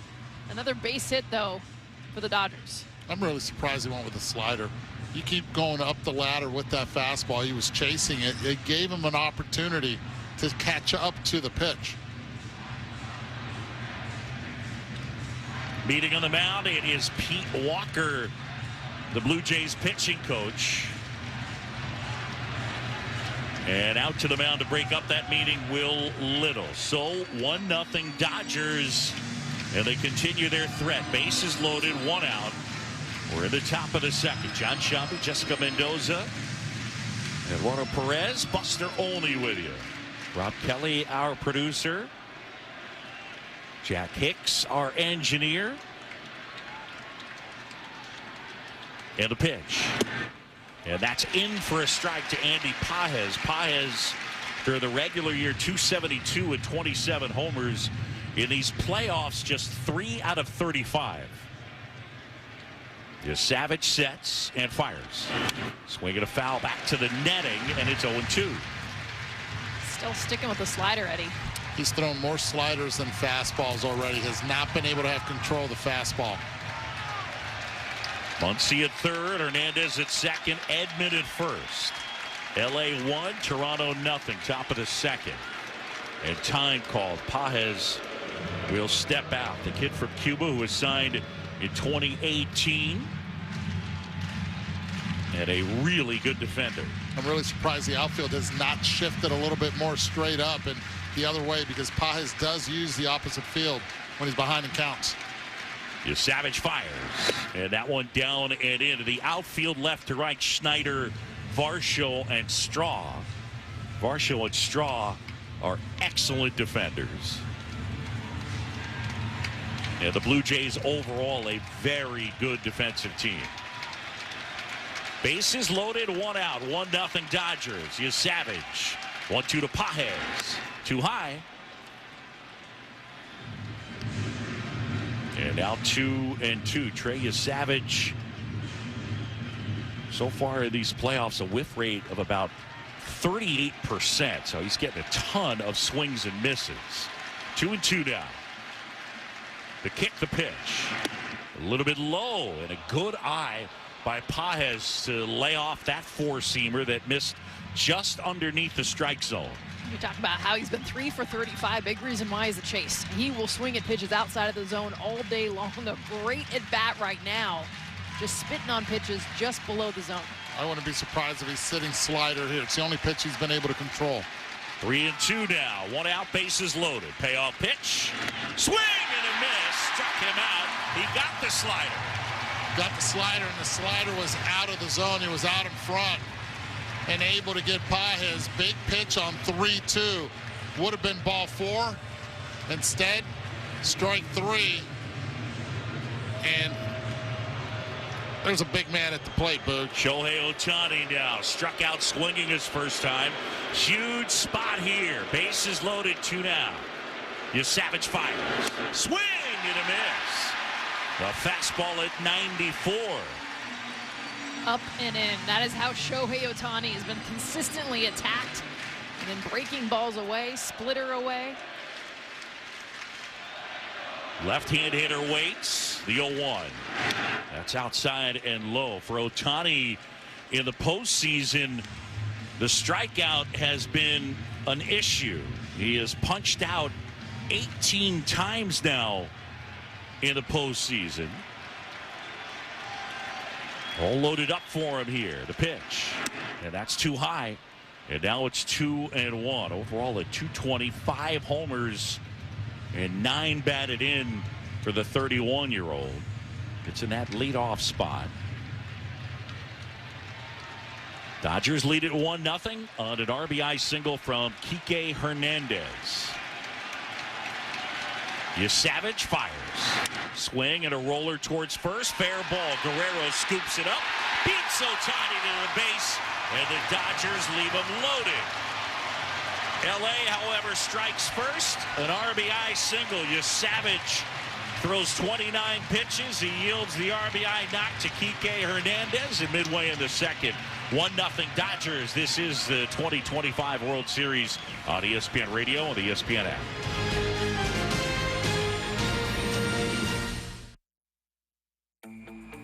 Hey, it's Desmond Howard. You want to win the weekend? It all starts with the tailgate. And for me, that means Kingsford Charcoal. They've been bringing the flavor, the smoke, and the heat since 1920. No wonder they're still the gold standard of grilling. So fire it up, feed your crew, and let the smoke do the talking. Kingsford, the king of the tailgate. Get it today at the Home Depot. How doers get more done. 8 years ago, I blew my football career. He dropped it at the 1-yard line. Chad Powers has arrived on Hulu. If I can't play as Russ, I'll play as someone else. My name's Chad. And last name? From executive producers Eli and Peyton Manning. Remember, you're wearing a prosthetic mask? This is acting. And starring Glenn Powell.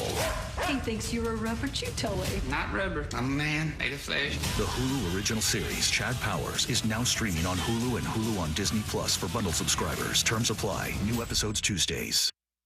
Your fantasy roster is set, the Smack Talk is heating up, and this season, ESPN Bet is giving you more ways to ride with your squad. Introducing the ESPN Bet Fan Center, where you can instantly link and bet on your fantasy teams right in the ESPN Bet app. An enhanced sports betting experience only from ESPN Bet, the sportsbook for sports fans. Download the app and link your ESPN Bet and ESPN accounts to get started today. Must be 21 plus. Gambling problem? Call 1-800-GAMBLER. Terms and conditions apply. See app for details.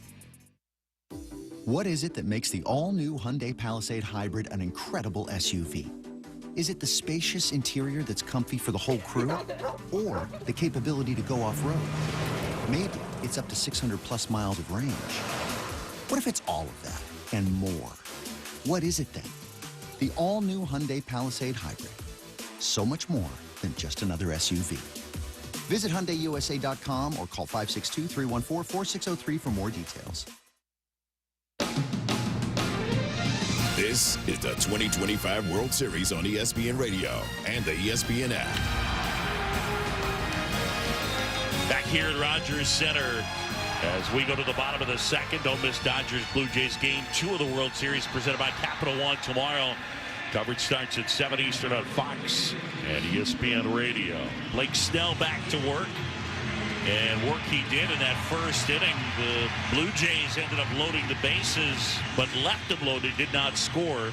He was forced to throw 29 pitches. Dodgers lead 1-0. Here's the pitch to Clement. And that one is in for a strike. And it's 29 pitches, but only 1 foul ball in that inning. So it was control. That's when you can tell that's where he had the issues. Snell ready. Here's the 0-1. Foul back. And quickly 0-2 on the third baseman. Ernie Clement has had a great postseason. 429, a homer, 7 knocked in. He's got 18 hits in 11 postseason games. And this guy's a great defender. The 0-2. Breaking ball, line softly out into left field, and it'll fall for a hit. Make it 19 hits in 12 games. I'll tell you this, and I'm curious to find out. But out of those 19 hits, I guarantee he's in double digits with hits with 2 strikes. So good of just being able to put bat to ball and not worry about exit velocity and getting himself on base. So Clement aboard, and now it is Miles Straw who starts in right field here tonight. Dodgers lead 1-0 on a Kike Hernandez RBI single. The pitch. And there's a fastball for a strike. 0-1 to Miles Straw. Straw just 2 out of 9. He and Davis Schneider in the lineup tonight. Neither of those guys have played a ton so far this postseason. Muncy even with the base at third. Clement being held on at first. The 0-1. Too high. If you're a Blue Jay fan, you want to see Straw late in the games because he always comes in for defensive replacement. Against the Mariners, they did not have a starting pitcher that was from the left side. Straw has got playoff experience in his past with Houston and, of course, with Cleveland. The 1-1. Swing and a foul out of play, and that one back off to our right. Miles Straw, 31 years old. Guy who can play a very good center field. He starts in right here tonight. Dodgers on top 1-0. We're in the bottom of the second. The roof is closed here at Rogers Center for game 1. The pitch. Swing and a miss. And Straw out in front that time. Couldn't hit the changeup. And there's one away. That was nasty. Yeah. And it was right down the middle. It's one of those things, if you're a hitter, you see it right down the middle. You're like, okay, I can wait on it. No, you can't. It stops halfway. That's the feeling you have as a hitter. Here's Andres Jimenez now. Left-hand hitter at the plate, man at first. 1 out. Snell fires.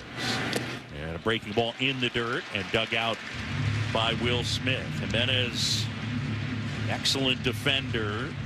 Played second base for them most of this year, but with the injury to Bo Bichette, he shifted over to shortstop.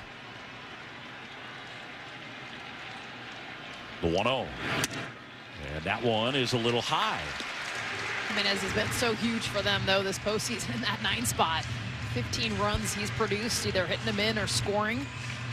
Really allowed them to get rolled over to the top of the lineup. Clement edging away with Freeman holding him on at first. Snell delivers. Swing and a miss.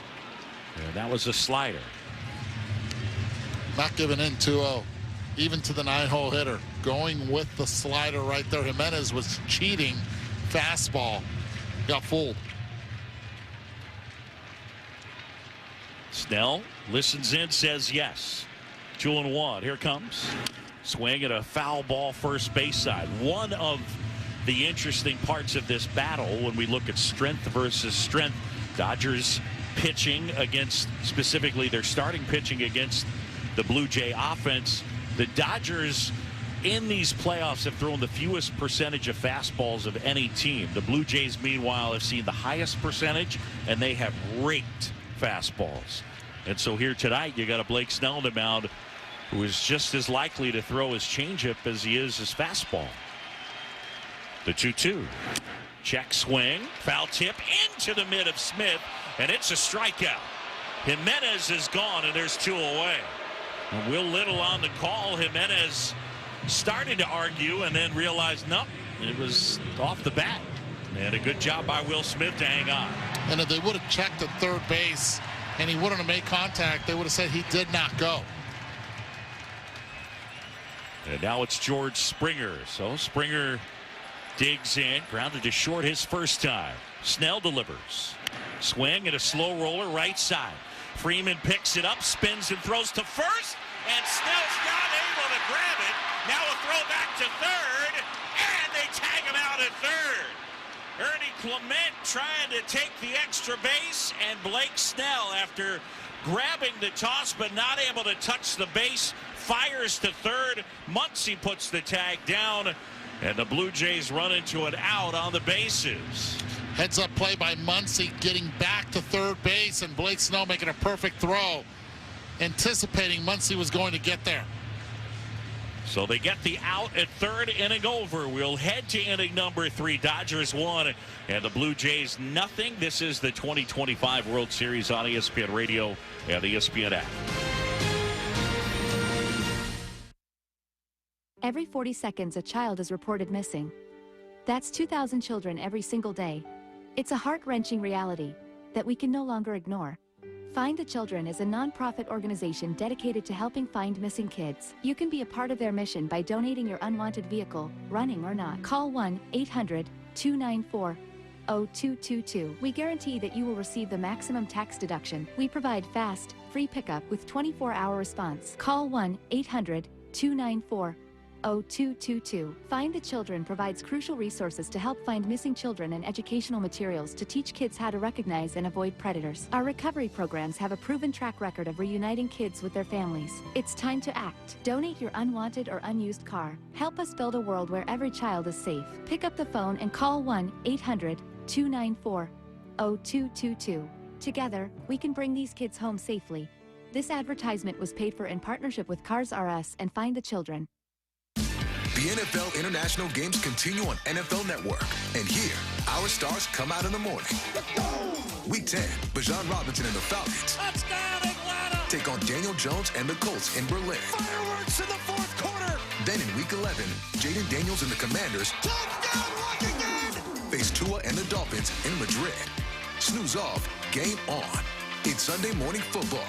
Continues November 9th at 9:30 Eastern, only on NFL Network. Empower. Tim collects bobbleheads. A lot of bobbleheads. Baseball bobbleheads. Race car bobbleheads. Little Chihuahua bobbleheads. He's got an entire room strictly for bobbleheads. Does he need them? No. Is his wife mad about it? A little. But Tim works with Empower, and he got good at money, so he can be a little bad. Ooh, horse bobblehead. Classy, Tim. Empower. Invest well, live a little. Start today at empower.com. You're listening to the 2025 World Series on ESPN Radio and the ESPN app. Back here in Toronto, and right here, we're going to pause 10 seconds. Station ID, you're listening to the 2025 World Series on ESPN Radio and the ESPN app. This is Seattle Sports. Streaming through the Seattle Sports app. KIRO AM Seattle. KIRO FM HD2 Tacoma. It'll be Betts, Freeman, and Smith against Trey Savage in the top of the third. 1-0 Dodgers. And Mookie Betts takes up and in for a ball. Two things I'm going to be looking for here. His fastball velo and location, and most importantly, the adjustments that the Dodgers will make second time around the order. Here's the pitch. And that's in for a strike. Mookie Betts, who in these playoffs is hit .293 coming in. And a pitch. And that's a little bit high. Had a down year offensively, but I don't think it gets talked about enough, the job that he did defensively and how incredible a transition it is to go from being an elite level defender in the outfield to an elite level defender at short. The 2-1 is too low, and now it's 3-1. It was announced by Sports Info Solutions, won the Fielding Bible Award for top defender at shortstop. And he's a Gold Glove finalist in the National League. The 3-1. And that is up and in, and it is ball 4. And Eduardo, the command issues for Savage continue. Yeah, that's going to be concerning right now for John Schneider in that Blue Jays dugout, because we're seeing everything that he's missing is up and in, arm side. So Savage having some trouble with the control. And here's Freddie Freeman now. The pitch. Swing and a foul back to the screen.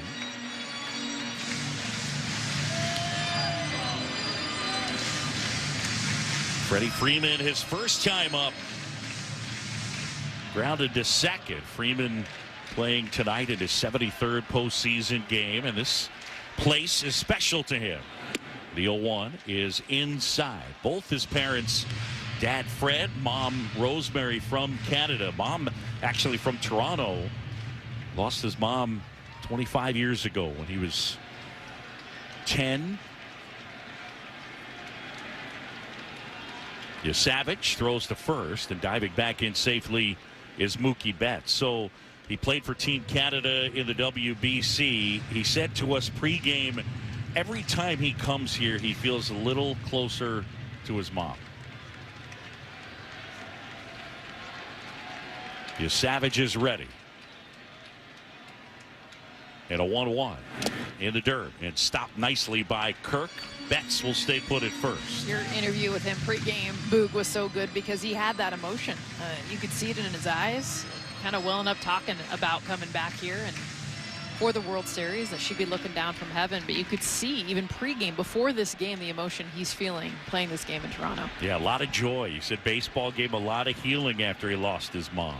The 2-1, and that's a little high. And now 3 balls and a strike. Freeman, no stranger to the World Series. He's hit in all 11 World Series games he's played in. And oh, by the way, he's homered in 6 of the last 7 World Series games he's played in. Betts at first, nobody out. 1-0 Dodgers. The pitch. Too high, ball 4. And Savage has walked the first 2 here in the third. And now Pete Walker on the phone to the bullpen. And they're going to get something going in the bullpen over that left field wall for the Blue Jays. Yeah, the location is up. He's missed it. And not only that, the body language on the mound is one of not being so sure. The conviction is not there. 2 on, nobody out. 1-0 Dodgers. Here's Will Smith. Savage fires. And that is in for a strike. If you look at his minor league numbers, one of the things that jumps out, guys, 98 innings, 41 walks. So this is a guy in the minor leagues, and that's this year, that would walk some people. And a pitch. Swing and a miss. It's everything that makes him so tough to hit as a hitter, that deception that he talked about, 7'1" in that release, but being able to consistently throw from up there, up top, 4 strikes. Something that is shown to be very difficult. The Dodgers threatening here in the third, leading 1-0. First and second, and nobody out. The 0-2 outside. But Savage also had the knack against Seattle of getting himself into trouble and then having 3 consecutive innings where the double play became his best friend. That's exactly what he needs right now. 1-2 the count. Savage fires. And that's a little bit high. Remember last year, Will Smith put together an all-star year, but the second half was just dreadful for him. By the time postseason came around, Dave Roberts was hitting him in the bottom of the order. He hits cleanup here tonight. The 2-2. Outside, it missed. And now it's 3-2. And it was Smith who injured his right hand. A hairline fracture against the Pirates September 3rd. He kept playing and made a start against September 9th. And then eventually they diagnosed it. And he spent time on the IL. He did not play in the wild card series against the Reds. 2 on, nobody out. 3-2. Smith waits right side. Yasavage deals. Swing and a ground ball. Base hit into right field. Around third and coming in to score is Mookie Betts. And now they've got Freeman hung up. Throw to Clement. Racing to second is Smith. And Freeman is tagged out by Clement. It'll go as an RBI single for Will Smith, and it is 2-0 Dodgers. It's a great piece of hitting by Will Smith, just going the other way, and it's the second consecutive inning that the Dodgers get the leadoff runner on base via the walk, and it's the second time that they end up scoring. It's also another 2-strike hit. That's where the Dodgers have excelled so well this postseason. As they get to 2 strikes, they shorten up. Second inning, saw it with Tommy Edman, and this inning, Will Smith. So now it's Teoscar Hernandez reached on a fielder's choice and scored the first run of the game. 2-0 Dodgers. Were in the top of the third. Here's the pitch. Swing and a foul ball at the plate. 0-1. Where Yasavage gets a lot of chases, it's with the split. Not a lot with the slider out of the zone because he comes way over the top. And anything that's away will stay away. It's not like it's in the zone and then out of the zone. Hernandez, who played for the Blue Jays from part of 2017 through 2022. The next offering missing for a ball. 1-1. Teo. Only player from this Dodgers team that this crowd cheered for pregame. Everyone else got booed, but loud welcome home for Teoscar Hernandez. Next offering way high from Yasavage. And now the count is 2-1. Yasavage just having trouble consistently locating the strike zone. He's walked 3 in 2 1/3. Right-hander fires. Swing and a miss. And now it's 2-2. Yasavage has thrown 31 fastballs and has only been able to land 14 of them for strikes. Yeah, that's problematic, no doubt. Smith edging away at second. 1 out. Dodgers lead 2-0. Here's a 2-2. And that one misses low. That was a slider. It's a rare take for Teoscar Hernandez. You want to find a hole in his swing, it's chasing that pitch. Slider off the plate, especially when he gets to 2 strikes. Hernandez back in. 1 out. Man at second. Awaits a 3-2. Here it is. Swing and a ground ball up the middle. Bichette backhands, throws off balance to first, and they got him. Well, Bichette limited with the range and certainly hobbling, but he fired a strike to Guerrero, and he throws out Teoscar Hernandez. Whoa. And he is chewing on that gum and just biting down because there's some pain on it, but it shows his arm strength as he's going to his right away from first base to make the strong throw and out. So now 2 away. And with Will Smith at third, here's Max Muncy, singled his first time. And Yasavage deals. And that one is low. We've seen Bichette now twice handle balls defensively. I don't know about for you guys, but I mean, he looks really uncomfortable. The mobility is pretty limited. Very limited. I mean, it took all he could to make that play. It was a heck of a play, though. The 1-0. And that's in for a strike. There's the splitter. Well, the concern is he wasn't able to get into his legs, so it was all arm. That's what Eddie said. I mean, he did not get down to get that thing. He got to it, but could not put a lot of weight into that left knee. Muncy back in. Smith edging away at third. Here's a 1-1. Swing and a miss. And now it's 1-2. Another slider.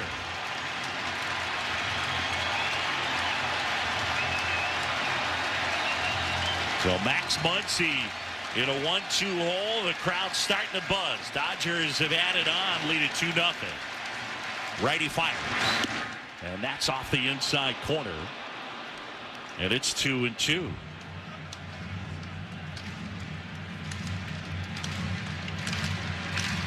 Savage has already thrown 70 pitches, only half of them for strikes. The 2-2. Swing and a miss. Struck him out. He got him on a splitter. Huge out right there. Went to the splitter. It seems like he's more comfortable against left-handed hitters than he is against righties. Using that splitter really well to get that swing and a miss and a big strikeout to keep his team just in 2-run distance. All right, we're midway here in inning number 3. The Dodgers 2 and the Blue Jays nothing. You're listening to the 2025 World Series on ESPN Radio and the ESPN app. Seattle Sports and the Seattle Sports app. Did you know that most people wait 6 or 7 years before they buy a new TV? That's a lot of time in front of one TV.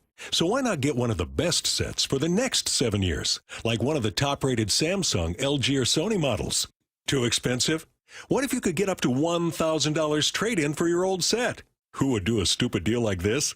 Right now, at Video Only, you can get big bucks for your old set as a trade-in and a hot price on the new models. Don't be sorry. Check out Video Only. Sparta's Pizza reminds parents 460,000 children are reported missing in our country every year. Please plan with your kids a safe, visible route to and from activities with at least one friend. Coach your kids to stay alert and be aware of their surroundings, and caution your children to never accept gifts or rides from strangers. Best wishes to all our kids from the entire team at Sparta's Pizza and Spaghetti House, serving the best pizza in the universe in Linwood, Bothell, and Mill Creek, or find them online at spartaspizza.com. Free consultations, no fee guarantees, 5-star reviews. J.P. Pendergast with Pendergast Law explains the importance of going beyond these familiar offerings. Accident victims want an attorney, Tom, that satisfies their needs. Someone who handles those needs with the highest degree of care.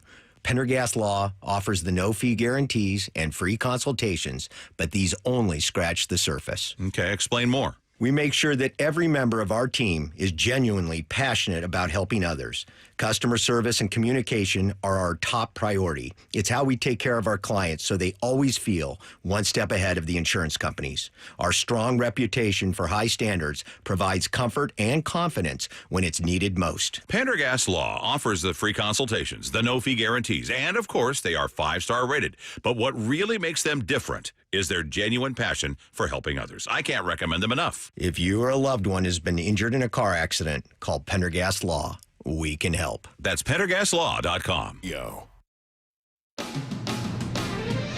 This is the 2025 World Series on ESPN Radio and the ESPN app. Well, we go to the bottom of the 3rd, and it'll be Schneider, Guerrero, and Bichette against the lefty Blake Snell. Dodgers leading in game 1, 2-0. John Sciambi, Jessica Mendoza, Eduardo Perez, and Buster Olney with you. Davis Schneider climbs in on the right side. Schneider popped out his first time. The pitch. And a breaking ball for a strike. Schneider, former 28th round pick back in 2017 out of high school in New Jersey. 26 years old. Snell winds and fires. And that's upstairs and outside. He's kind of an outlier on this Blue Jays team insofar as he will strike out. This is a team with the highest contact rate in baseball, the 1-1. And that's a little bit low. But he also will take pitches. He'll grind out at bats. His strikeout rate was 26.4% this year. Big league average this season, a little over 22. The 2-1. Swing and a miss. Big swing from Schneider. He's also 3rd in the American League in walk percentage. So, and it's interesting. So if you look at his strikeouts, a ton of them are also looking. He will take pitches late in counts that he thinks are off the plate. Nobody on, nobody out. Here's a 2-2. And that's in the dirt.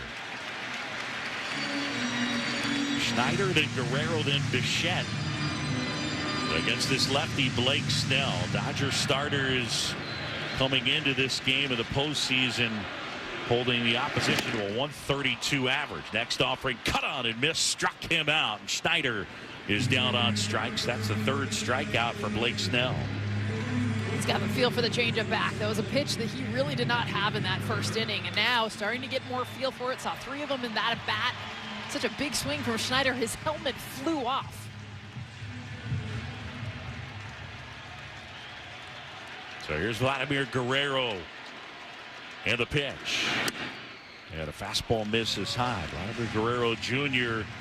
Well, they signed him back as a 16-year-old in 2015 for about $4 million. The 1-0.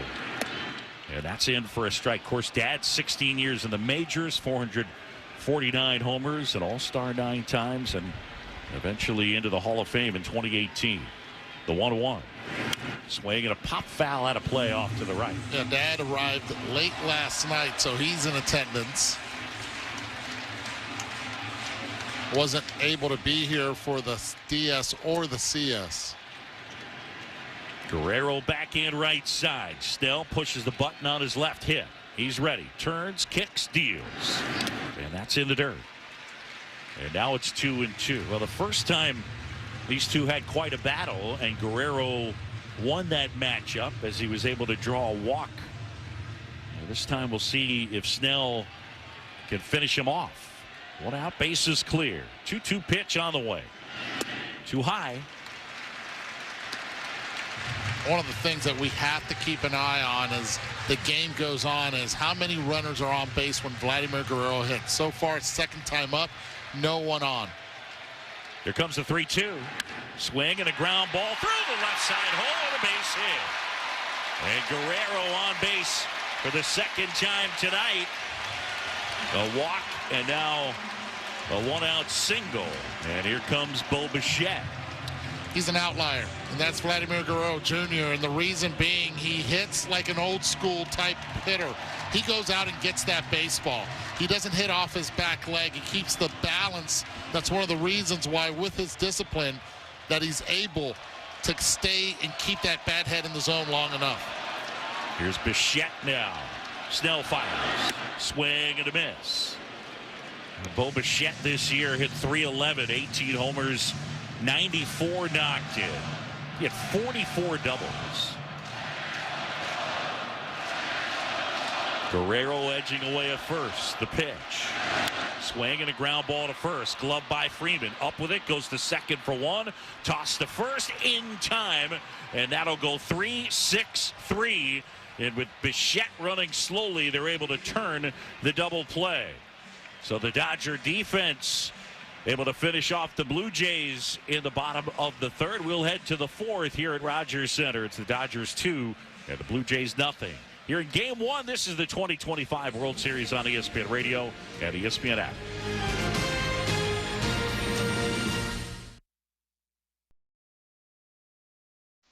Anyone who loves playing baseball or softball knows that one of the first steps in that journey is breaking in your first glove.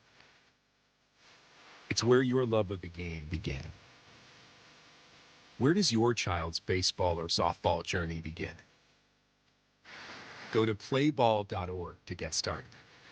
Major League Baseball trademarks used with permission.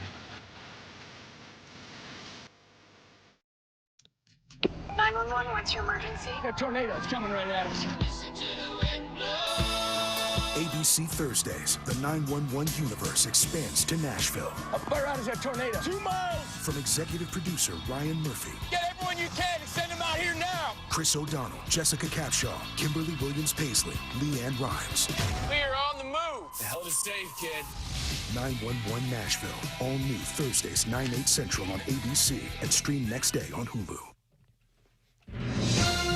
Jim Basketball in our Baseball Tonight studios with today's trivia question brought to you by Dr. Pepper. The Dodgers looking to become the 4th National League team to win back-to-back World Series titles. Which was the last to do so? It's brought to you by Dr. Pepper. It's not college football season without the delicious taste of an ice cold Dr. Pepper, the one fans deserve. With Doug Glanville. Doug, we're through 3 innings here. Blake Snell, 56 pitches. Trey Savage at 71. What stood out for you? Not really crisp baseball right now, and you kind of expect that from teams that got there because of the way they execute. Base running a little sloppy, not a lot of command on the mound. Could be just jitters, but right now that's the difference. A lot of mistakes, and teams are capitalized on it. The Dodgers just more so than the Blue Jays. Yeah, the getting Snell at 56 pitches could open the door for Toronto to get in that LA pen earlier. Well, the pen is going to be critical, and there's no doubt Snell is not as efficient as he's been. So we're going to see what the Dodgers are going to do if they have to get in there in the 6th versus like the 9th or 8th, as they've done most of the postseason. We'll find out if they can pull that off. No doubt about it. You have to wonder how long Yasevich is in for this game at 71 pitches. 2-0 Dodgers through 3. Let's go to Buster Olney at Rogers Center with a connection for Vlad Jr. and a former Jay who's now a big bat in that LA lineup.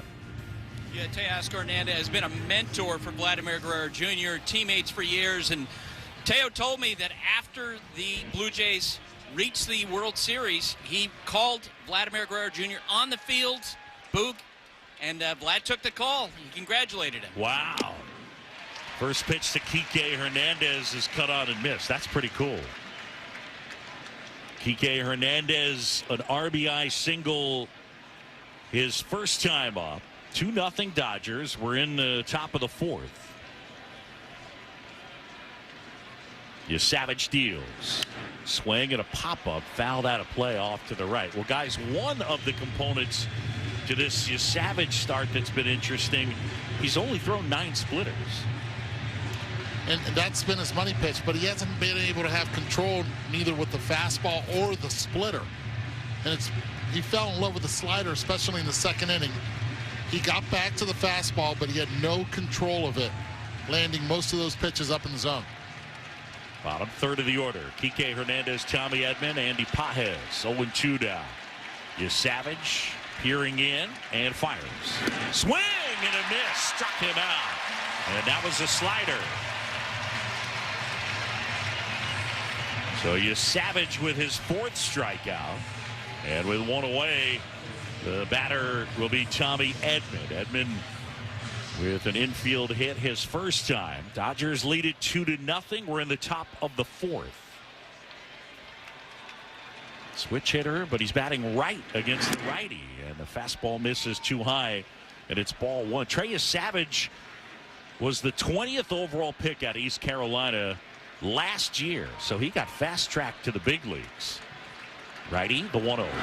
Swing and a ball popped up, foul, and that one back behind the screen and out of play. He was actually projected to go like 10 to 15. There was some injury concern, and the Blue Jays jumped on him when he fell to them at 20, and they gave him a $4 million bonus, which was over slot, more than what you would normally get in that position. So a guy that was deemed by many to be the most pro-ready. Here he is, the 1-1.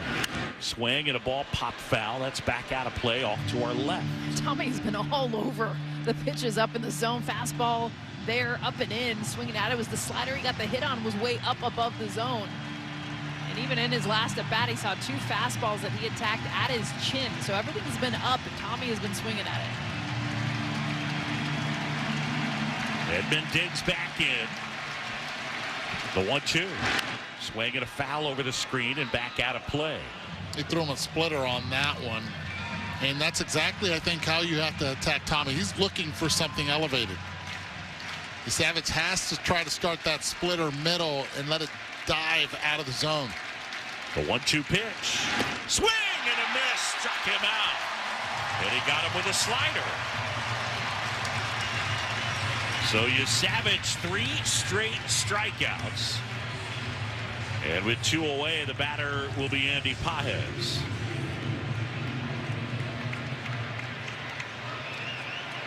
Dodgers lead 2-0. We're in the top of the 4th.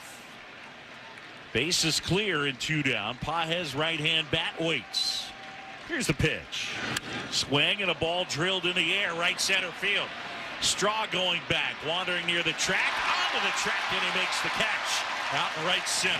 What a difference an inning makes. 9 pitches, 8 of them landing for strikes. So Trey Savage gets him 1, 2, 3 for the first time since the first inning. We'll go to the bottom of the 4th. Dodgers 2, and the Blue Jays nothing in Game 1. This is the 2025 World Series on ESPN Radio and the ESPN app.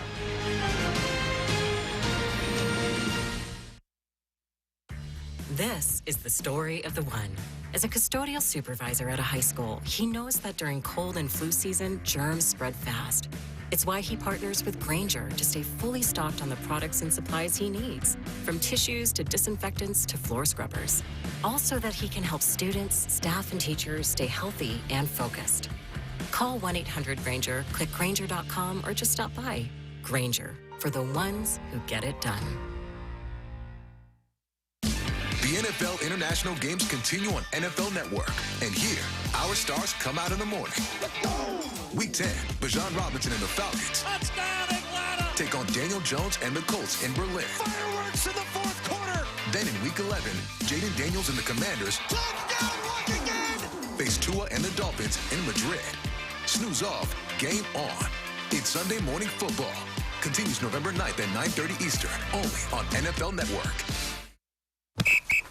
All right, gentlemen, this is Emmett Smith on behalf of Depend, and I've got the perfect play. Run straight to your doctor's office for a life-changing catch. Because when prostate cancer is caught early, it's up to 99% treatable, and one blood test might be all it takes. And now through November, Depend is donating to the Prostate Cancer Foundation for select purchases. Talk about a great play. From September 1st to November 30th, Depend is donating 25 cents to the Prostate Cancer Foundation for Depend Shields Guards Real Fit products purchased in the U.S. up to a maximum of $300,000. Awarded in Mississippi. We know exactly what you're not thinking about right now. Wiper blades. But now that you are, take a moment to think about how Rain-X is the #1 brand of wiper blades in America. Why? Because Rain-X thinks about wiper blades all the time. We obsess, so you don't have to. Simply install our blades and then think about literally anything else. So choose Rain-X, America's #1 wiper blades, and then go back to not thinking about wiper blades. Rain-X. Outsmart the elements. You're listening to the 2025 World Series on ESPN Radio and the ESPN app.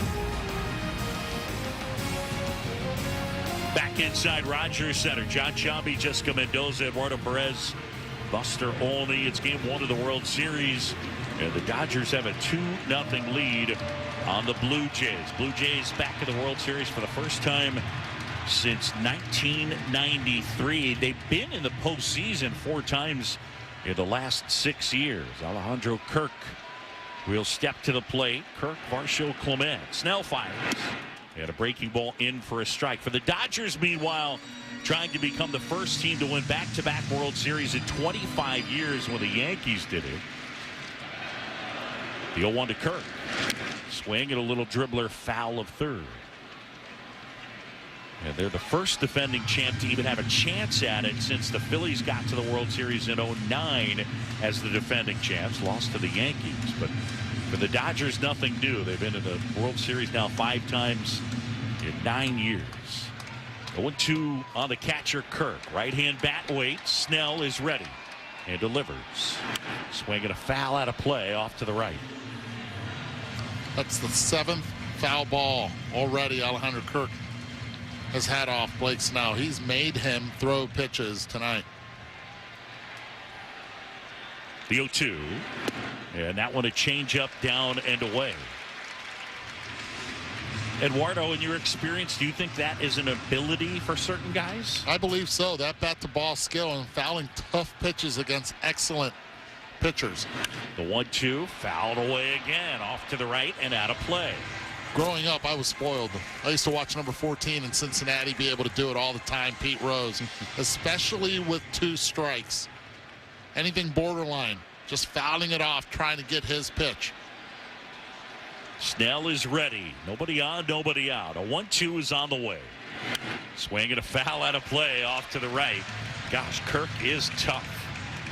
Well, he has all these different swings. I mean, that's the thing. He'll go 50%. He'll get a full swing where his helmet almost comes off, but he can shorten it up, especially right now with 2 strikes.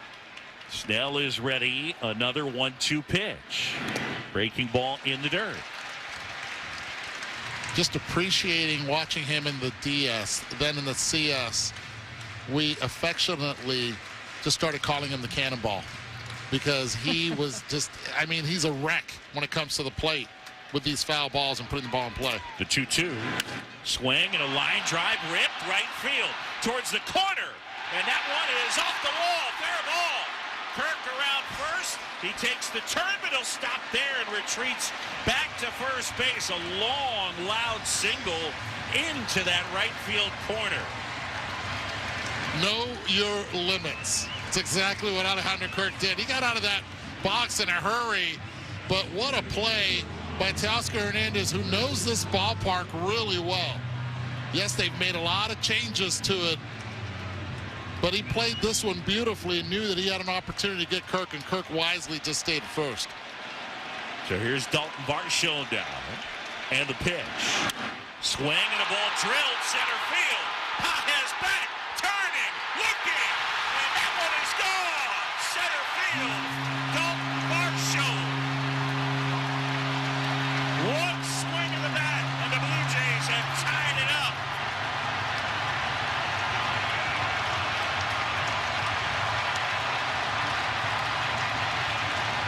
For Varsho, his third homer of these playoffs, and he crushed it. 96 miles per hour. He did not wait. Got the fastball and did not miss it. They've attacked him up the entire postseason, and that pitch was middle down. And now I know why. Varsho in the regular year with 20 homers. He's not a big guy, but he's got big power. And the Blue Jays tied up with the homer. And listen to this place. The pitch. Clement swings and lifts it in the air out to shallow center. Charging in is Pages to make the catch as he calls off Kike Hernandez. And there's one away. Varsho, too, is absolutely annihilated left-handed pitching in this postseason. As a left-handed batter, just has done a good job of staying with this a fastball down at the knees. And again, you go back to Kirk's at bat prior, the changeup, 2 strikes to kind of set up bringing back the fastball in that Varsho at bat. There's Miles Straw now, and the pitch. And that's fouled back.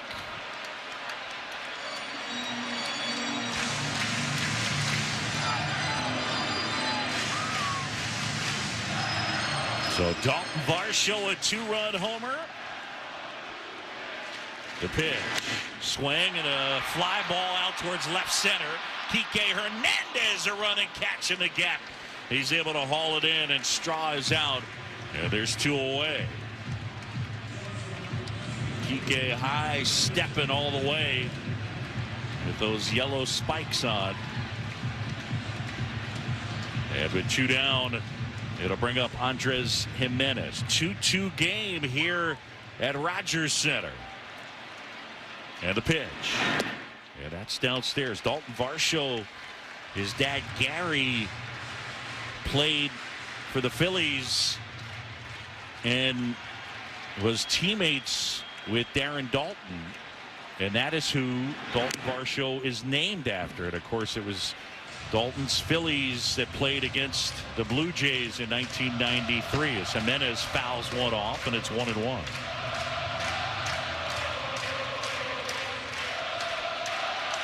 Snell delivers. Swing and a miss. And the count is 1-2. Andres Jimenez, who was on the IL a couple of times this year, first with a quad, then with an ankle, but a really, really good defender. He's won a Gold Glove 3 times, a Platinum Glove another time. The 1-2 in the dirt.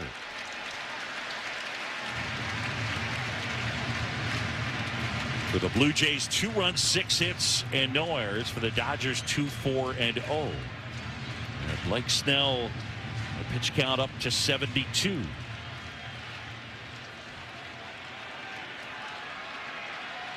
Snell says yes, the 2-2. Off the outside corner. No, in there for called strike 3. I beg your pardon. Jimenez is gone. And Snell gets the strikeout, but the damage is done. Dalton Varsho with a 2-run homer, and as we head to the 5th, It's 2-2, the Blue Jays and the Dodgers. This is the 2025 World Series on ESPN Radio and the ESPN app.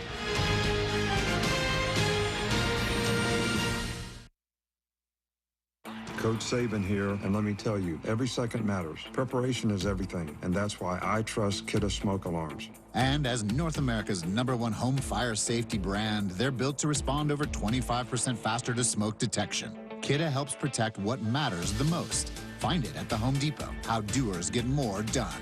#1 claim based on total household installations as of December 2023. 29% faster average smoke detection based on internal testing of smoldering wood fires for Kidde 9th edition versus leading competitor 8th edition products.